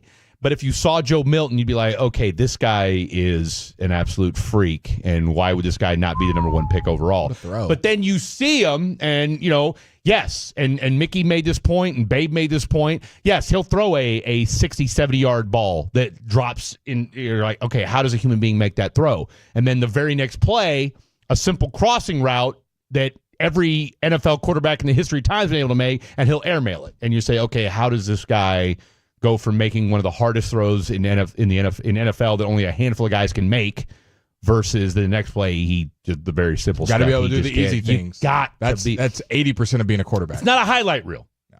Okay, this is not a highlight reel. And I remember doing a show back in the day with Ted Johnson, and only 30% of NFL plays actually go as scripted. Yeah. So you're talking about a league where you have to be ready for the unknown 70% of the time. And 20-yard throws, that might have 5 throws the whole game that are 20-plus air yards. Everything else is underneath. Everything's underneath. It has to be. And that's the one thing, and we'll get to this later, that's what made Shedeur look so good last night, was the accuracy and the elite ball placement. But let's jump out of the D&M Leasing Hotline. Let's talk about some of those Texas Rangers with my boy, friend of the program, the one, the only, Bitter Mike Babbo from the Picked Off Baseball podcast. He's got some great guests coming up. He's already had Jeremy Affeldt, former World Series champion. Well, he's never a former. You're always a World Series champion, but former Bruce Bochy guy. But we'll talk about that here in just a bit. But Mike, let's call it what it is, man. I mean, I just feel like, and I've said this already, and I'll say it one more time, but, for every 2 steps forward, this team takes 2 steps back when it comes to this Texas Ranger baseball team. And I felt like the game on, what was that, Thursday, I think it was, or maybe, no, I'm sorry, it was Wednesday, against the New York Yankees, where that was a game that you could have won. All right, and I get it. It's one of those deals where, okay, but yeah, Fred, you still won the series, but if you're going to win it, if you're going to get into the wild card, you have to win games like that. And then, of course, last night it seemed like these guys couldn't hit their way out of a wet paper sack. Your thoughts right now on where this Rangers team is as they fight for this last wild card spot? Yeah, Freddie, over the course and hi, Blake, how you doing? Also, Freddie, over the course of 162 games, you're going to lose games that you think you should win, and you're going to win games that you stole. And I think that was the Yankees game was of the former. I think they had that one in the bag. The Phillies game last night, let's just flush it. I mean, it's been a long time since the Rangers went on the wrong end of a beatdown. And taking nothing away from the Rangers' inability to hit with runners in scoring position, the Phillies are a juggernaut. They have, in my mind, the best pitching staff in Major League Baseball. Christian Sanchez was as advertised. He was 10-3 going in with a 2.4 ERA, and he just absolutely dominated. He was pounding the zone, and the ball was flying out of there. And this is a pitcher's park, Globe Life Field, and the ball was just absolutely flying out of there. So, look, we just hope that they take the next two. I'd love for them to take one of the next two and just get the Phillies on the road and face the Diamondbacks next for the 3-game series, who, by all accounts, they are just playing out the rest of the season, and these guys are playing for jobs. Torey Delvello, their manager, has told his players, look, as long as there's not an E best next to our name in the standings, we are mathematically in it. And he's technically correct, but these guys are out of it. They did their fire sale. They let Geno Suarez go to Seattle. They let Josh Naylor go to Seattle. They let Merrill Kelly last night started for the Rangers. They let him go for Cole Drake, and so they're just playing it out. And then, of course, the next road trip they go to Toronto, who's got an excellent offense. They're just absolutely killing it on all. So they're going on all cylinders. And the Royals are kind of treading water. They lived off their pitching staff for the first half of the year, and now they've got a bunch of guys hurt. Chris Bubich is out for the season. Michael Lorenzen is out for the season. Alec Marsh is out. Michael Massey isn't really doing well. And so it's just been an absolute, hodgepodge for them. So the Rangers, the problem that I have with the Rangers guys is that their remaining schedule, look, they're 1.5 games out of the third spot in the wild card. Mm-hmm. And so for all intents and purposes, they're looking up at the Boston Red Sox, Seattle Mariners, New York Yankees, and the Cleveland Indians. Of those 5 teams, including them, they have the hardest schedule for the rest of the season. Okay. Their opponents have a .515 winning percentage. Nobody else outside of the Red Sox, maybe the Red Sox, have a schedule that's even close to that. Everybody else, the Mariners, the Yankees, the Indians, all have a schedule against teams with a sub-500. More importantly, and more ominous, both the Indians and the Yankees face the moribund Chicago White Sox twice. Ooh.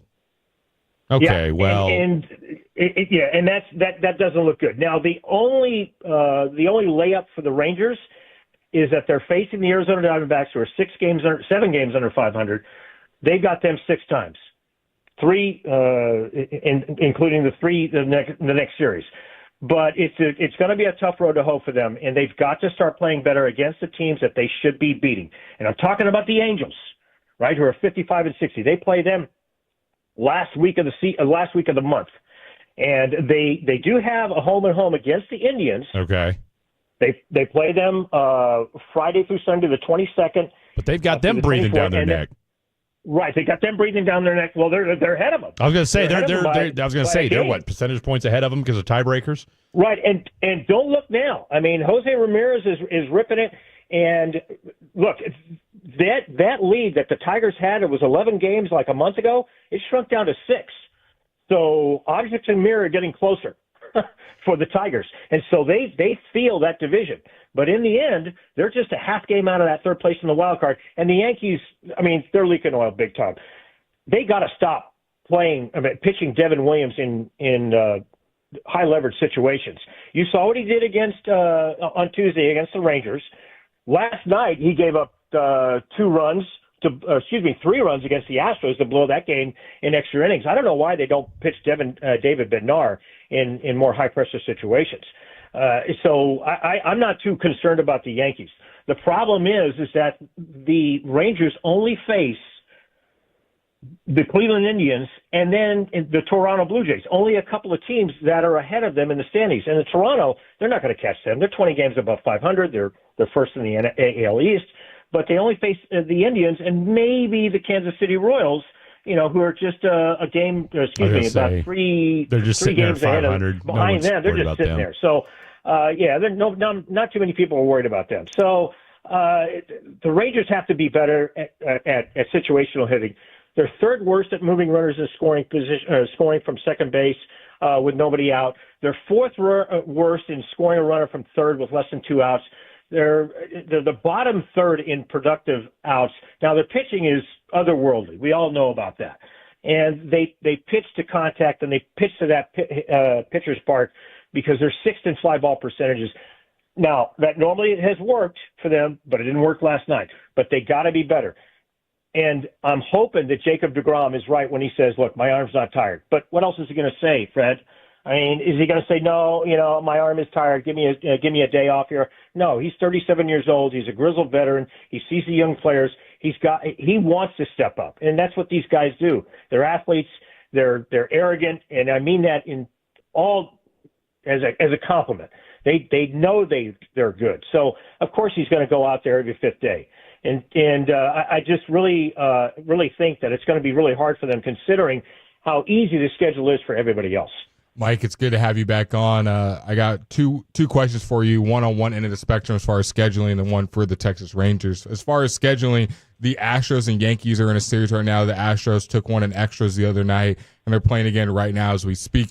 What should be the rooting interest for Rangers listening and watching? I had a fan text me last night and say, as a Rangers fan, who should I be rooting for to win this series? And then my other question, as far as how have you seen the bullpen play out for the Rangers in that closer position? It's still kind of up in the air who that guy is going to be. I think, Blake, that's a very good question. I think you want to root for the Astros to beat the Yankees because the Yankees are ahead of them in the wild card. I don't think that you are going to take the division against the Astros. They're just too strong. But you do have 6 games left against them, right? And so you can take care of business when you face them.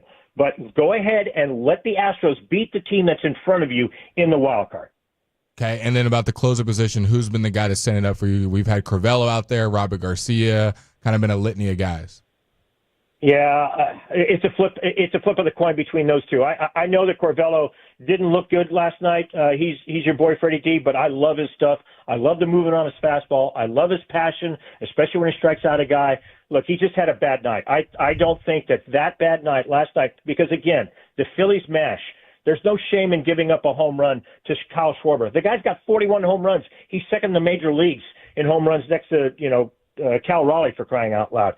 And he's making a push for NL MVP. So I think Crivello just had a bad night. Like I said before, flush last night. Burn the tape on it. Have him go out there. I mean, I love what John Ryan is doing, but I think Robert Garcia would be much better as a setup man and give Crivello a chance.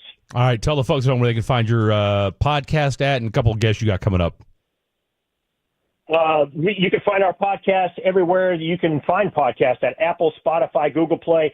And in a couple of weeks from now, I'm going to have Keith Moreland, who won a ring with the Philadelphia Phillies in 1980. He played with Hall of Famers like Steve Carlton, a guy by the name of Pete Rose. Maybe you've heard of him. And then, of course, he played on the Cubs in those celebrated years, 82 through 88, with the likes of Andre Dawson, Ryan Sandberg, Shawan Dunston, Mark Grace. It's going to be a spirited conversation. And before the playoffs start, I'm going to have Jeremy Affeldt back on to give us a playoff preview. Well, let's hope we're talking about the Texas Rangers when we do that. Mike, great stuff from you as always, my friend. Thanks, Freddie D. God bless. See you, Blake. There you go. The one, the only, Mr. Bitter, Mike Babbo. Go check him out. Picked Off Podcast is one of the best around. You will be glad that you did. All right, coming up next, I'll tell you what, this conversation has got the radio station going nuts. You've talked about it. I've talked about it, but we've got plenty more to get to as well. What's the latest and greatest with the breast milk ice cream? Okay? Selling off shelves. But what if I told you that a guy took it too far when it came to breast milk. Lots to get to. Fair or Foul coming up next. Window Nation, the star of window replacement and proud part.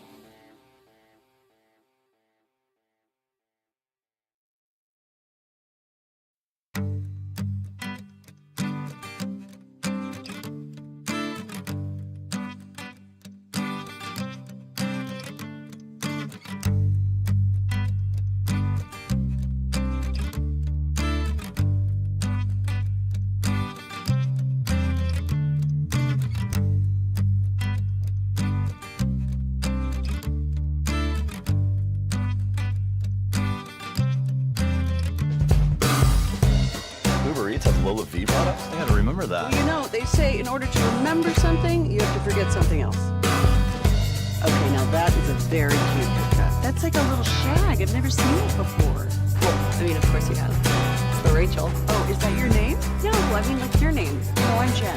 My name's Jen. Right, but I just mean like this is your haircut. But that's hair on your head. I'm not saying this is your hair. Okay, forgive me.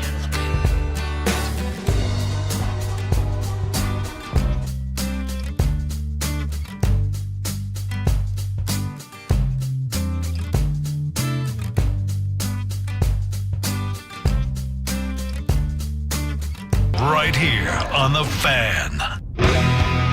It's the Fan After Dark, and this segment is brought to you by Classic Chevrolet. If you're in the market to upgrade your vehicle, get to Classic Chevrolet in Grapevine. Back-to-back #1 Chevy dealership in the world. They've got more new Chevys than anyone, and they're all priced to sell. Silverado, Tahoe, Blazers, Mavus, Equinox, and more. Visit ClassicChevrolet.com. This is Texas. This is Classic Chevrolet. Together, let's drive, relax, enjoy the difference. Based on new Chevy registrations 2023 and 2024. All right. Second half action. Giants Bills. Jackson Dart. Are you officially okay? So we've got Corey Majors on the Jackson Dart bandwagon. No, I am not on the Dart bandwagon, but he did have a very nice throw. Even after what you've seen in the first half, you are not ready to jump on the Jackson Dart bandwagon just yet because he can't read past his first progression. I mean, he looks like he's read them so far. But that was a very nice layered throw down the sideline for like a 40-yard touchdown. You don't think he's learned or he's starting to develop? Maybe. I don't think he's better than Russ. No. Sure. Let's put it this way. Do you think he gives more upside than Russ? Russ is who he is, dude. But he's not better than Russ. I don't disagree. I think he's not more. He's in the J.J. McCarthy. I think both of them. Oh, no. He's better than J.J. McCarthy. No. Yes. We'll see. Well, the report came out that you want to make a bet? You want to make a bet who looks better this year? Now, who gets more playing time? Because J.J. will. But who looks better this year? J.J. will look better than Jackson Dart. You want to make a bet right now on the show? Yeah. Let's do it. Air shake. Let's do it. Air shake. Dallas fan Air cam shake. on Twitch and YouTube. Did you guys see the way Tim Collins parked in the parking garage today? Did you guys see the way Tim Collins parked in the parking garage today? Just unruly. Unruly, that Tim Collins guy. Oh, there's Tim. Tim wants to fight. He pays us no mind. Tim wants to fight. I'll fight Tim Collins. You know what? Air high five, Tim Collins. He's Air high five. He's not listening. He's calling the parking garage police right now. Get that Ford Ranger out of here right now. I've seen enough. You guys know what that music means, boys and girls. It's time for a little fair foul where I am going to read a story from the internet and or share a personal vignette, and us, the fatties, the tolos, and everybody else listening on their whatever devices they are on will determine whether or not it's fair or foul. Fair or foul, the dadgum breast milk ice cream continues to be out of stock. That's a story that's got the internet going nuts. It's still out of stock today. I remember you said you were going to check Frida's website. Dude, I'm checking it every day, bro. I'm on it right now, and here's the problem. Out of stock, we're releasing limited pints daily through August 10th while supplies last. Dude, it's August 9th, man. This is it. We got one more day. And then they're done? Then they're done. Just the reseller market? That's on their website. I mean, that's what I'm just reading to you what the internet is telling me. All right, so we are still out of stock on the Frida breast milk ice cream, and that's just a sad day for everybody involved. All right, here we go. I eat it too fast to care. I do. Well, I don't know if I'd eat the breast milk ice cream too fast. Yeah, you would. Maybe the second time around. Maybe the second pint, but the first pint, I would certainly eat it slow to enjoy it. All right, here we go. Have we heard about the lady down in Houston who wrote, she shared on her Instagram that if she didn't get her back cracked, she's going to be writing tickets for everybody. Woo. Okay? I mean, what a share. What a share. Now, where did she share this? I think this is important. TikTok, Instagram, while on security? Stand by, my friend. Stand Wasn't by. this on the old Facebook? No, the Facebook will get you in trouble. Well, if you guys would shut up and let me tell you, I'll tell you. Jennifer Escalera, a Texas deputy with the Harris County Constable Precinct 5. Shout out to all of our law enforcement peace officers here in the great state of Texas. Shout out to my boy Stevie B. We had breakfast with him this morning, keeping the mean streets of Dallas safe for each and every one of us. Has responded to the criticism she received about a joke she made where? On TikTok. On TikTok. Now let's make a guess. Do we think this is a video or TikTok live? You know, where it's not like as documented. You can maybe say something, maybe someone doesn't catch it versus a video that's just there. I'm going to go TikTok live. That's my guess. She's just talking. She's streaming, if you will, and a comment slips up. That's my guess. Escalera posted a viral video of her sitting in her police car saying that she would write a ticket to everyone she pulled over since she didn't have sex the night before. Quote, didn't get cracked last night, so everyone is getting a ticket, she said in the now deleted video. Despite her threat, Escalera reportedly didn't give anybody a ticket that day, according to TMZ. Spokesperson for the constable's office told the outlet that the officer is under investigation but will remain active pending the outcome of the probe. Our administration is aware and Internal Affairs has opened an investigation, the office told Fox affiliate KRV. Houston residents and social media users alike don't approve of the cops' actions. Quote, I think it's really inappropriate and disrespectful, resident Alex Fitch told the outlet. Probably looks like the same guy that told me I looked better in person than what he expected. One Instagram user commented on a repost. Yeah, I know. On a repost of the since deleted video. I'm sure that she is joking, although she made a bad choice to put this out there. I don't think she should be fired for it, but they should definitely tell her to stay off social media when it comes to her job. However, one commenter said, no one can take a joke anymore. Escalera may have deleted the video, but she kept up other videos where she references her job. In one video, she shows her morning routine before heading off to work. A little of me to get ready to go to work as a female police officer. And it shows her getting out of bed, applying makeup, and getting dressed. At the end of the clip, she's fully suited up in her uniform, ready to take on the day. Fair or foul, she was only kidding, but she should also be a little more conscious. I think it's fair. I think, you know, she said the quiet part out loud. I don't think she's the only officer that has a life outside of work. Correct. Now, sharing it on social media is one thing, and when you're like in these government state appointed things, when you're a lawyer, you're a city employee. It's a little bit different about how you carry yourself in this and what you show behind the scenes versus you working at Burger King or, you know, like if Tom Brady says something and goes on the air, it's a little bit different than if, you know, I don't know, somebody else who's not as popular as Tom Brady. Kyle Yeomans does it. Yeah. Okay. Kyle Yeomans does it during a Dave Campbell game. No one cares. Yeah. When Tom Brady comes out and does it, it's a big deal. Shout out to our boy Kyle Yeoman, who does a fantastic job. So I'm gonna say they're overreacting, but you know what you share is also important when you're a government, city, state employee. A little bit different rules. Well, and not only that, but you're a cop. Yeah. Okay. I mean, and saying you're going to write tickets wrong, because or of different, and I get it. It's a joke. Yeah. That's something you just say to your friends. Did you get your cousin's opinion on this? No, we didn't ask. That's a great question. I did not ask him about that. I totally forgot that. I want to know his opinion on it. You know what? I'll shoot him a text. While you guys send the text and debate, I got a fair foul for you as well. What you got? Male appendages being thrown on the court at WNBA games has been a huge problem. Yeah. And Sophie Cunningham was one that almost got hit by one. When you say male appendages, I want to say they're my Kevin Walker. I want to say, but it's a it's not an actual male appendage that's being thrown on the court. Like, I think a silicone one. I think you might need to clarify. Silicone male. It's a replica of a male appendage. Okay.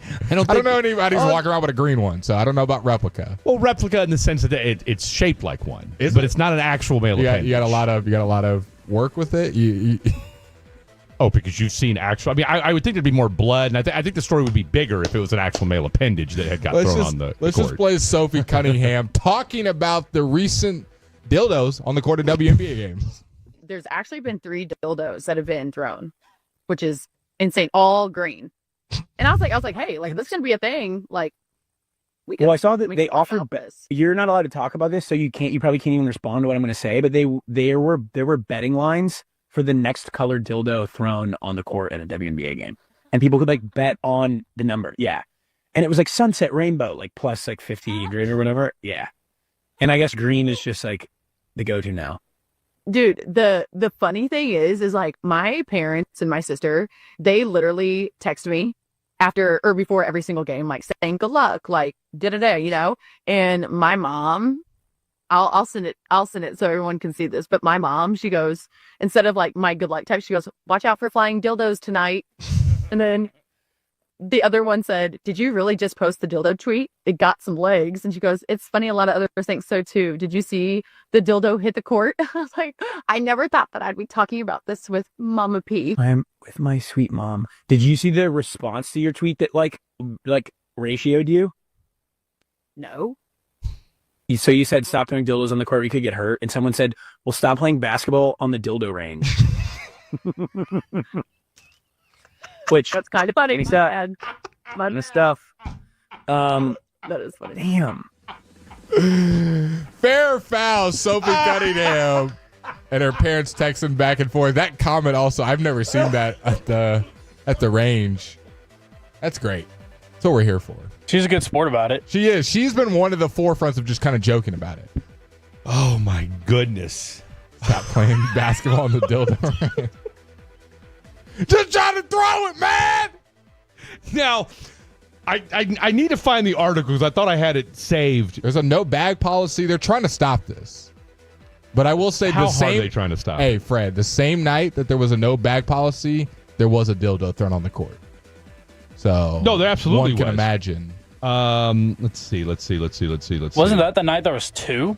Yeah, I think it's getting insane. They doubled down. It's like throwing hats when there's a hat trick, but they're not even waiting for points to be scored. They're just throwing them on the court. Okay, and the one that was thrown out the other day was purple. So that was the first time we've seen a non-green one Have my money on pink. thrown out. Probably was great odds. Plus 1,100. Cleaned up. That said, some nerd weirdo came out the other day on like Instagram Live or something like that. In a dark room, blacked out his face. All you could hear was his voice, and he's like, yeah, we're the group responsible for all this. It's some crypto group. Yeah, they're saying there's a meme coin attached to it. Exactly. Now, but then the little weirdo from Chicago that gets caught, they're like, but we don't have anything to do with him. He did get arrested. There was a kid get arrested. He did get arrested he for had a it. full mugshot and everything. So the crypto nerd comes out and says, oh, yeah, we're behind it. And then, but, oh, by the way, the guy that just got busted in Chicago, we have nothing to do with him. So I maybe it's his chance to get in on this and love promote his. Are you agreeing that this is all kind of an inside job and there is like a meme coin and there's money behind this, or this is just random fans having fun? Because it is happening a lot. This is not like a one time. This is happening almost every night. Do we want to take it a step further and think the WNBA is involved? No, let's not do that. Caden Lopez is the 18-year-old who appeared in court today after allegedly throwing a green dildo onto the court during the Phoenix Mercury game. He's accused of hitting someone with the object and now faces charges of assault and disorderly conduct. He has been booked. How about the fact that Bryan Broaddus told a story yesterday about how flying objects can hurt people, and told a story about when he was at LSU, somebody threw an orange from like the second deck, hit somebody in the face, fell back, fell on the ground. That velocity. Can you imagine it really hurt Bryan somebody. Broaddus with like a lemon? Him explaining and telling us a story of somebody getting hit in the face with an orange and how it was coming with such velocity from the second deck. The RPMs on that thing. Gotta watch the out. exit velo of that orange hitting somebody in the face, and used it to compare what could potentially happen with a flying dildo coming from the second deck. Speaking of exit velos, like a little bit harder. Speaking of exit velos and distance, Shedeur Sanders was wheeling and dealing yesterday. What did he look like, as well as all the news around the world of sports? We will recap that at the top of the hour next on The Fan. It's a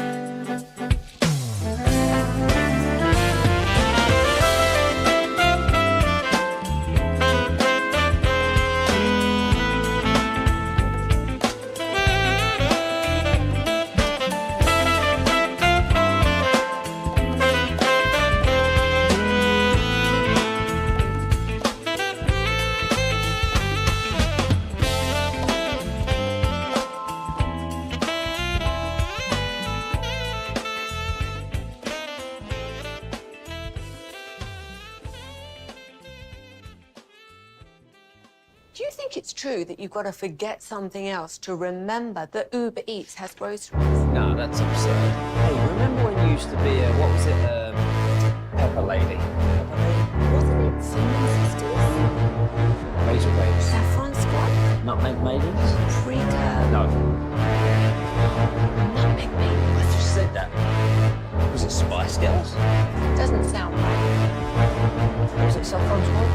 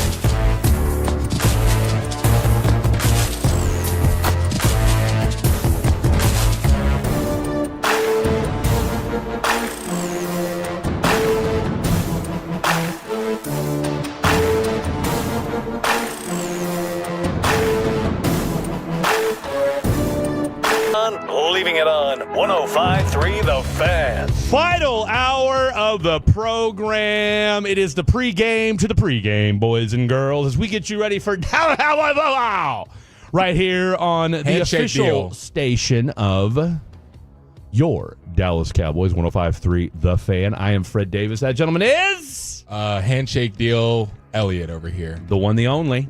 And then, of course, we got the khackiest of the khaki. Khaki Kevin Walker behind the glass of the 1, 2, and 3. Fred, you know it's 1, 2, that's 1, 2, 3, right? What's the text line been like? I haven't been able to check it all show. Kind of toxic today. What's that? A little toxic today. It's been all over the place.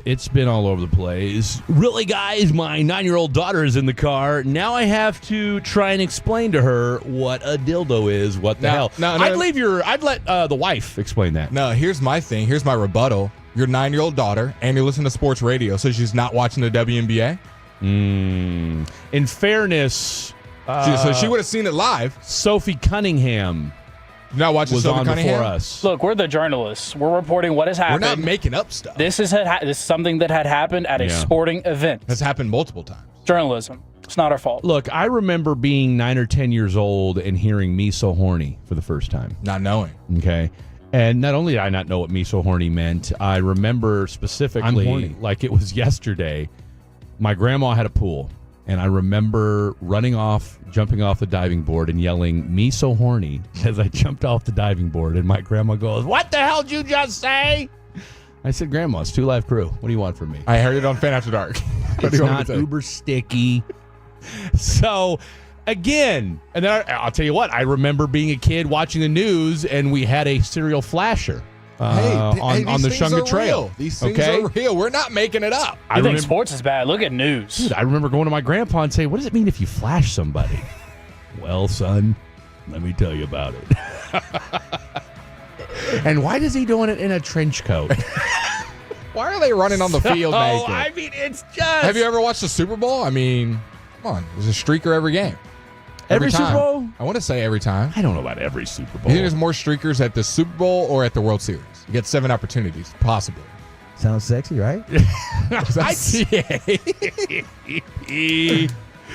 the I'm lacking this morning. From the 682, y'all are dildos. Okay. So, that means we get into a WNBA game free. Turnabout is fair play. Might even get thrown on the court. From the 214...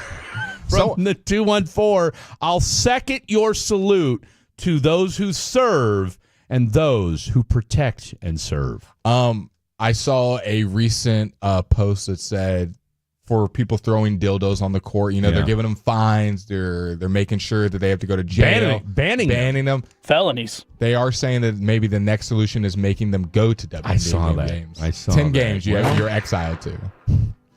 Now, see, this is where... people getting off the hinges. Okay, from the 254.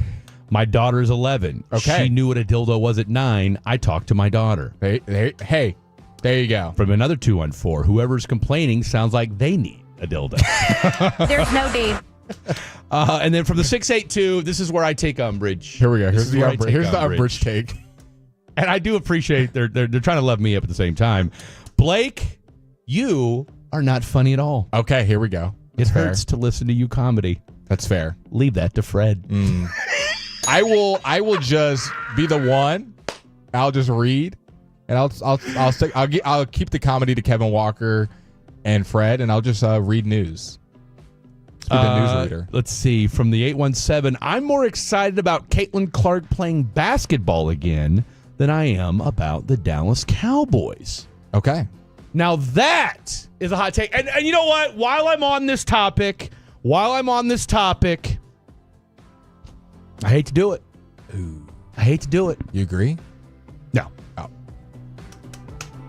You guys ever seen neither one of you two jamokes have seen Pulp Fiction. You've asked me every day. Yeah, bro. I'm gonna keep saying it. I'm gonna keep saying it. Yes, I've seen Pulp Fiction. Yeah, you don't know the quotes. Name a quote, Kevin. Then I haven't seen it, so I that's my default. So there's a line in Pulp Fiction where he's talking to Butch, a.k.a. Bruce Willis, where he's getting him to throw the fight. And he goes, there's going to come a time you're going to say, Marcellus Wallace is right. You'll find yourself one smiling, you know what. Well, today's the day where I got to say Blake Elliott was right. Uh-oh, what'd I do? I wasn't funny, but I was right. What did I do? You are funny. No, it's okay. But I'm funnier.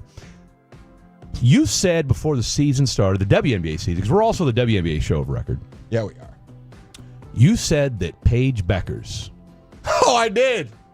was better and going to be better than Caitlin Clark. And I stood on business and said, nope. This is before she played a game. This was before she played a game. This was before she played a game. I'm here to tell you. Caitlin Clark, great. And I look, it's easy to pile on her right now. Pause. Because she's hurt. And she's had a rough year so far. Paige Beckers is better than Caitlin Clark. Let's go. They both have injury concerns. Because Paige can't play back-to-backs. She's a little, and you know what? She got hurt in college too, right? So there could be that long term. But I think overall, Paige Beckers is a better basketball She has a player. better pure game. Now, sure. Is Caitlin Clark a phenomenal shooter? All right. Yes, no question. But I got to give it to Blake. I think Paige Beckers. Now, health is obviously going to be, but and real quick, and I didn't know this was going to turn into a WNBA segment, but why not? Mark Ryan asked a question a couple weeks ago on his show: who needs who more? Does the WNBA need Caitlin Clark, or does the Caitlin Clark need the WNBA? And everybody was like, "Oh, the WNBA needs Caitlin Clark." I'm going to disagree, because here's the thing: where's Caitlin Clark going to go if she doesn't go to the WNBA? Overseas? Okay, great. No one's going to care. Big Three? Okay. I mean, no one watches the Big Three. Barely anybody watches the Big Three now unless you're just a diehard ball fan. I don't know that I'm going to tune in to the... You're going to tune in initially to the Big Three if Caitlin Clark were to go there. But you'll watch it for the novelty the first time. But after that, you're like, okay, we get it. She needs the WNBA because... And you've talked about this before, Blake. When Juju comes back...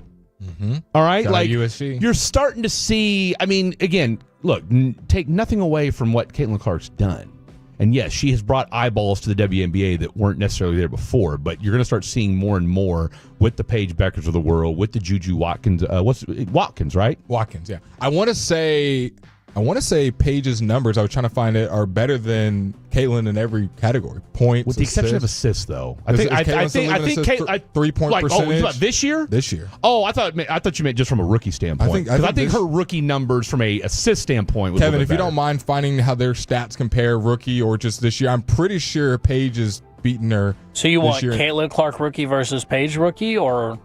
Go ahead and do that for now, because Caitlin Clark, she's been hurt pretty much the entire season this year. And look, I can tell you right now, Paige has been, from a shooting perspective, has Caitlin Clark even hit a three on the road yet this year? I think she's hit like one or two. You know what I'm saying? And to me, maybe Paige has less assist numbers than Caitlin. I don't know what the exact numbers are this this year. year. WNBA needs? But but Paige sets up her teammates. Like I think she understands what is trying to happen on the court. She does, and she sets them up, and so much so that they're already talking about getting off of Enrique. They're talking about moving on from her. There's rumblings of that. Well, I'll tell you what, I didn't know the Caitlin Clark talk was going to get people excited. I got the numbers for you. Is there a lot of text? Caitlin Clark's a millionaire. She doesn't need the WNBA. Okay, so she's a millionaire. But where are we? She's a millionaire. People getting a mission. We're not talking about to make money. Exactly. Look, impact of basketball. And here's the other thing, too. She was a millionaire before she got an NBA. That's not the conversation. Here's the other thing, too. Let Caitlin stay hurt. We don't, Angel Reese is a millionaire. Like, there's a lot of we love our stars, but you better start playing again. Yeah. Okay? Because here's the thing about the way we are about Shout our out John stars. Morant. He fell from grace. Hey, look, if she doesn't get back to being healthy again, let her sit out for a couple seasons. Let Paige we'll get off the take over. Caitlin Clark bandwagon get real quick. Let Angel start winning. Let Asia keep doing what she's doing. You know what we need, though? We need a female to go straight from high school to the WNBA. I thought everybody get a Tim Collins appearance in this WNBA segment now for a second. That would be dope. Okay, can we talk about Shador Sanders? Let's talk about him. And we're talking about young athletes. You don't want those numbers? Oh, no, please. If you got the numbers. Got them? Yeah, I had the numbers. I said I had numbers. All right, Caitlin Clark rookie year. Did he say he had the numbers? Didn't hear a word. Okay, Caitlin Clark rookie numbers: 19.2 points, 8.4 assists. Just give me points from each player so I don't got to remember all of them. 19.2 points from Clark. 18.6 from Beckers. So now, it's a wash. obviously, this thus far. It's a wash so far. Continue. What's the assist numbers looking like for both? Are people? I tell you what, listening is fundamental for people. Can I just real quick while you're? I get what you're saying. Hold on. Okay. You can hold him. Listening is fundamental. All right.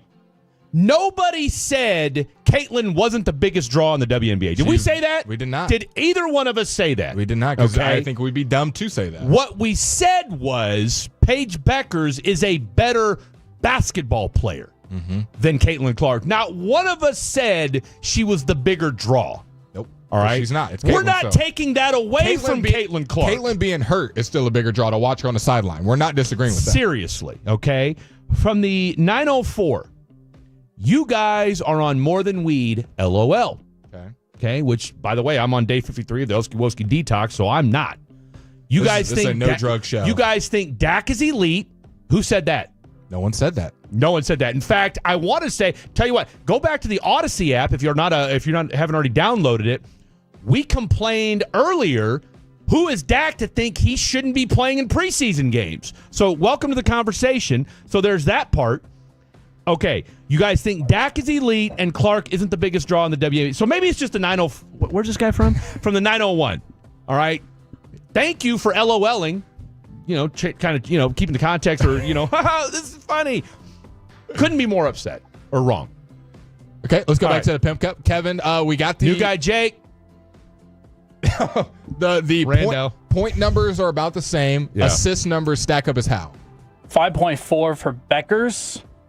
And then we've got 8.4 for Clark. I was going to say, I knew Caitlin had her comfortably in the assist category. Okay. Rebounds. 4.1 Beckers, 5.7 Clark. Whatever. Her teammates are they're gifted her boards. Okay, so maybe... let me just go ahead and finish with this. 34.3 from 3 for Clark. Percent. 33.3 from 3 for Beckers. So pretty much the same 3-point percentage. 45.7 from the field Beckers. And then 30. Nope, they don't have her. Say field 30%. No. They don't have her field goal listed. They don't have her field goal listed. We'll just say Pages was better. Now, isn't that sexist? They don't even have the field goal percentage listed. Well, they do have 90.5 free throw percentage for Clark. And then what's Paige this year so far? Her free throw percentage. 86. You know what I do? You know what I do have a problem with, real quick, while we're on the topic. Yeah, her numbers are better this year. Have you ever noticed when you look up a WNBA player, they'll put their height but not their weight? Why? I haven't noticed that. Why? I looked that up one time. I was like, what? We can't find out what these girls weigh? Okay, so you guys can continue texting in on Paige. I thought we were talking about equality, people. 877-881-1053. It's the Franklin Injury Attorney text line. I do want to sit down on the Shador. Last night. You got a chance to watch the game live. I was at work, so I didn't get to see it. But from all the clips I've seen, Shedeur Sanders, one, was not only just exciting and highlight reel, but he was making the little plays happen. He was fitting the ball in tight windows. He had a great pocket presence, which I think was a big thing for people. That was big. Is he just going to run around and be like Caleb Williams? He did a couple times. Highlight plays. He did a couple times. Can he stay in the pocket and make some plays? And like you said, early on, I think he was a little timid. The ball was high. He was running out of the pocket. But as the game wore on, it seemed like the guy was getting some pocket presence, making needle throws. What did you see from Shedeur? The lows, the mids, the highs, and then the overall from Shedeur Sanders' first time being in front of fans. His accuracy is elite. And it wasn't college. I don't care what anybody says. That was not a problem. That was not an issue. That was not an issue. I thought the 2 touchdown passes he threw were incredible. Yeah. All right. From what I saw, those were zero margin for error. Dots, as the kids call them. Now, he's playing with second, third string guys that are going to be PE teachers and bouncers probably in a couple months. Number 37. I mean, what school he went to? I don't know what school he went to. Me and my son were talking about it last night. One-handed catch. Now, if that's a normal wide receiver, maybe runs underneath it. Either way, it was a tremendously thrown football. Mm-hmm. Okay, the poise he showed. Yes, were there a handful of times where he's trying to run out of a sack and he's running backwards? The 4th down Bro, one. this ain't Kansas. Yeah. Okay, that's not a Kansas DN chasing you down. Those are grown-ass men, all right, who are competing for a spot on a professional football team. That's stuff that but I think you do one game, you watch that film, and you're like, okay. I can't do that anymore. And in his mind, you like the fact, if you're a Cleveland Brown fan, like, hey, he's trying to make a play. He's not scared. Okay, he's trying to make a play. Now, will he learn to get rid of the rock and live to fight another down? I think that was a big thing coming out was 100%. Holds the ball a little too long. He does. I mean, and you could argue a lot of rookie quarterbacks do that, okay? But also, too, and I told you this yesterday, I texted you just after that 4th down and 1, where, I'm running empty. He's not audibleizing, okay? You're not giving him the chance to audible. But you had an empty set. You got guys, and the middle was wide open, okay? I would think in a real game, you're checking out of that, or you're at least checking one guy to say, hey, give me something hot underneath, okay? Mm-hmm. Otherwise, and of course, it snaps the ball, boom, he's got a dude in his face as soon as he snaps the ball, right? So, again, there were things about it. What did he go, 14 to 23 for $130 or something like that for the whole night, had 2 touchdown passes. Good night all the way around. No interceptions, all right? Under duress half the game, but what you like to see if you're a shit. Look, I don't care if you're a shit. And Jason Whitlock compared him to Aaron Brooks, said he could be a career backup. Look, that's just him being a hater. I said, come on, bro. That's BS. So overall grade for Shedeur, you would give B+. Okay. B+. All right. Maybe an A- from as far as just outside of Flacco, he's the best quarterback there. Oh, I'm telling you right now. Look, I would start Flacco week 1. But I would have Shedeur Sanders as my backup. I'll end with this quote right here before we get into the top 5. Jordan Schultz put a great tweet out that he got a text from an AFC North executive, the same same division that the Browns are in. This is what this executive said. It's early, but wow, actually shocked how good Shedeur looks out there. That's from an AFC North high-ranking executive. So a lot of teams messed up. I told you guys Shedeur was the real deal. We'll have a top 5 coming up on the other side. Fred realized he's too old for this thing. Top 5 things that you need to retire from. Next on The Fan in the afternoon. Our goal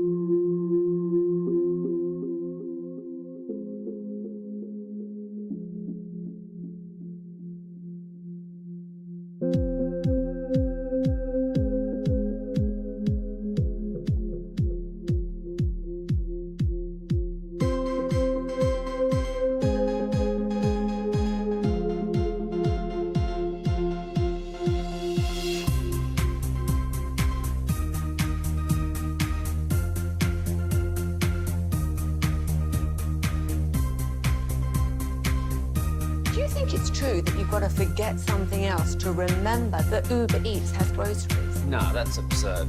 Hey, remember when you used to be a, what was it, Pepper Lady? Pepper Lady? Wasn't it Cinnamon Sisters? 214 or 817-333-3333 with Frankel and Frankel. There is never an out-of-pocket cost. They only get paid when you win. Frankel and Frankel, the go-to for car and truck wreck attorneys in Dallas. 877-881-1053. We got our boy Eric Chiofalo in the house. Stand by. We got about another 20, 25 minutes before, 35 minutes as I was before him and the one, the only Bryan Broaddus take you from breaking 3 down numbers. to 6. Hey, look, nobody. They say nobody circles the wagons like the Buffalo Bills. Nobody does a better pregame show than Bryan Broaddus and Eric Chiofalo. Get your minds right, people. Get your minds right. All right. I'm going to make this declaration. I just said it out loud to Chief and you. I believe, and we're in DFW, by the way, and the number of people that have texted in Caitlin Clark's better than Paige is fun. It's just mind-boggling to me. You know what? I'm happy that this many people know about. Bro. That have enough.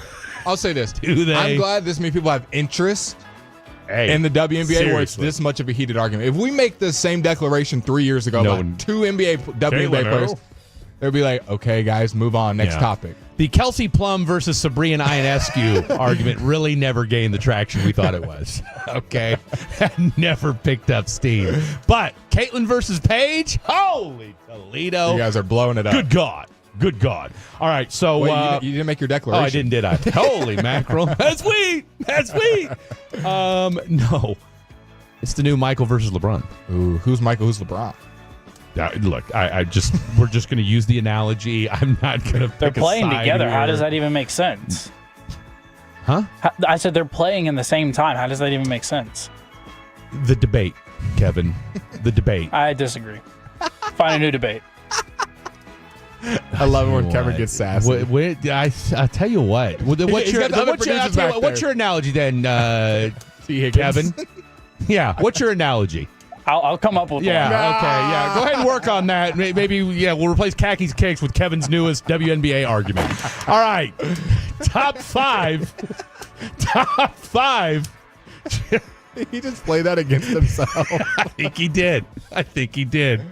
Top 5 things we need to retire. Khakis Kicks, number 5. I'm glad you said that.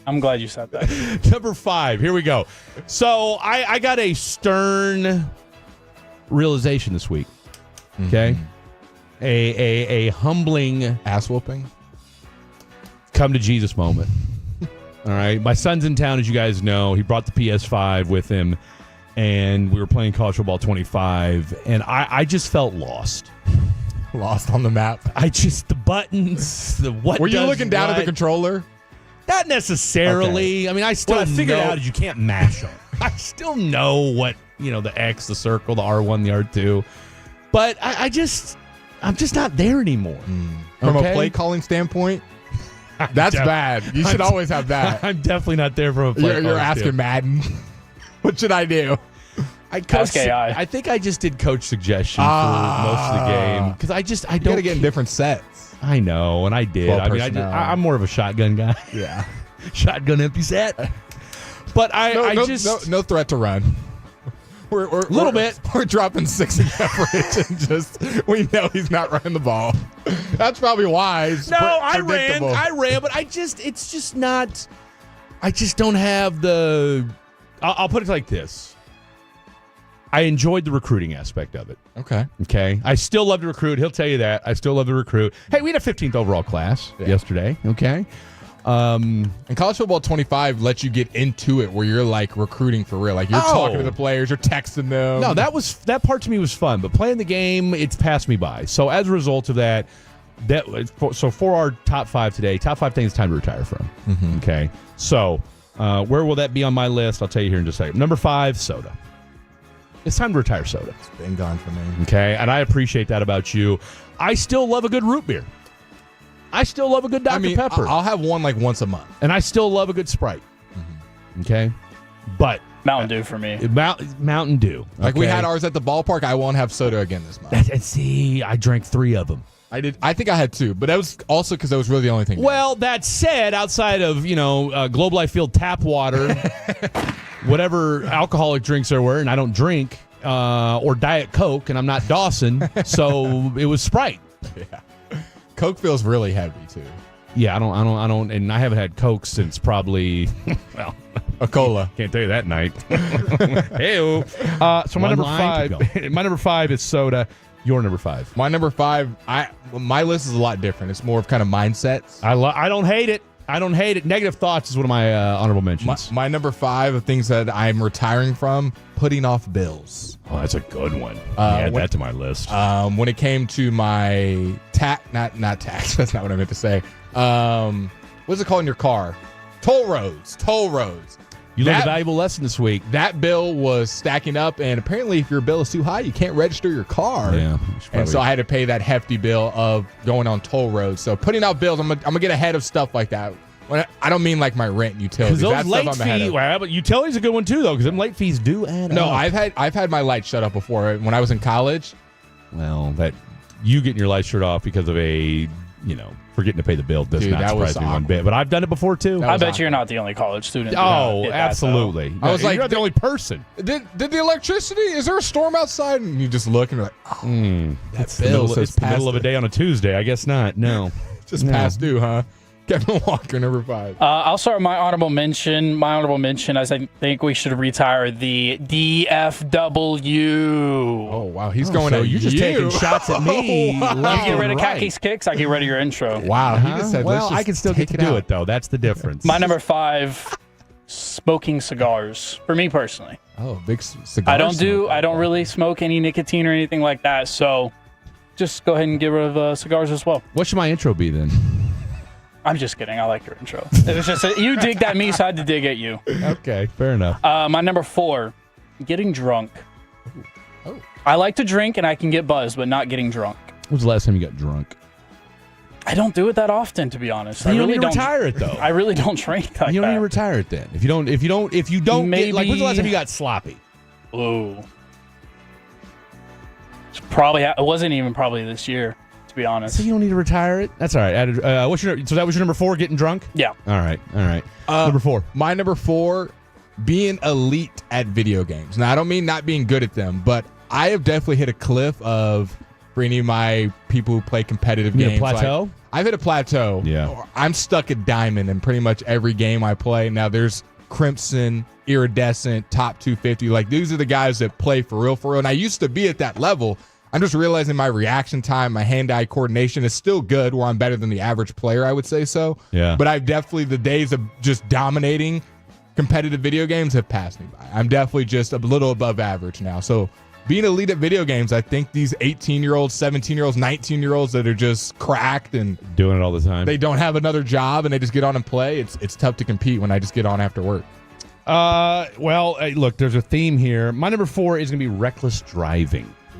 Okay, I drive recklessly. Not as much as I used to, but, today it's DFW. Look, everybody drives slow in the fast lane. I feel like in Dallas, it is a little more pronounced. Dude, I'd be wanting to cuss people out. No, it's frustrating. I don't even have road rage, but when I am somewhat trying to get somewhere in a quick manner and there's someone going less than the speed limit in the left-hand lane, and then you pass by them, they're just on their phone, they have not a clue in the world. I'm like, do it in the middle lane and no one will get mad at you. People will just drive around you. When you're in the left-hand lane and there's an 18-wheeler to the right and you are literally holding people back because you're just on the phone, just going 63, nothing's going on. Oh, I want to jump in their car and just grab them. From the 214, man, I was borderline pro in Rocket League playing with the pros, had a kid and a wife, and now I lose to 13-year-olds. Dude, I'm telling you, man, these kids. Rocket League's a tough one, too. From the 817, I agree with that. Get rid of the DFW. Oh, wow. Okay. I'm going to. I like it. I'm going to double down and do it even more DFW-ish. From the 214, Fred needs to go to rehab with Kevin. That's been not what are we going to rehab for? Not you. They're talking about Kevin Hagelin. Oh, okay. Because that's the running joke on KNC that he's been gone. He's in rehab. So there you go. And then from the 972, Khaki Kevin needs to work 6 hours every time. This is pure gold as always, boys. So we love it. Loving up on our boy Khaki Kevin. Number 3, Black and Milds. That's heavy. I keep telling myself I'm going to stop. I think I hear it every day. Thought July was the last month for it. You do. Look, boys, I can only quit so much at one time. Hey, that's fair. You know, I'm only one man. Look, I haven't smoked weed in 53 days. And we're proud of you for that. All right. I'm proud of myself for that. Thank you, Kevin. Thank you, Blake. You inspired one of the other Tolos to do a detox themselves, too. Man, I'm telling you right now, I have felt a night and day difference from stopping the Oski Woski. It has changed a lot. But I still need something. In your mouth. No. Not even a little bit. It was easier to swallow. Like, not even a little bit. All right, my number 3. Not eating healthy enough. I'm retiring that. Going to places and not getting a green, I feel like I'm just too old for that. Whether I really want it or not, I try to, anytime I go out to eat, throw a little green on the plate. Can I swap that side salad out with some mac and cheese? No, Thanks. That's been me my whole life. More rolls, please, and some of that cinnamon butter. That's been me my whole life, but I'm trying to add a salad, add some greens. I love starches and carbs, but adding greens to every meal, I've been trying my best to do that, and I've been doing pretty good at it so far. Adding a little broccoli, a little green beans, a little side salad. Real quick from the 903, I retired from alcohol, been a week. It's the worst and the best at the same time. Look, it's going to be rough. Are we helping? Sounds like you might be an alcoholic, so if that's the case, don't worry about it. It's better when you don't. Dope Sick Dave, get rid of soda. Haven't drank it in almost 4 years. Yep, there you go. Dope Sick Dave was also at the Fan Phenom tryout the other day, so shout out to him. All right, your number 3, Khaki Kev. My number 3 is staying up late for no reason. That's a good one. It's good. You know what we all need to retire, and maybe I'll tell you what. Go ahead. Okay, kind of hard with our show. That's a good one because I've got it. Well, that too, but maybe to his point, just staying up for the sake of staying up because I feel like you can go to sleep within an hour to hour and a half after the show. Even if I did it last night. I wanted to stay up and do stuff, and then I just was like, you know what? I'm kind of tired. I'm gonna try to go to sleep, and I was. Although out. it is hard to go to sleep when your son's playing video games all night. Anyway, I continue. I digress. My number 2, using credit cards. Big baller. Oh, I didn't know we had problems like that, huh? Just over here, just charging things left and right. No, I just want to stop using them.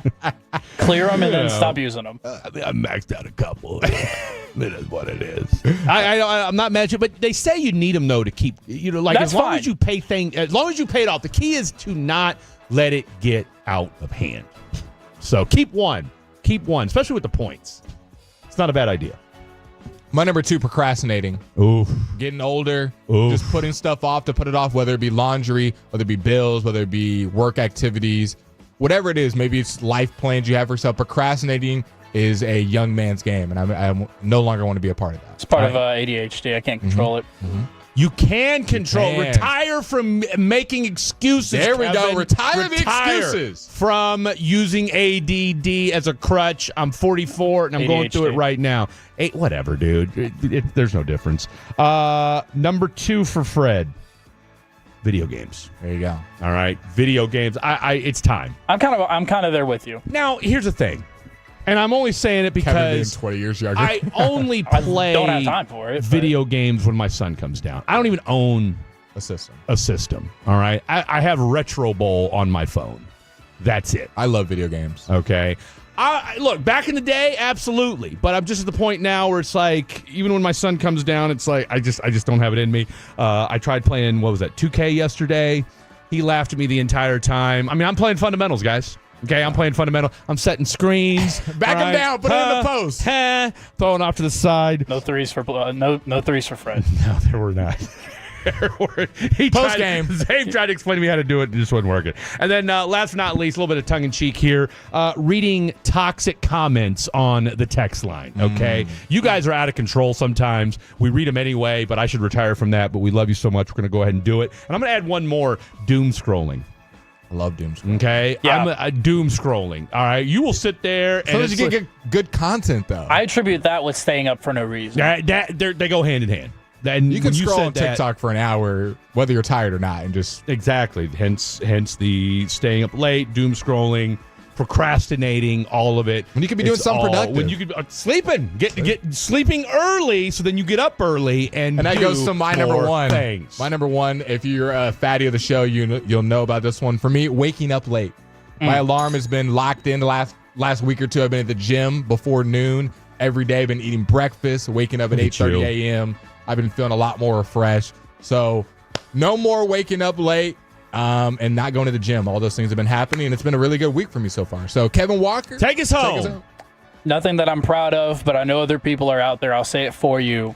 Getting off my phone while I drive. I thought you were about to say something else. Yes, I'm not ready to get off that. I'm not ready to retire that part just yet. I mean, I did say reckless driving, but it's a lot more fun when you're whipping it and sending a text message. All right, coming up Go next. ahead and mark that. Final segment of the show before we get you ready for Dallas Cowboys football. We'll do a little bit of an audio dump plus Tua talking about Trump next. It's the first day of the first grade, and she found a new best friend. It's a laid-back Sunday afternoon.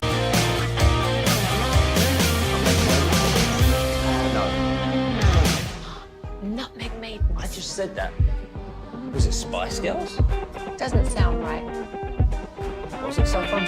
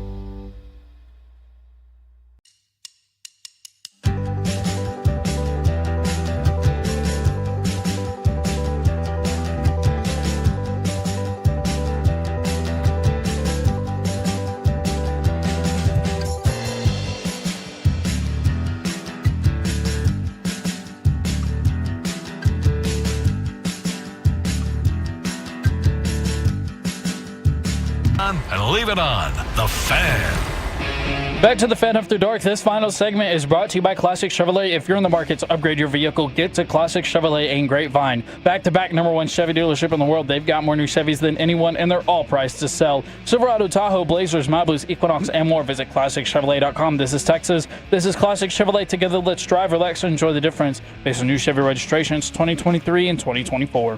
Thank you, Khaki Kev. That gets on my last nerve when Fred says DFW. With an Just for the exclamation record, point. I was kidding. I know you Told were. us. I know you were. And I'm not. We're not canceling or retiring Khakis Kicks, Kevin. You know I love your segment. So, by the way, what are you guys wearing? What do you got on? Hokas. I got Hokas on. You old ass. Come on now, baby. Old ass. Nobody. It's for the lumbar. We don't hate on Hokas here, I okay? do. Have you run up a hill since? Since I had the groin blowout? And see, that's what made it so funny was when the last time you talked about, you laced up the Hokas, you were thinking about maybe trying out for, what's it, the Dallas Bulls, the indoor arena league team that they got here. And, you were thinking about making a comeback. Yeah, I was, man. I thought I had it in me. And for the first 4 or 5 runs up that hill, you were bucking. I was moving. Did you film yourself at all? No, God, no. No, I was trying to. I was waiting for pedestrians to get out of the way so that they couldn't see me either and have that burned into their brain. Honestly, it would have been funny. I guess for the humor of it all, it would have been funny to have that thing filmed. Because I just went down. Your back seized up what, midway through? Yeah, well, it was the groin. Oh, the groin. It was the groin. Yeah, Did you go down? Groin. Yeah, well, I went down. Did you roll down the hill? Yeah, I just kind of scooted the rest of the way. I was like, dang, dude, this really sucks. I'm like 9 seconds into this quote unquote workout. How'd you get home? I was able to walk, fortunately. Wheelchair? With a limp, I looking like Kaiser Soze walking back to There was just no more explosion, and I haven't tested it. Like now, like day to day, it's fine. I can walk and I'm good, but now I got trepidation. I definitely got to stretch before I do anything of exertion. If this was a preseason game, would you be able to play? I don't think so. Okay. I don't think so. All right. I'd be on ice. Practice squad right there. Practice squad in the Hokas. I'm just trying to collect the injury check and move on. What do we call this little combination right here? G-bag at dark? Do we call this? It's not even dark, Blake. Fan Nation? Fan after bag. Bag after dark. You got Eric Chiofalo and Bryan Broaddus. Let's hope it's not a bag of acid. Whoa! Hey, what are you wearing? Shoes-wise. I got my breezes on. Breezes? Yeah, Drew's got a pair. Drew's got his own You just line. dropped it like everyone knew what those were. They look like golf shoes, don't they? Okay. Yeah, they're super comfortable. Those look like, they kind of look like Cole Haans. They're like adult shoes is what they are. Oh, I got Cole Haans. That's what they look like. Broaddus Cole just Haans. ripping us off Yeah, the he rip. is. Yeah, he None of is. that child's play. Fred's got the Velcro shoes on, and I got What on do my you got? clogs. I got Nikes on. you got your Flogs. clogging. Yeah, Flogs. What do they call those? The Firkenstocks? No, we agreed flogs, remember? Clogs. These are Boston clogs, but they are fake. Speaking of fake, we had 2 clips that I wanted to share with you guys. We got Tom Brady roasting Jets fans after he got his statue announced, and we got Tua making fun of Trump. Kevin, you can play either one, and we'll laugh at them. I think it's pretty cool. It's an honor. I would say I don't know too much about it, but again, I think that's an honor. What did you make of the way the president pronounced your name? I mean, that's. I don't think he's had the worst. I've heard a couple worse in Alabama, but it's what it is. I mean, I don't take that to heart. It is what it is. He's a great guy, phenomenal guy. Just got to stay healthy. All of that. Yeah, I liked it. I enjoyed it. How did that all develop? So there was Tua impersonating Trump right there. I think he did a great job at that. He's a great guy, phenomenal guy. Just had to stay healthy. And then, Kind of of course, sound like Choppy. Where is in impressions of people? Where's the Trump one? As far as it's not a hard one to do, is it? It's not a hard Not one to hard. do, but I think it's a hard one to sound good, though, if that makes any sense. You could go a little too much like that. Exactly. the hand movements are important too. Yeah. Gotta do the having hand gestures. movements. I mean, Shane Gillis is probably the 1 seed. Oh, hands down. His impersonation. Because he can jump in and out of it quickly. Him That's doing his comedy the key to right a good back into his. impersonation. See, I Yes. just wonder about with certain celebrities and stuff how hard it is to impersonate them. I'm always you know what? interested in that. And I'm glad. I grew up with a guy named Rich Little, and Rich Little back in the day could do anybody. Like kind of like Dana Carvey. Well, like a Dana Carvey kind of guy, but he was the '70s version of Dana Carvey. Of Dana okay, Carvey and we did not set this up, so I can't stress this enough. When you do the fan phenom, and Chiofalo knows where I'm going with this. If you're gonna do an impersonation of somebody, make it funny. Okay, so we had a guy come in, and his Jerry Jones was pretty good. Yeah, his Jerry impression was pretty solid. All right. The best one I've ever seen is Jeff Kavanaugh. Jeff Kavanaugh closes his eyes and kind of gets into the Jerry. He's a true thespian. Yeah. So our boy does a good Jerry Jones. Yeah. Again, good, not great overall audition. Then he says, I can do a Bryan Broaddus. Put those headphones back on. Okay. Nobody laughed. Oh, really? Yeah, it was unfortunate. Nobody laughed. And it wasn't even close to you. It didn't even sound, maybe if you were drugged and, near death, and maybe it sounded like you, but it was not he didn't use any Bryan Broaddus isms. Yeah. Okay. It was basically him just trying to pretend like he was you breaking down football. And it didn't land. It didn't land. He didn't say that's what I'm saying even one time. Not at all. Didn't try to ask a 2-minute long question. Didn't interrupt anybody. I mean, no fishing, no LSU. No LSU isms. I mean, there were so many things that if you listen, if you Tolo, that you can, try to talk about Bryan Broaddus. The funniest thing I've ever seen is what Bobby did with AI Broaddus. That was phenomenal. Because that is exactly how I sound. That's exactly how I sound. And say things like, what are we like? I don't see the ice. Where's the ice? How can it be a hockey rink if the ice isn't outside? See, the AI Broaddus is so on point. It's ridiculous. I admit it. I say things like that, And the orange breakdown of you talking about seeing somebody get hit in the face with an orange yesterday. Oh, yeah. I literally drove off the road. I was laughing so hard. Yeah, that was Spittle was laughing at the one the other day when I talked about how I kept cocktail shrimp in my pocket at a wedding. He was so hammered. I was so hammered that I sat there with a tux in his pocket. I did. I'd be talking to somebody with a scotch in one hand. See, Blake's not laughing at this. And he would just rip a shrimp out of his Blake's pocket. Done this. I think Blake's done something like this before himself. I'm doing it right now. It was a rental suit. He had to return that tux, and I had boiled shrimp in my pocket with a scotch in the other hand. Yeah. And people were asking me questions, and I was just talking, and I was just eating the shrimp in front of him, and I was pulling it out of my pocket, and nobody said anything to me. First Cowboys show of the season. How are you guys prepping for this one? Week one. It's preseason for you guys as well. First one of the season. How you feeling? Yeah, I'm feeling pretty good, man. Feeling pretty good. Locked in. Like we're going to mess it up, Blake? Maybe. Hey, it's first one. In what way? Could be nervous. Could be a little bit of nerves. Calling you out. Nerves. Calling you out. What should we be nervous about there, young Blake? I'm going to be listening. I'm excited for you guys. Hey, as long as we don't have Aaron Andrews taking in his boots. Blake, let me tell you. Let me give you a little insight.